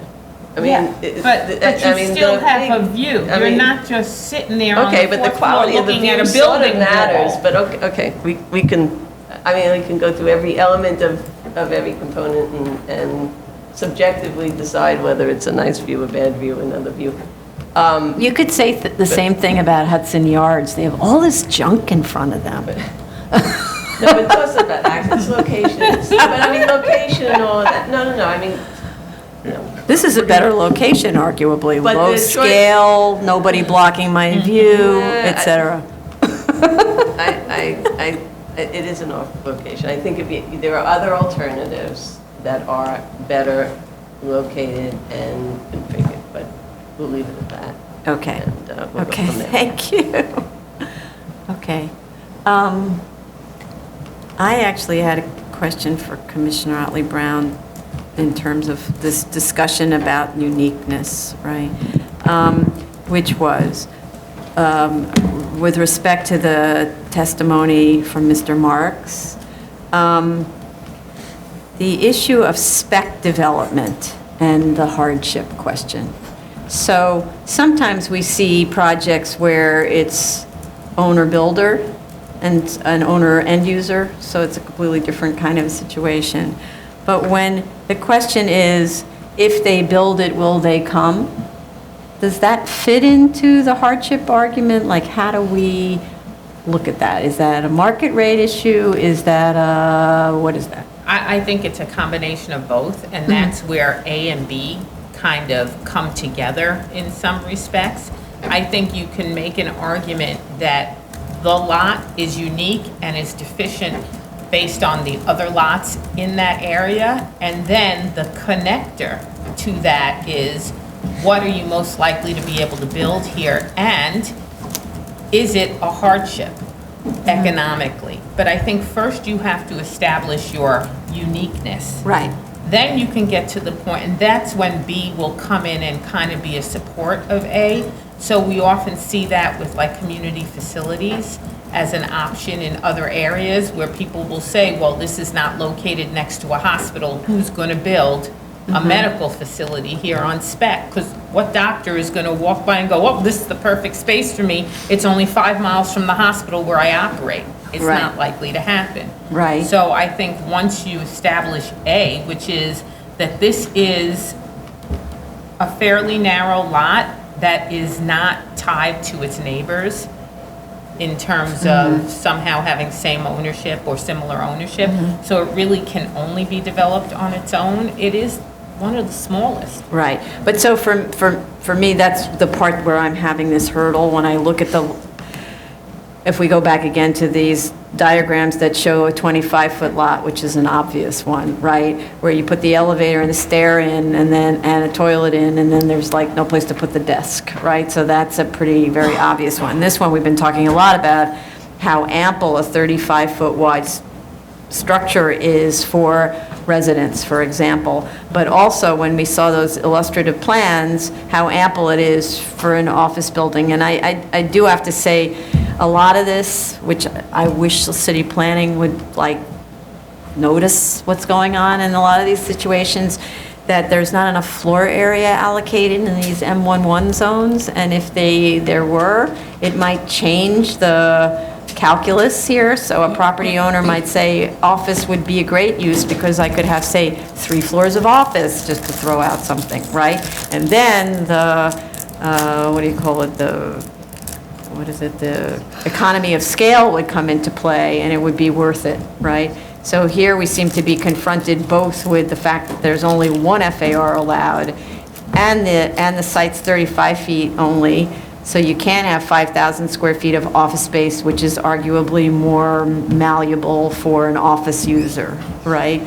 So this is always the part about where is zoning coming in to create the hardship versus the site creating the hardship. I mean, I hear your point. I think it's definitely a valid point. I think it's not a very clear distinction between A and B in that respect. I think that's where the market report really comes in handy and talks about the history of this neighborhood. And that, coupled with the lack of access to public transportation and the really isolated nature of this neighborhood, just makes it unlikely for you to have office.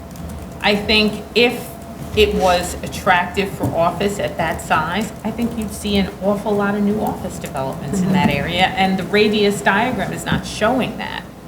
So it's showing conforming uses on much larger lots or on assemblages. Okay. Okay. So, Commissioners, anybody else want to speak? No, I'm okay with Okay. getting the cost using like an average square foot cost and compare it to the industry standards, and if it jives. Yeah, I wanted to address Commissioner Shada directly that we're going to go, like you heard, we're going to go and look at the industry-wide analysis of what the expected costs to construct these various scenarios are, but it's possible that in our revised submission, we'll be coming back with more information regarding the piles, more information regarding the ability to... The pile count, you mean? If we struggle to fit this really unique proposed building into those industry-specific cost estimates, we might just maintain our current path forward with our cost estimates and respond to your issues directly by giving you additional information. So what you're saying is, right now, the average is like 400 per square foot? Oh, no. No, it's much less than that. I'm just throwing a number. Yeah, So if you do the 275. research and you come up with 250, not 400, what you're saying is this, you might come back with another look at the pile option and see the cost of the piles, whether it could be reduced or not. Yes, and I'll also say that at... And I want to save your time. I have no issue with the piles. The only issue is the pile count. I'm okay with the helical pile. Right. But the pile count for me seems like almost 40% more. And we hear you loud and clear, and we In addition we to the appreciate soft yesterday cost. you laying out just the math to getting to the number, and so if Right. we might come back with you, giving you more information Sure. that you need. Thank you. Okay. But what I'm concerned about is, on the one hand, to simplify the project, it was suggested by Commissioner Otley Brown that you just use a standard industry-accepted number for cost estimating, right? If you decide, I don't like that number, it's showing it's way too cheap to build this building, right? Then you're going back to using hard cost estimates by a cost estimator, then unfortunately you open up that whole story again, because if, this is that moving target thing. Commissioner Otley Brown directed Ms. Cohen to modify the numbers to come up with another income result, right? Because the data seems to indicate very strongly that the numbers are too low in terms of income. The reaction to that can't be, oh, we don't like the construction costs, they're too cheap now because we're using standard industry practice for the construction costs. So now I have to raise the construction costs by itemizing again the construction costs so that it levels out again to justify my numbers. You are going to make us crazy.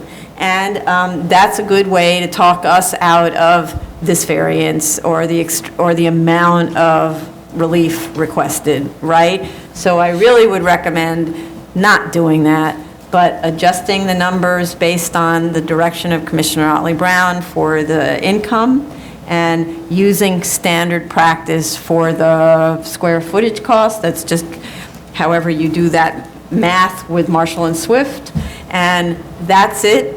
and don't play anymore, or, yeah. And so, and if it means that the project has too big of a return, it's an indicator to us that the relief is too great. That's all. And, right? Okay, understood? Understood. And then the next part of it that I just want to point out is, please don't give us a cover letter that says attach, please find. Understood. Because you're in charge of putting together the argument.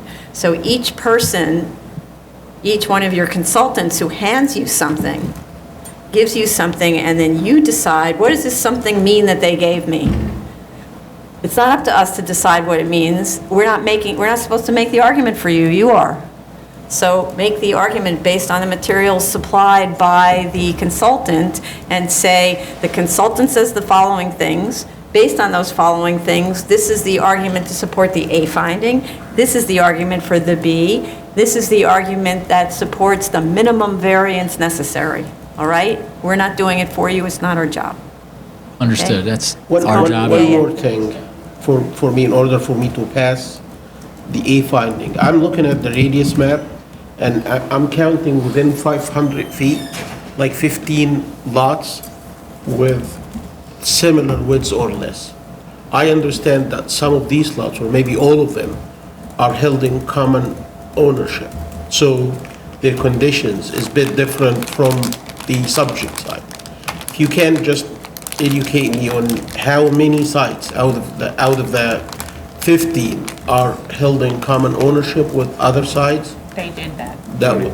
All right, but so if they did it already, then it means they need Okay. to. If No, you did it- No, let me just add, because this was a question you asked yesterday, and for you it wasn't clear. What I'd like you to do, please, is reattach whatever the data was and make the argument, because it's possible that Commissioner Sheta didn't see it because there wasn't an argument made that was written in the cover. So your job is to make the argument and say, attach, please find the data, and then what does the data tell you, right? So do that. Okay, And and even just- if you've done it already, even if it's in there already. Two things. In our next submission, we will summarize the findings of the uniqueness study, in specifically identifying the number of properties, or specifically identifying those various assemblages.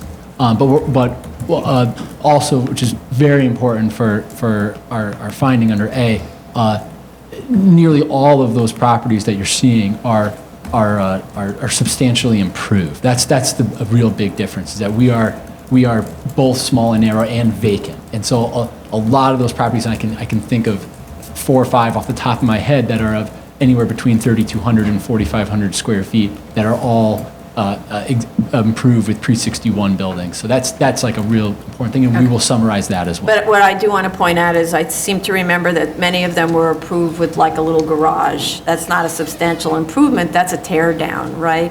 So I look at those as soft sites. That's a standard thing that even Seeker looks at as a soft site. If there's a little garage on it that doesn't occupy the full 1 FAR, you don't count that as a substantial improvement. Oh, no, right? I'm only including properties. In fact, in our uniqueness study, we only identify properties as being, quote, substantially improved if they were built to greater than 0.9 FAR, which is over 90% of the permitted FAR.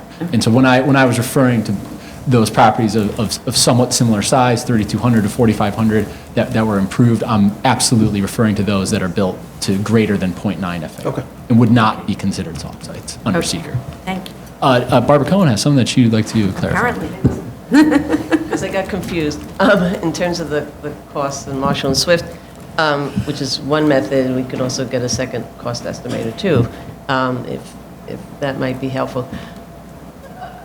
I thought it was really to provide context for the number we have now, right? It No, wasn't no. to reput, was it No. to do the So calculation? here was the discussion yesterday had, Commissioner Shita was getting into the weeds about the piles.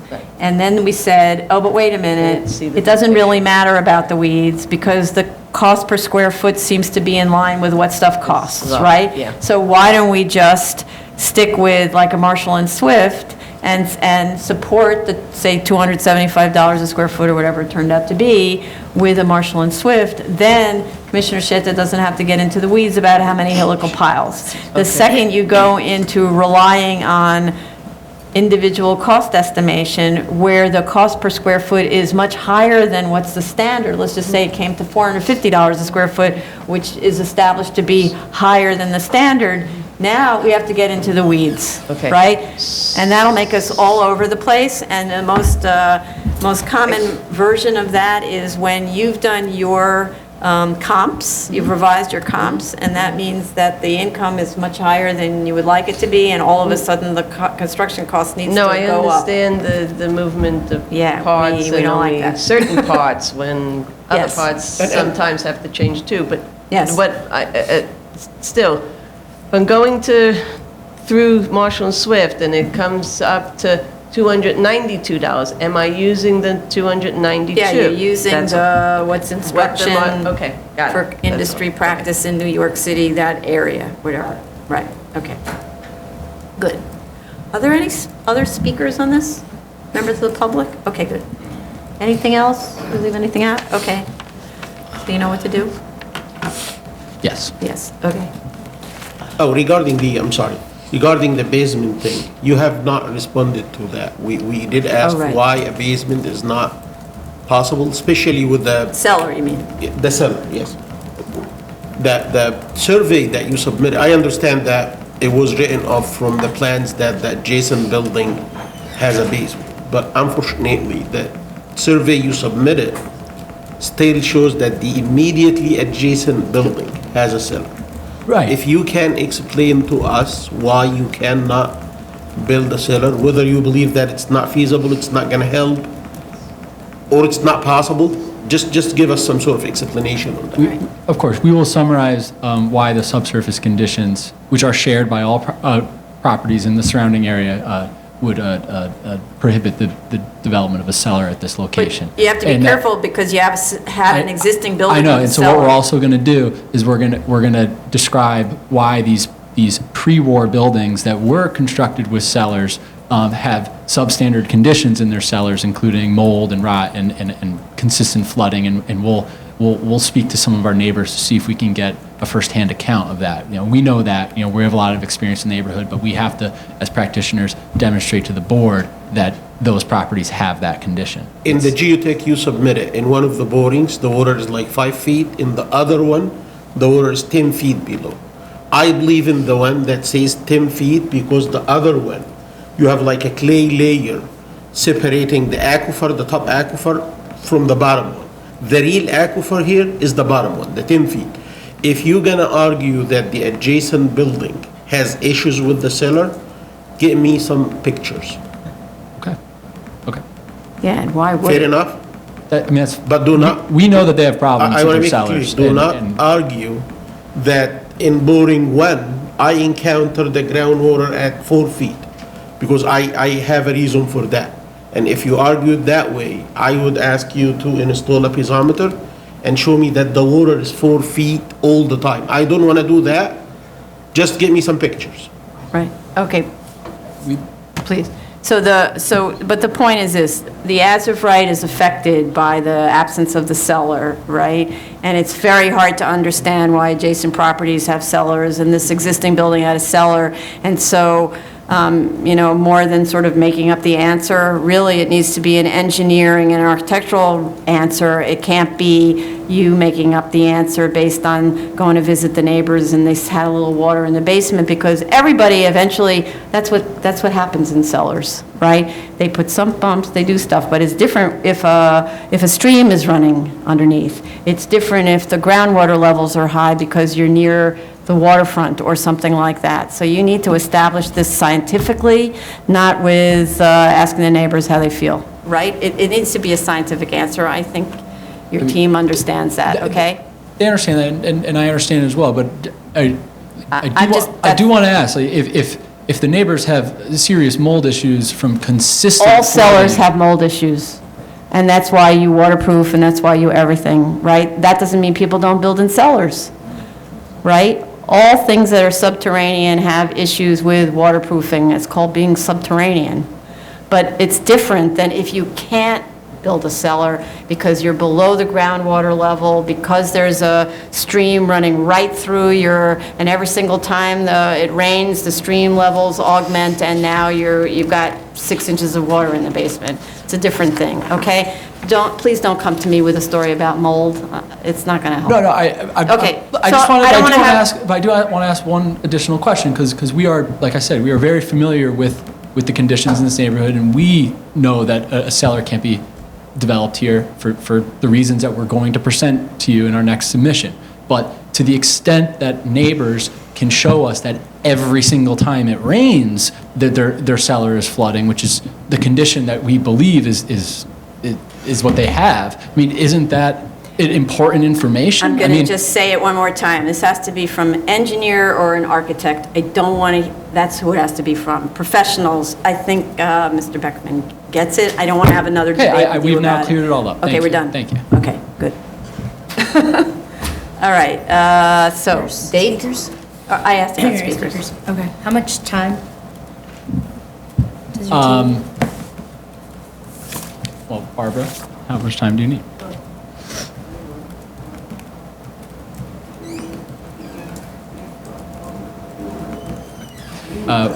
We need at least a month. At least a month. A month to submit. That's July 25th. I have a quick question. Go ahead, before Beth. you- Just out of curiosity, the new buildings that were built, the 98 and 96, do they have cellar or basement? 96 through 98 they don't have cellar. 96 through 98, the garage does not have a cellar. Someone who wants to speak. Yeah. No, if you speak, you cannot speak from there. You need to come up and speak from the podium. But there's someone right next to you with an answer. Orlando Garcia, I'm the architect of all these projects. Great. I was the original architect on 96, 98 DeGraw. The reason we don't do cellars is every time we try to do cellars in this neighborhood, it's just it turned out to be a nightmare sort of thing. You know, water table is very high. In this particular situation, you have residential buildings on either side on pretty awful conditions. The walls are like leaning over, and so we just figured out that by building cellars, we're actually creating a liability for ourselves. You know, you have to stabilize the buildings. You have to do underpainting. The water table is very high. The depth of the pile cap has to be deeper, which means you need to excavate more. So it's a really, it's very complicated. Mm-hmm. And no, the depths of the pile need to be the same if you put cellar or if you do not.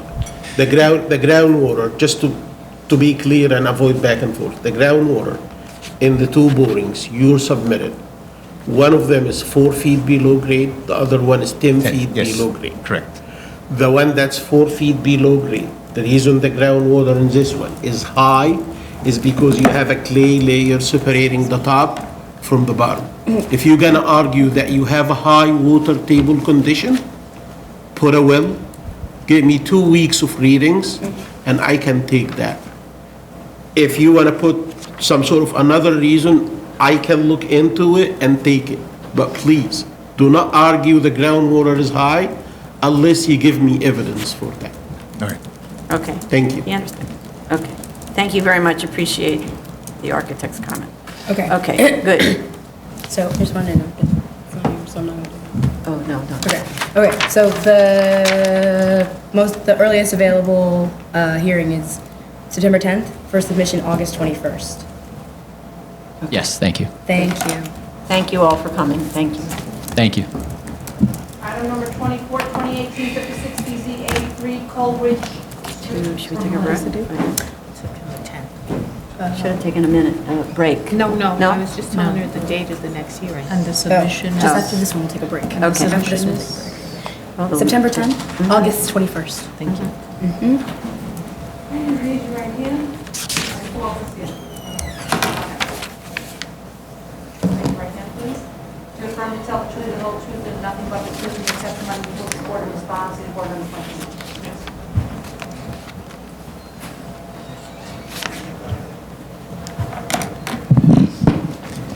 Good afternoon, Commissioners. David Rosenberg, law firm Shelton Lobel PC, on behalf of the applicant. We attended yesterday's review session, And I'm joined by the project architect, Isaac Schwartz, who can talk to some of the specific architectural things. Before we get to that, I wanted to note that we will update the plans in addition to any other revisions that may be required by the board to include the notes from the recent guidelines.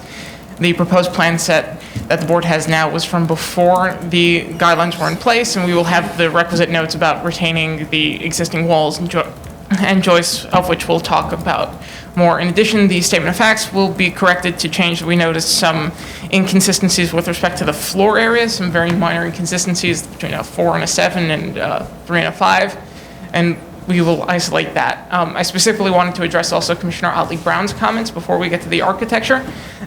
Page 7 of the statement of facts and findings shows a list of 81 buildings within the study area, and there were some questions about it. I'm not sure exactly where you were getting confused. We referenced the 400-foot radius for the study areas for open space, lot coverage, and floor area. And in that 400 feet, the studies that we show, if you count the blocks, there are 82 properties in there. I thought I counted 67, and then I actually asked the project manager, and the project manager went back to you, and the answer given was, oh, we counted the entire page. No. Not just the 400-foot radius, because I counted about 67. I mean, I could have gotten it wrong and maybe missed a portion, but given that answer that I got back from the project manager, I was like, okay, then update the paperwork to note that you're using the entire map, which is a lot larger than the 400 feet, just so we know what we're looking at. And so if you look at it, the only properties that show up with actual information on the tables, and this is all taken from Pluto data, are the ones that are within the 400 foot. If you notice in the corners of each of these study maps, you see that there are a number of houses that are identified by their block and lot numbers, but don't have any of the Pluto data there. The only ones where you see the numbers, where you see floor area ratios, or you see lot coverage percentages, are those within the 400-foot study area, and that amounts to 82. The only one that was discounted was lot 18 on block 8729, because the data there seems to be unreliable, just as far as what the general flaws that we find in some of the Pluto data. And counting that, it amounts to the 81 in the study area. In the conversations that I had with staff, I think that the 66 may come from that if you discount some of the properties that are marginally within the 400-foot study area, that gets you to about 66. Yeah, there's like some that are clipped on the corner and they get included. Yeah. But I think, as the chair noted with relation to the character studies, that while this house is on the larger end of the spectrum and is larger than many of the other houses, that is the nature of the special permit. And the floor area and other bulk waivers that are being requested as part of the special permit are within the character of other special permit approvals that the board has seen recently, and as close to the property as 82 Coleridge right across the street, not that long ago. And so if those issues are addressed, I'd like to bring up the architect to talk about the retaining wall, about the walls and the joists, and then to also confirm that the cellar, in fact, will be filled and the revised plans can show that. Okay, thanks. Isaac.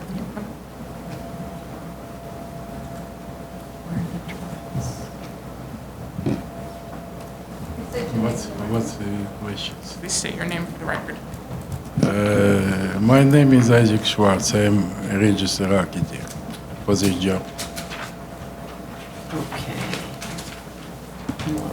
Our understanding of the chair's question yesterday with respect to the perimeter walls was to show that the existing walls that are stated to be retained both in the demolition plans and on the proposed plans are in the same place. Yeah, so when I was comparing the demolition drawing to the proposed drawing, I can't find the walls to be retained. They're not dimensioned on the proposed drawing. Listen, I did all dimension and sent to building department. No. So let's stay with me here, okay? Never mind the buildings department, let's just talk about the drawings that you gave that we have here, okay? Just let me finish the thought, okay? And then maybe if you have the drawings, can you look at your demo? Do you have the demolition plans?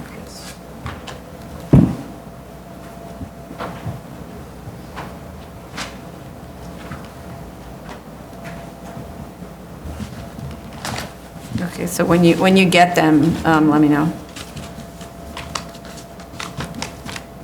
Yes, I have all here demolition plans. Okay, you have the And demolition plans?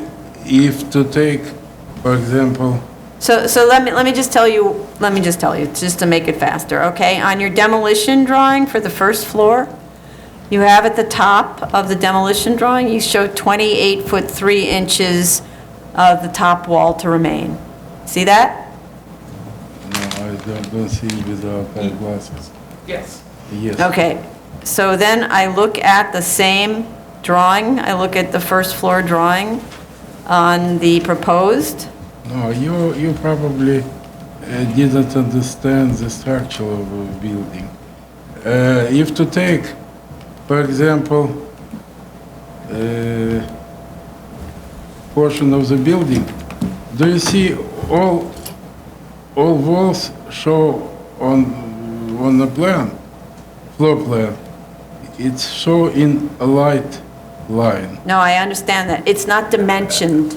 Yes, I didn't show because I'm doing board state of case, and nobody asked, never asked. I'm telling to you show. now, we need... I have at my office, I have the same drawings, details with details dimension. Okay. And prior to send to BSA, I sent to building department, and they check it, and they approve this drawing. You can send that to us. And Okay, we will so- include in a revision to the submission to show those dimensions as well as the additional note that removing the walls requested. Yes, I So, can so show. let me just, let me just tell you what we need to do, okay? So on your demolition drawing, for example, it says 28 foot 3 inches. Take a look at the drawing. 28 foot 3 inches, okay?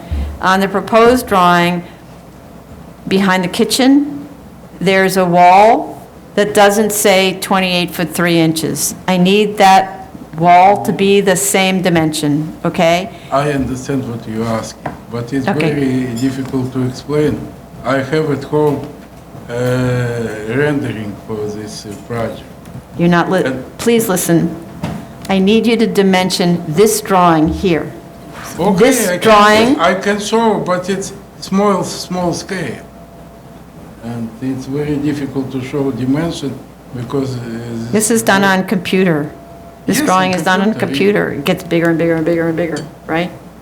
So on this drawing, you write the Okay, dimension of that wall, and it should be the same as your demolition drawing. It needs to be accurate, Exactly 100%. okay? And then you have another wall that's 34 foot 11. You see that other wall that's parallel to the rear yard? Yes, it's very, very easy. If you Okay. look on demolition plan, it show in dark lane. I understand If you that. will show on floor plan, it show in light line. And then you're going... this is what you confuse. No, I'm not confused. You do not have dimensions. I need to see that the dimensions on the proposed Okay. are the same as the dimensions on the demolition. Okay, it's not a problem. And that the distance of the front of the yards are existing. So you also need to dimension the distance from the existing wall to remain on the proposed plans and the lot line. I need to know that those walls are not moving, okay? Understood? When I start to do this project, I start from demolition. And I did a lot of calculation, and I tried to do not less than 50% of wall Good. to remain. This is exactly what I did. Okay, now you need to demonstrate it to us, okay? Okay, no Okay, problem. so on that bottom wall, you say you're keeping 15 foot 3 inches. I need to see the 15 foot 3 inches on the bottom wall on the proposed drawing, still located in the same place as it is on the existing drawings, okay? I will do. Okay, that's the first thing. Same thing for the second floor, exactly the same situation. On the second floor, all the walls are dark, are colored in, pochade, and I don't Yes, see the dark wall is... new construction. No, it's not new construction. That's what you said? No, if you look on the legend, it's walk to remain. On your proposed plan on your second floor, if you look at your legend, it says walls that are dark No. or new walls. If to take demolition plans, it's a little bit different legend. No, but it needs to be the same, right? If I look at your proposed drawing on the second floor. Okay, I will change it. Do you understand? You're showing all the walls new. The second floor is showing all the walls Dark new. line is, in my interpretation, it shows the wall to remain. That's not what it says on your legend. It's not in Yes, your legend. This legend is for floor plans, but for demolition plans, we have different legends. Sir, your drawings need to say the same thing. The Okay. demolition drawing and the proposed drawing have to show the same amount of walls to remain. Okay, I will change. Okay. Then the next thing is, it looks like you are lifting all of the joists at all of the floors. No, not all joists. Several joists, yes, I agree. Which, But not all the joists. okay, so which joists are you not lifting? In the rear portion of the building, they still remain at the exact location, but in front, some joists will be lifted. So the deal is, you need to relieve how is it that you're lifting some in the same floor? You're lifting some joists and not lifting all the joists? It is a little bit different levels in existing building. I'm sorry, you're going to need to help me with this. I don't understand. We either retain the joists at the same level, or we're lifting them. I don't understand how you lift some on the same floor and you don't lift others on the same floor. Okay, I will do correction. Do you understand what to do? Okay. So the point is, here, in order to show that you're not demolishing the building, the joists have to remain in place of the existing building. Not less than 50%. Correct, but 50% of the joists on each floor have to remain in their existing, this is not a brick building, but in their existing locations, on the existing hangars. Okay? Okay. All right. Otherwise, the building is demolished, right? We can't have a demolished building, it's got to be an existing building, all right? Okay, are there any speakers on this? All right. Mr. Rosenberg, how much time would you like? We can turn this around within a few weeks. Give me weeks. You okay with it going on this calendar? Yeah, that's fine. Okay. How about submission July 24th for hearing August 13th? That's fine. Is that enough time? Yeah. And please, Mr. Rosenberg, please, before you submit, don't just turn them around. When he submits them to you, look at them. Make sure the dimensions are there. Make sure everything that I just said is addressed, because I don't want to have another hearing like this. Understood. Okay? Thank you. Sure, the hearing date is August 13th. Submission date is July 24th.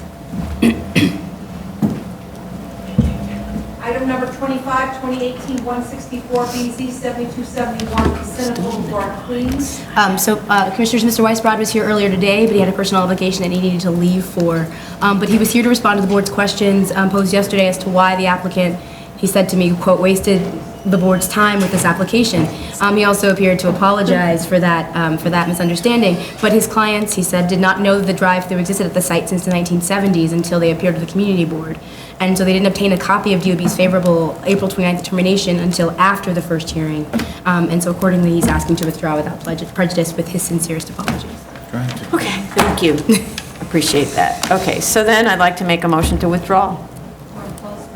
Yes, Oh, close, please. yeah, a motion to close. Chair Perlmutter? Aye. Vice Chair Chanda? Aye. Commissioner Otley Brown? Aye. Commissioner Sheta? Aye. Commissioner Shavetta? Aye. And a motion to withdraw. Chair Chair Perlmutter? Aye. Vice Chair Chanda? Aye. Dr. Brown? Aye. Commissioner Sheta? Aye. Commissioner Cervetto? Aye.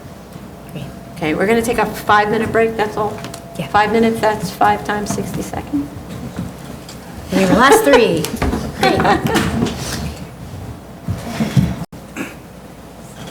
Okay, we're back on the record. Board of Standards and Appeals, public hearing for June 25th. The zoning calendar, new cases. Item number 1, 2018-154BZ, 966 East 24th Street, Brooklyn.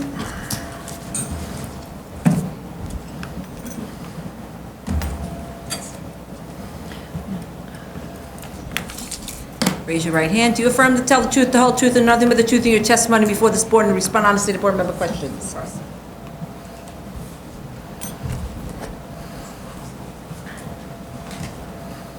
Hello again, still Lara Altman from the law office of Lara Altman. Once again, we watched your executive session, heard your comments.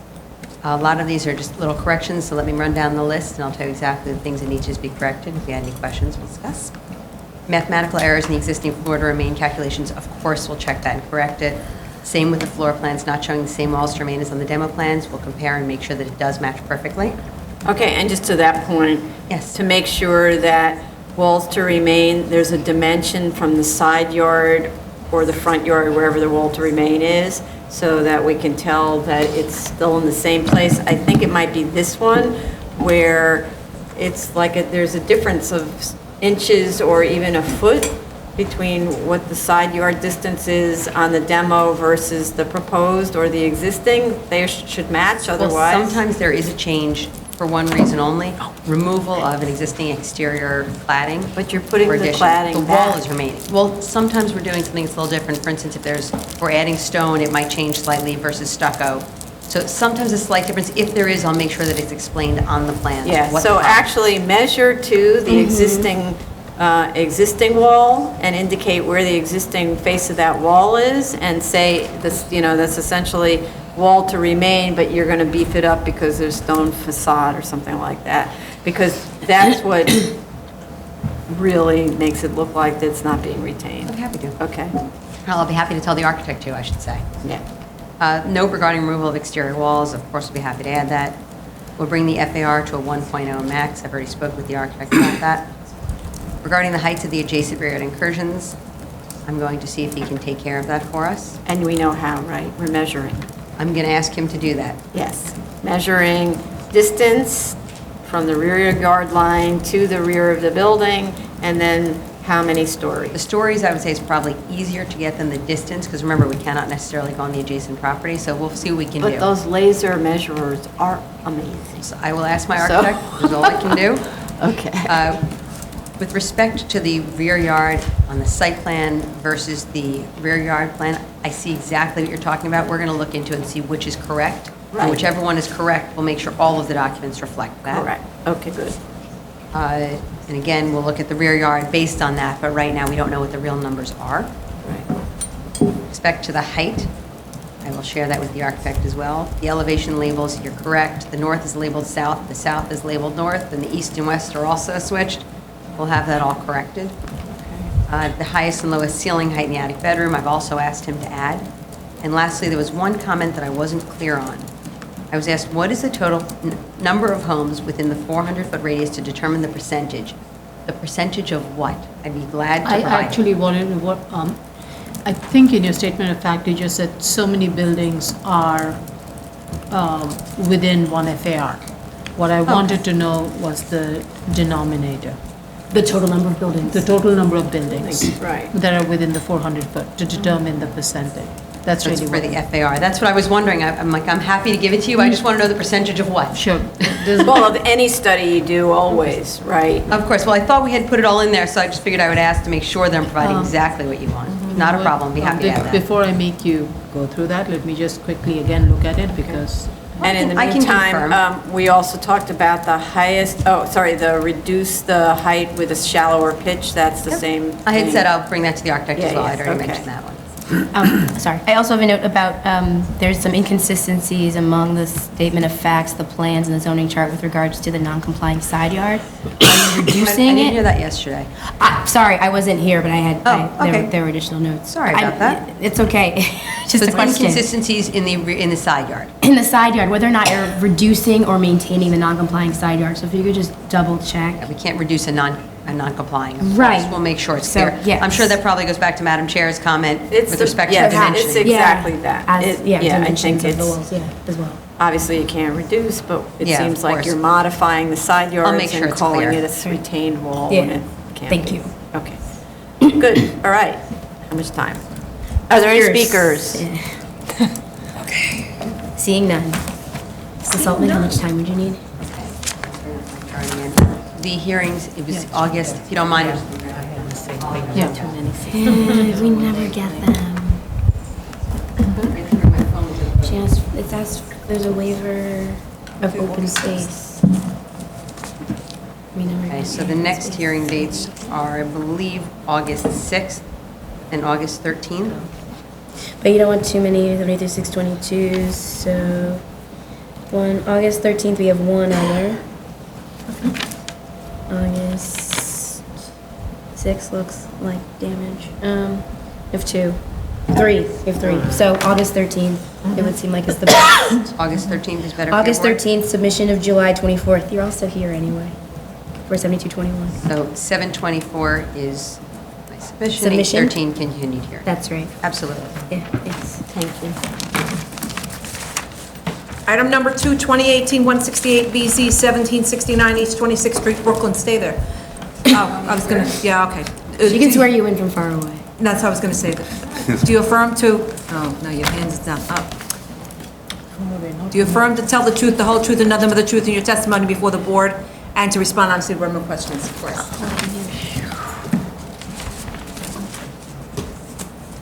Do you have to swear into every case? Didn't we? I'm just wondering, since the sworn in, they do every case. Yes, yeah. Each stands alone. Once again, Lyra Altman, from Law Firm Lyra Altman. You once again watched your executive session, heard your comments.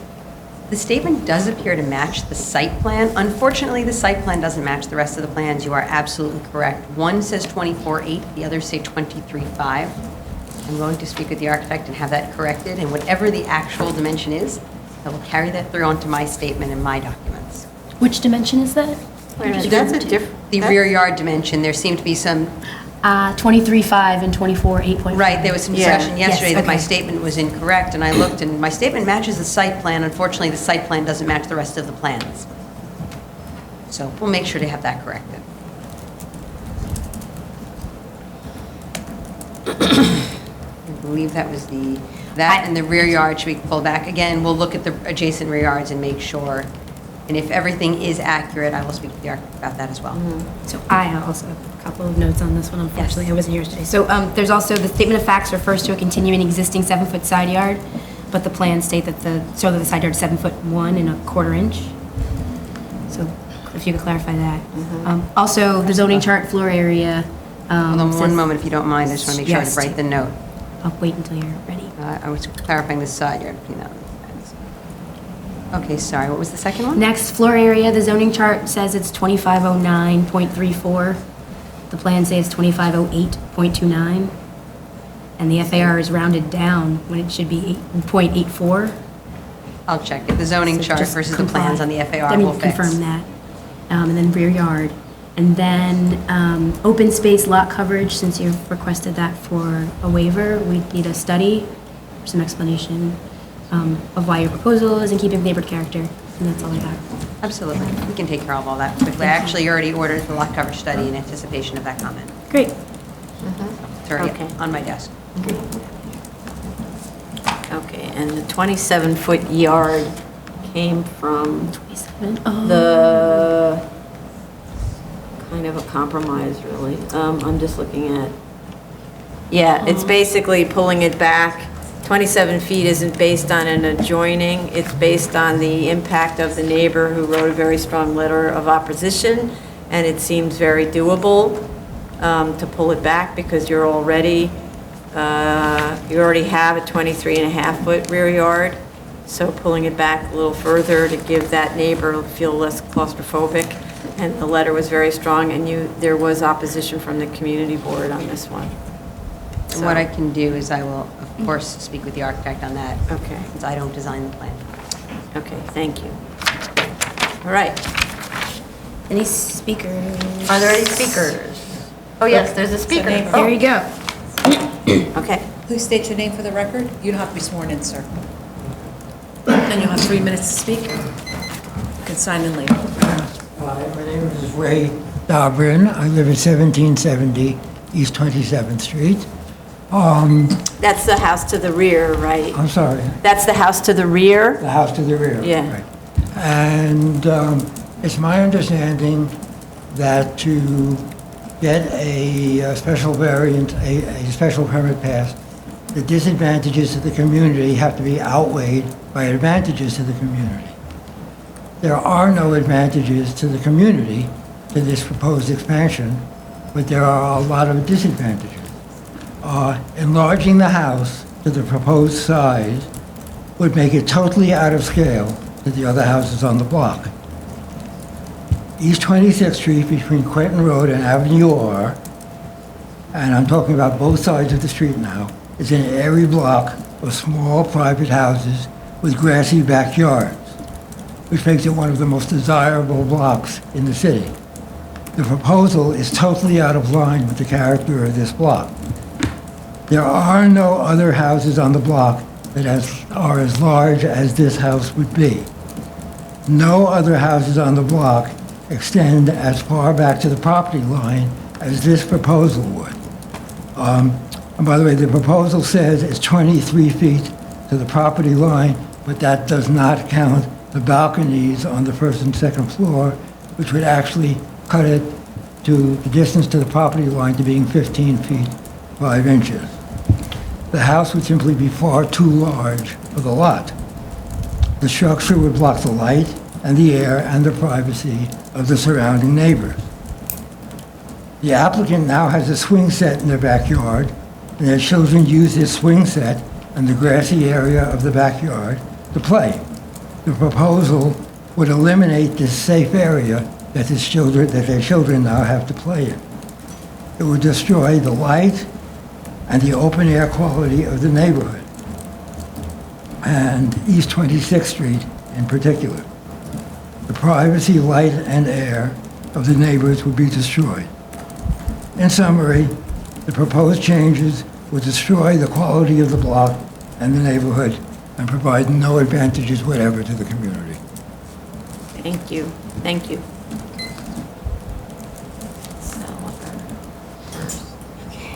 Yeah, there is a balcony.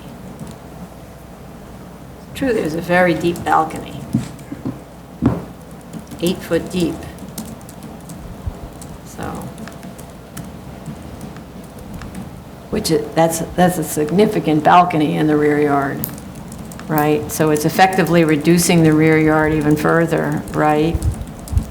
Is it permitted obstruction? It's a permitted obstruction, but it's a permitted obstruction when you have a 30-foot rear yard. That's kind of the point, right? So I always have problems with this idea of the permitted obstruction once you're giving a waiver, which is why we tend not to talk about these permitted obstructions, because it's just a whole new domain to discuss, right? But in situations like this where we have a neighbor who is taking the trouble, for one, to express opposition, I do think that that's kind of the point that I always raise about neighborhood character. Most of the time, neighbors don't defend themselves. And when they're there to defend themselves, we should definitely be listening. The community board was swayed by the neighbors' testimony, right? So there were 6 people who voted against this, and 1 who abstained for whatever reason. 1 abstained for cause. And 1 for cause? There was, I The believe abstention was cause. I believe the abstention was for cause. That community board does only for cause. Oh, abstentions. usually it's a And recuse for cause, not They abstain for cause at that board. Right, And the other okay. thing I will tell you is on that community board, 3 of those votes are always a no. We always have 3 no's, so there were 3 additional due to this gentleman's attendance. We don't find that. Most of the time, this community board is 15? in favor of this project. 15, Judy Barron, Ed Jaworski, and Joe Dornson always vote against special permits. Occasionally Cliff Bruckenstein does as well. Well, let's just say, you know, a lot of times the argument is, oh, the neighbors are fine with this. In this case, the neighbor isn't fine with this. So the idea of just, you can't ignore the neighbor, right? Hence the I'm not reason to asking. pull back to the 27 feet on the second floor. I will speak with the client and the architect to do that. Sorry? I said I'll be glad to speak with the client and the architect, as I Okay, said. good. And also to reduce the depth of that second floor balcony, because 8 feet's a lot. That's a huge balcony.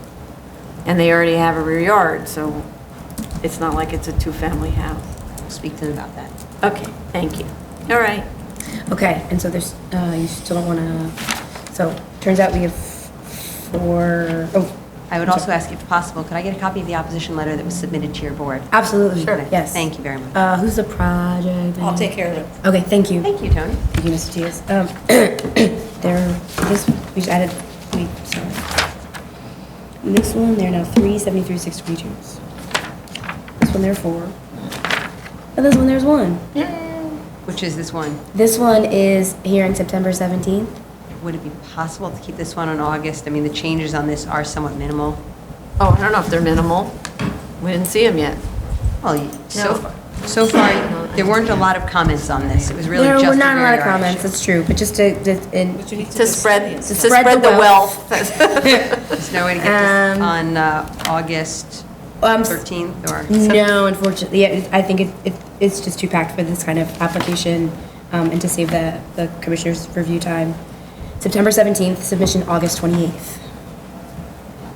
September 17th. Hearing. And for the benefit of the neighbor, it's where What is the September submission 17th. Submission date? August 28th. August 28th. So they'll be submitting plans to our board on August 28th, which you can get a copy of if you came to the board office. And then they come back for hearing on September 17th in the morning. It's a morning hearing, though we don't know what time. It could be late in the day, even though we say morning. But you're also welcome to submit testimony. You're welcome to submit any testimony you have for that hearing in advance. You don't have to keep coming. You can just submit via email. Right. Okay. Thank you very much for Thank you coming. Appreciate it. Thank you. Thank you. Item number 3, 2019-15 BZ, 7940 Cooper Avenue, Queens.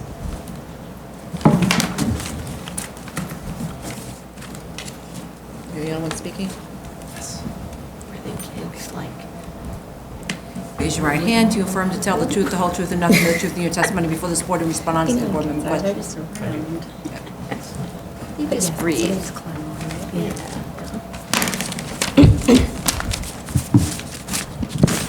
Good afternoon, Madam Chair, Commissioners. I attended yesterday's review session. Your name for the record? No. Sorry, I always do about that. Frank St. Jacques, Ackerman LLP for the applicant. So I heard the comments from yesterday's review session. We plan to submit a written response, but I'll briefly go over how we intend to address the board's comments in that written response. So I'll just start with the school-age children issue.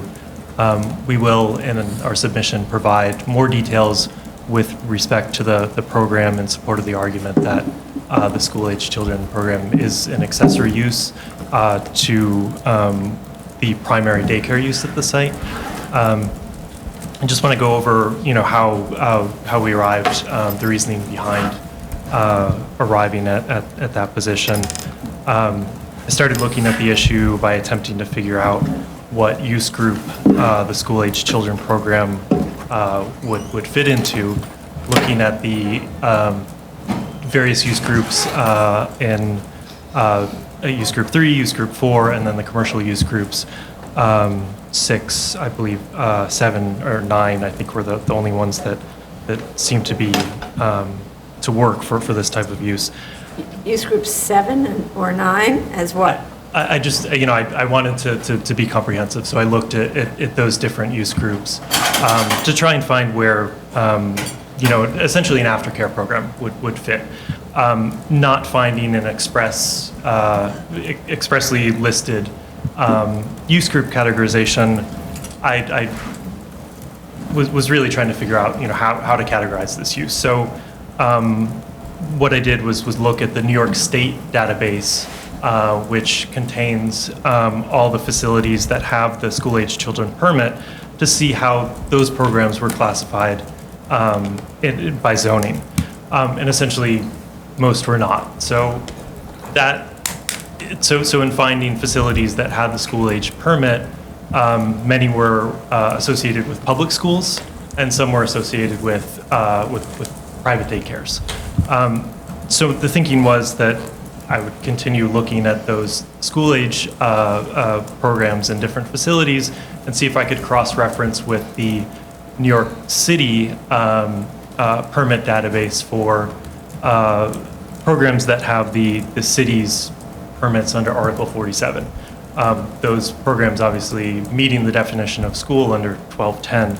So in cross-referencing the state database with the city database, I was able to find several examples of facilities that had permits for both types of uses. I included 5. That was an arbitrary number. I just stopped there because I had made it through A, and then also included the other Children of America site that not only has New York City permits, but also has a New York State permit. And I included the certificate of occupancy because in some instances, potentially a daycare use could possibly be classified as use group 6, possibly as use group 4 if they're a nonprofit. So it's really just trying to show examples of other facilities that had the same range of uses, including the New York City permit, the New York State permit, and were also classified as a use group 3 school and had the CO to show that. What's the New York City permit that they're getting? So the New York City permit is the Article 47 health code permit. That's basically, the New York City permit is what is referred to in the 1210 definition of school. That definition hasn't changed since 1961. It's always referred to Article 47 of the New York City Health Code for daycare use. So who issues this? Is the health department or child services? It's Department of Health and Mental Hygiene. Okay, so Department of Health and Mental Hygiene is issuing this permit to both the little kids and the older kids? No. So it's basically infants and toddlers, 0 to 5, are subject to the Article 47 of the New York City Health Code permit. So there's 2 separate permits. There's one for infants and there's one for slightly older children. So infants and say. And who's issuing the slightly older children? So the 0 to 5, 2 different permits issued by the city, the city's New York City Department of Health and Mental Hygiene.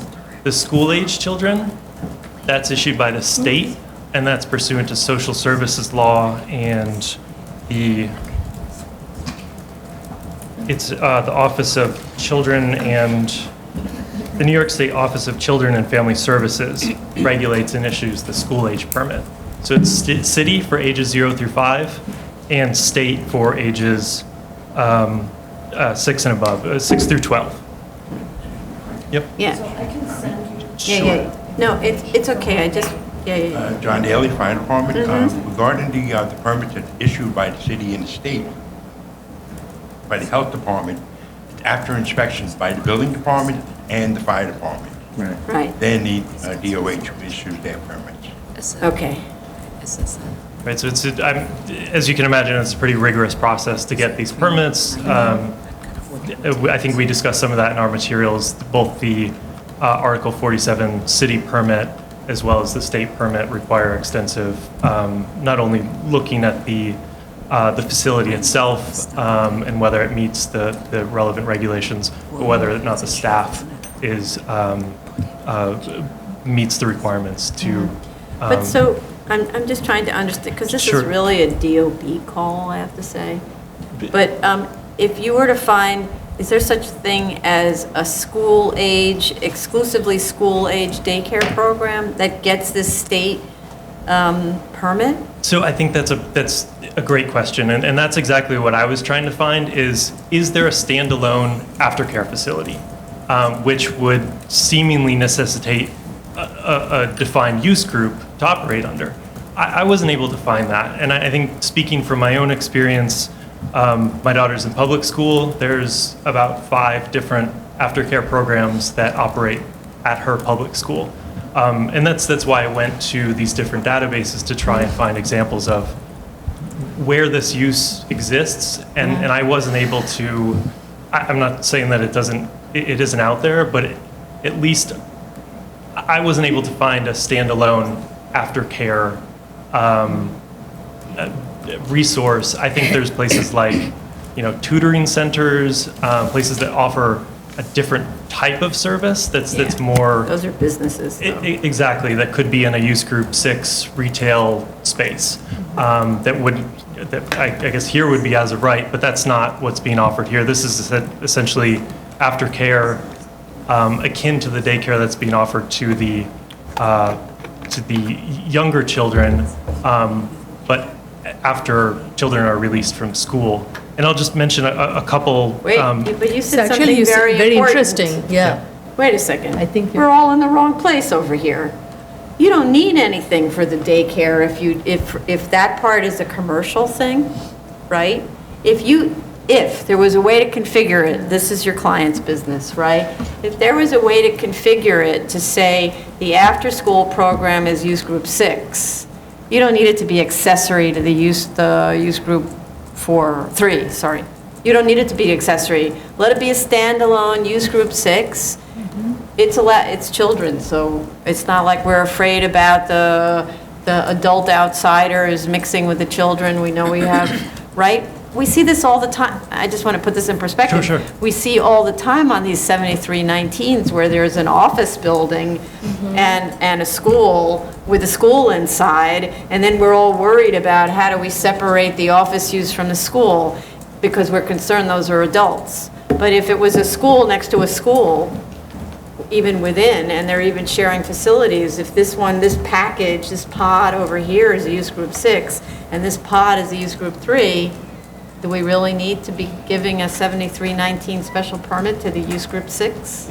So I think that's a great point. Right? And our hesitation in articulating that specific point was that the younger children here, the concern is that this daycare is in a manufacturing district. And it just seemed difficult to make, at least for our office, to make the connection between needing to come in to the BSA to authorize daycare use, school use in a manufacturing district, but then having this as of right use for older children. It certainly solves our problem, and we'll be happy to run that down. But that was the hesitation that I had in articulating that argument. And again, this is a daycare facility. The school age program would operate within the same building, same staff.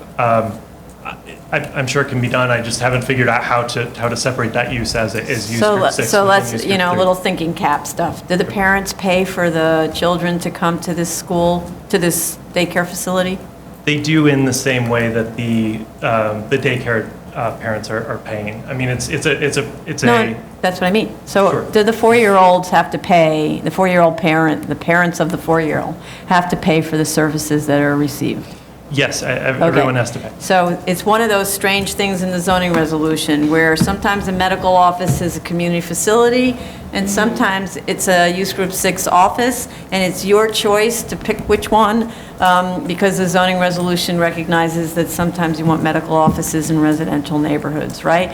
You could do the same exact thing here. You can say that the older kids where this is not a not-for-profit, this is charging, right? So you don't have to call it a not-for-profit without sleeping accommodations or something like that for those kids, right? So this would be one of those things where we wouldn't be even investigating what happens how those older kids are handled, right? We're only concerned about how the little kids are handled with respect to the older kids, if that were an issue, but we're actually talking about not very many older kids, right? My only question is, will there be any change in the total number of units, classroom layouts or anything with regards to accessory overtime? Will there be, for that you want the flexibility? Well, I mean, right now, and I'll have to look at it a little bit more closely. Right now, it's the space is designed with those school-age children in mind. You know, I'll talk to the operator.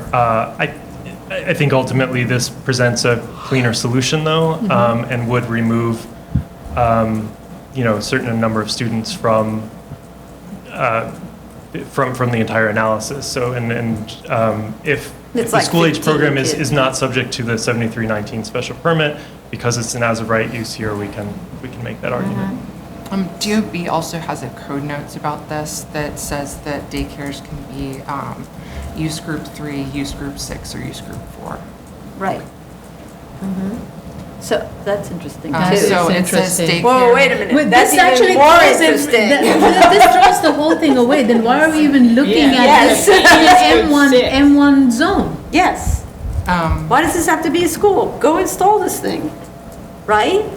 If a daycare is use group 6, So I really recommend you do perhaps this. They don't want to maybe- be married to the BSA, right? Maybe a possible plan of action is a ZD1 as to what this use would be and whether it's as of Yeah. right in the district. Yes, you should do that. Take that, is that a technical policy notice? Code notes. Code notes. And use group 3, 6, and which one? How would one find that on DOT's 3, website? 4, and 6, I think. 3, 4, and 6, or 6, sorry. How do you find code notes? I just emailed it to you, but if you just did a site-specific search for code notes on Google, site :nyc.gov, code notes, daycare, zoning, buildings. So I'll have a look at that. I mean, I'm comfortable removing the school-age children program if we can find a way to entirely remove this application from the purview of the board and the special permit. We'll happily do that. We'll look into that. Yeah, don't be concerned if DOB says it can be use group 6, which, by the way, I have often seen DOB say, wait a minute, this daycare is not a school. I mean, it's not in this situation, but I've worked with daycare operators. And in fact, we had something like this. There was like, what's it called? Not Jungle Hub, it has another name like that. It's one of those playground things. Like Gymboree? Gymboree, where we had a Gymboree situation, which is effectively the same thing, right? Parents bringing their kids to a place to play, and that means being taken care of for a lot of hours. It's effectively daycare, right? And the DOB saying, oh no, that's commercial use, that's use group 6, and you can't have that in a residential district, right? So that was a clear example of DOB determining that effectively a place where kids come to play is a commercial use, right? So don't fight the stream that's flowing in your direction. Of course. And so I'll just wrap up. The other questions and that were raised at the review session were largely around traffic, circulation, and parking. I think it would be moved after. Of course. I just want to note for the record that we're working with DOT. We received their comments last week. The project team is putting together a response there, which I think would ultimately, if necessary, address most of the board's concerns, and I'll leave everything else. Okay, so I do, seeing the look of consternation on Madam Tony Matias's face. She's concerned because here we had DOT look at the safety situation, right? And by giving up sort of BSA purview, we're giving up a safety situation. But what I would say is, don't give up the recommendations that are being given by DOT to protect the safety of the children. If it turns out that you could do this as of right, you have very important direction from DOT on a location that's a crash site, a crash intersection, right? So, for your client to ignore the recommendations of DOT because it's a danger zone would be just, frankly, a mistake, right? And I'll note that even prior to, so the project engineer has been working with DOT all along, and we're actually speaking directly with the traffic engineering and planning divisions. We're outside of school safety, so I think DOT's jurisdiction it sticks with us regardless of whether or not the special permit is ultimately issued by the board. Yeah, that's max. So we'll continue that discussion with DOT. Could we put this on for a relatively short return date so we can look into the sort of now bigger threshold question? Just to clarify? Yes. Just to clarify. Yeah. Will you be seeking a ZD1? Will you be seeking a what? ZRD1. Oh, ZRD1. ZRD1, That's sorry. the only way we would feel comfortable, Yes. having that interpretation from DOB, because, obviously there's precedent at BSA for, similar daycare facility, for-profit daycare facilities within manufacturing districts. So, we don't want to ask DOB, for this determination and find that they came to the same conclusion that we did. I mean, some of them are UPKs, right? So a UPK is a whole other subject because they must qualify as a school to qualify for UPK funding, right? But if this is not a UPK or a part, right, then it's a different subject. So all this has to do with what your client is intending to do. And I think that, the zoning resolution is obviously it's subject to interpretation, but there is a prohibition on schools in manufacturing districts. A daycare facility operating pursuant to an Article 47 permit is a school as defined by zoning. So while there might be a potential for different use group assignments, I think, ultimately we might be facing a determination that we are a That's fair. school and we need the 7319 That's special fair, permit. and a gymboree is arguably not an Article 47, though I have no idea. Correct. Right? Okay. But otherwise, I think. But then we're talking about the older kids, and maybe that could be isolated, so we don't, but your ZRD1 could address that. So you could ask them, DOB, do you consider these older kids to be an accessory use, or can I just treat that as a use group 6? Right, all and I by think itself? that discrete issue, if Okay. that would really solve that Yeah. issue that was raised by the board. And I think we can put together that CD1 relatively quickly and have that out there as we continue to resolve and work with DOT to resolve the other issues related to parking demand, circulation. Our engineers have already started to run through the new trip generation as requested by DOT, which is essentially an entirely new analysis that's taking into account the actual proposed use rather than sort of a seeker community daycare use that's looking at an increment or we're no longer looking at an increment, we're looking at the actual proposed use. Okay. Are there any speakers on this? Just give me one Go second. ahead. You're welcome to speak.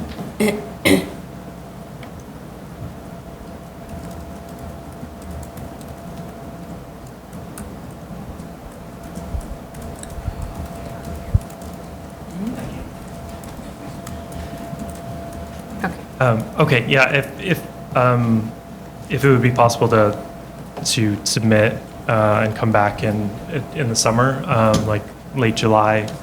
Is that enough August. time for you to file and get a response on a ZRD1? We've been getting them back pretty quickly lately, which I know is a What? surprise. How quickly is pretty quickly? About 3 weeks. Wow, No kidding. What? that's great. But But, I mean, 4 August. weeks from now, if you submitted 4 weeks from now, you still wouldn't be in hearing until August 13th? That would work for us if that works for you. That work for you? We There have are 21 that's cases. That's fine. So let's do submission July 24th for hearing on August 13th.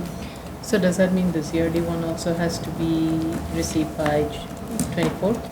He says that they can do it. They can do it really quickly. I mean, Maybe they'll have an answer it's, by then. yeah, so, Because August 15th is 7 weeks from today. yeah, so arguably we'll get it. I mean, it's a pretty critical question. It's the threshold, right?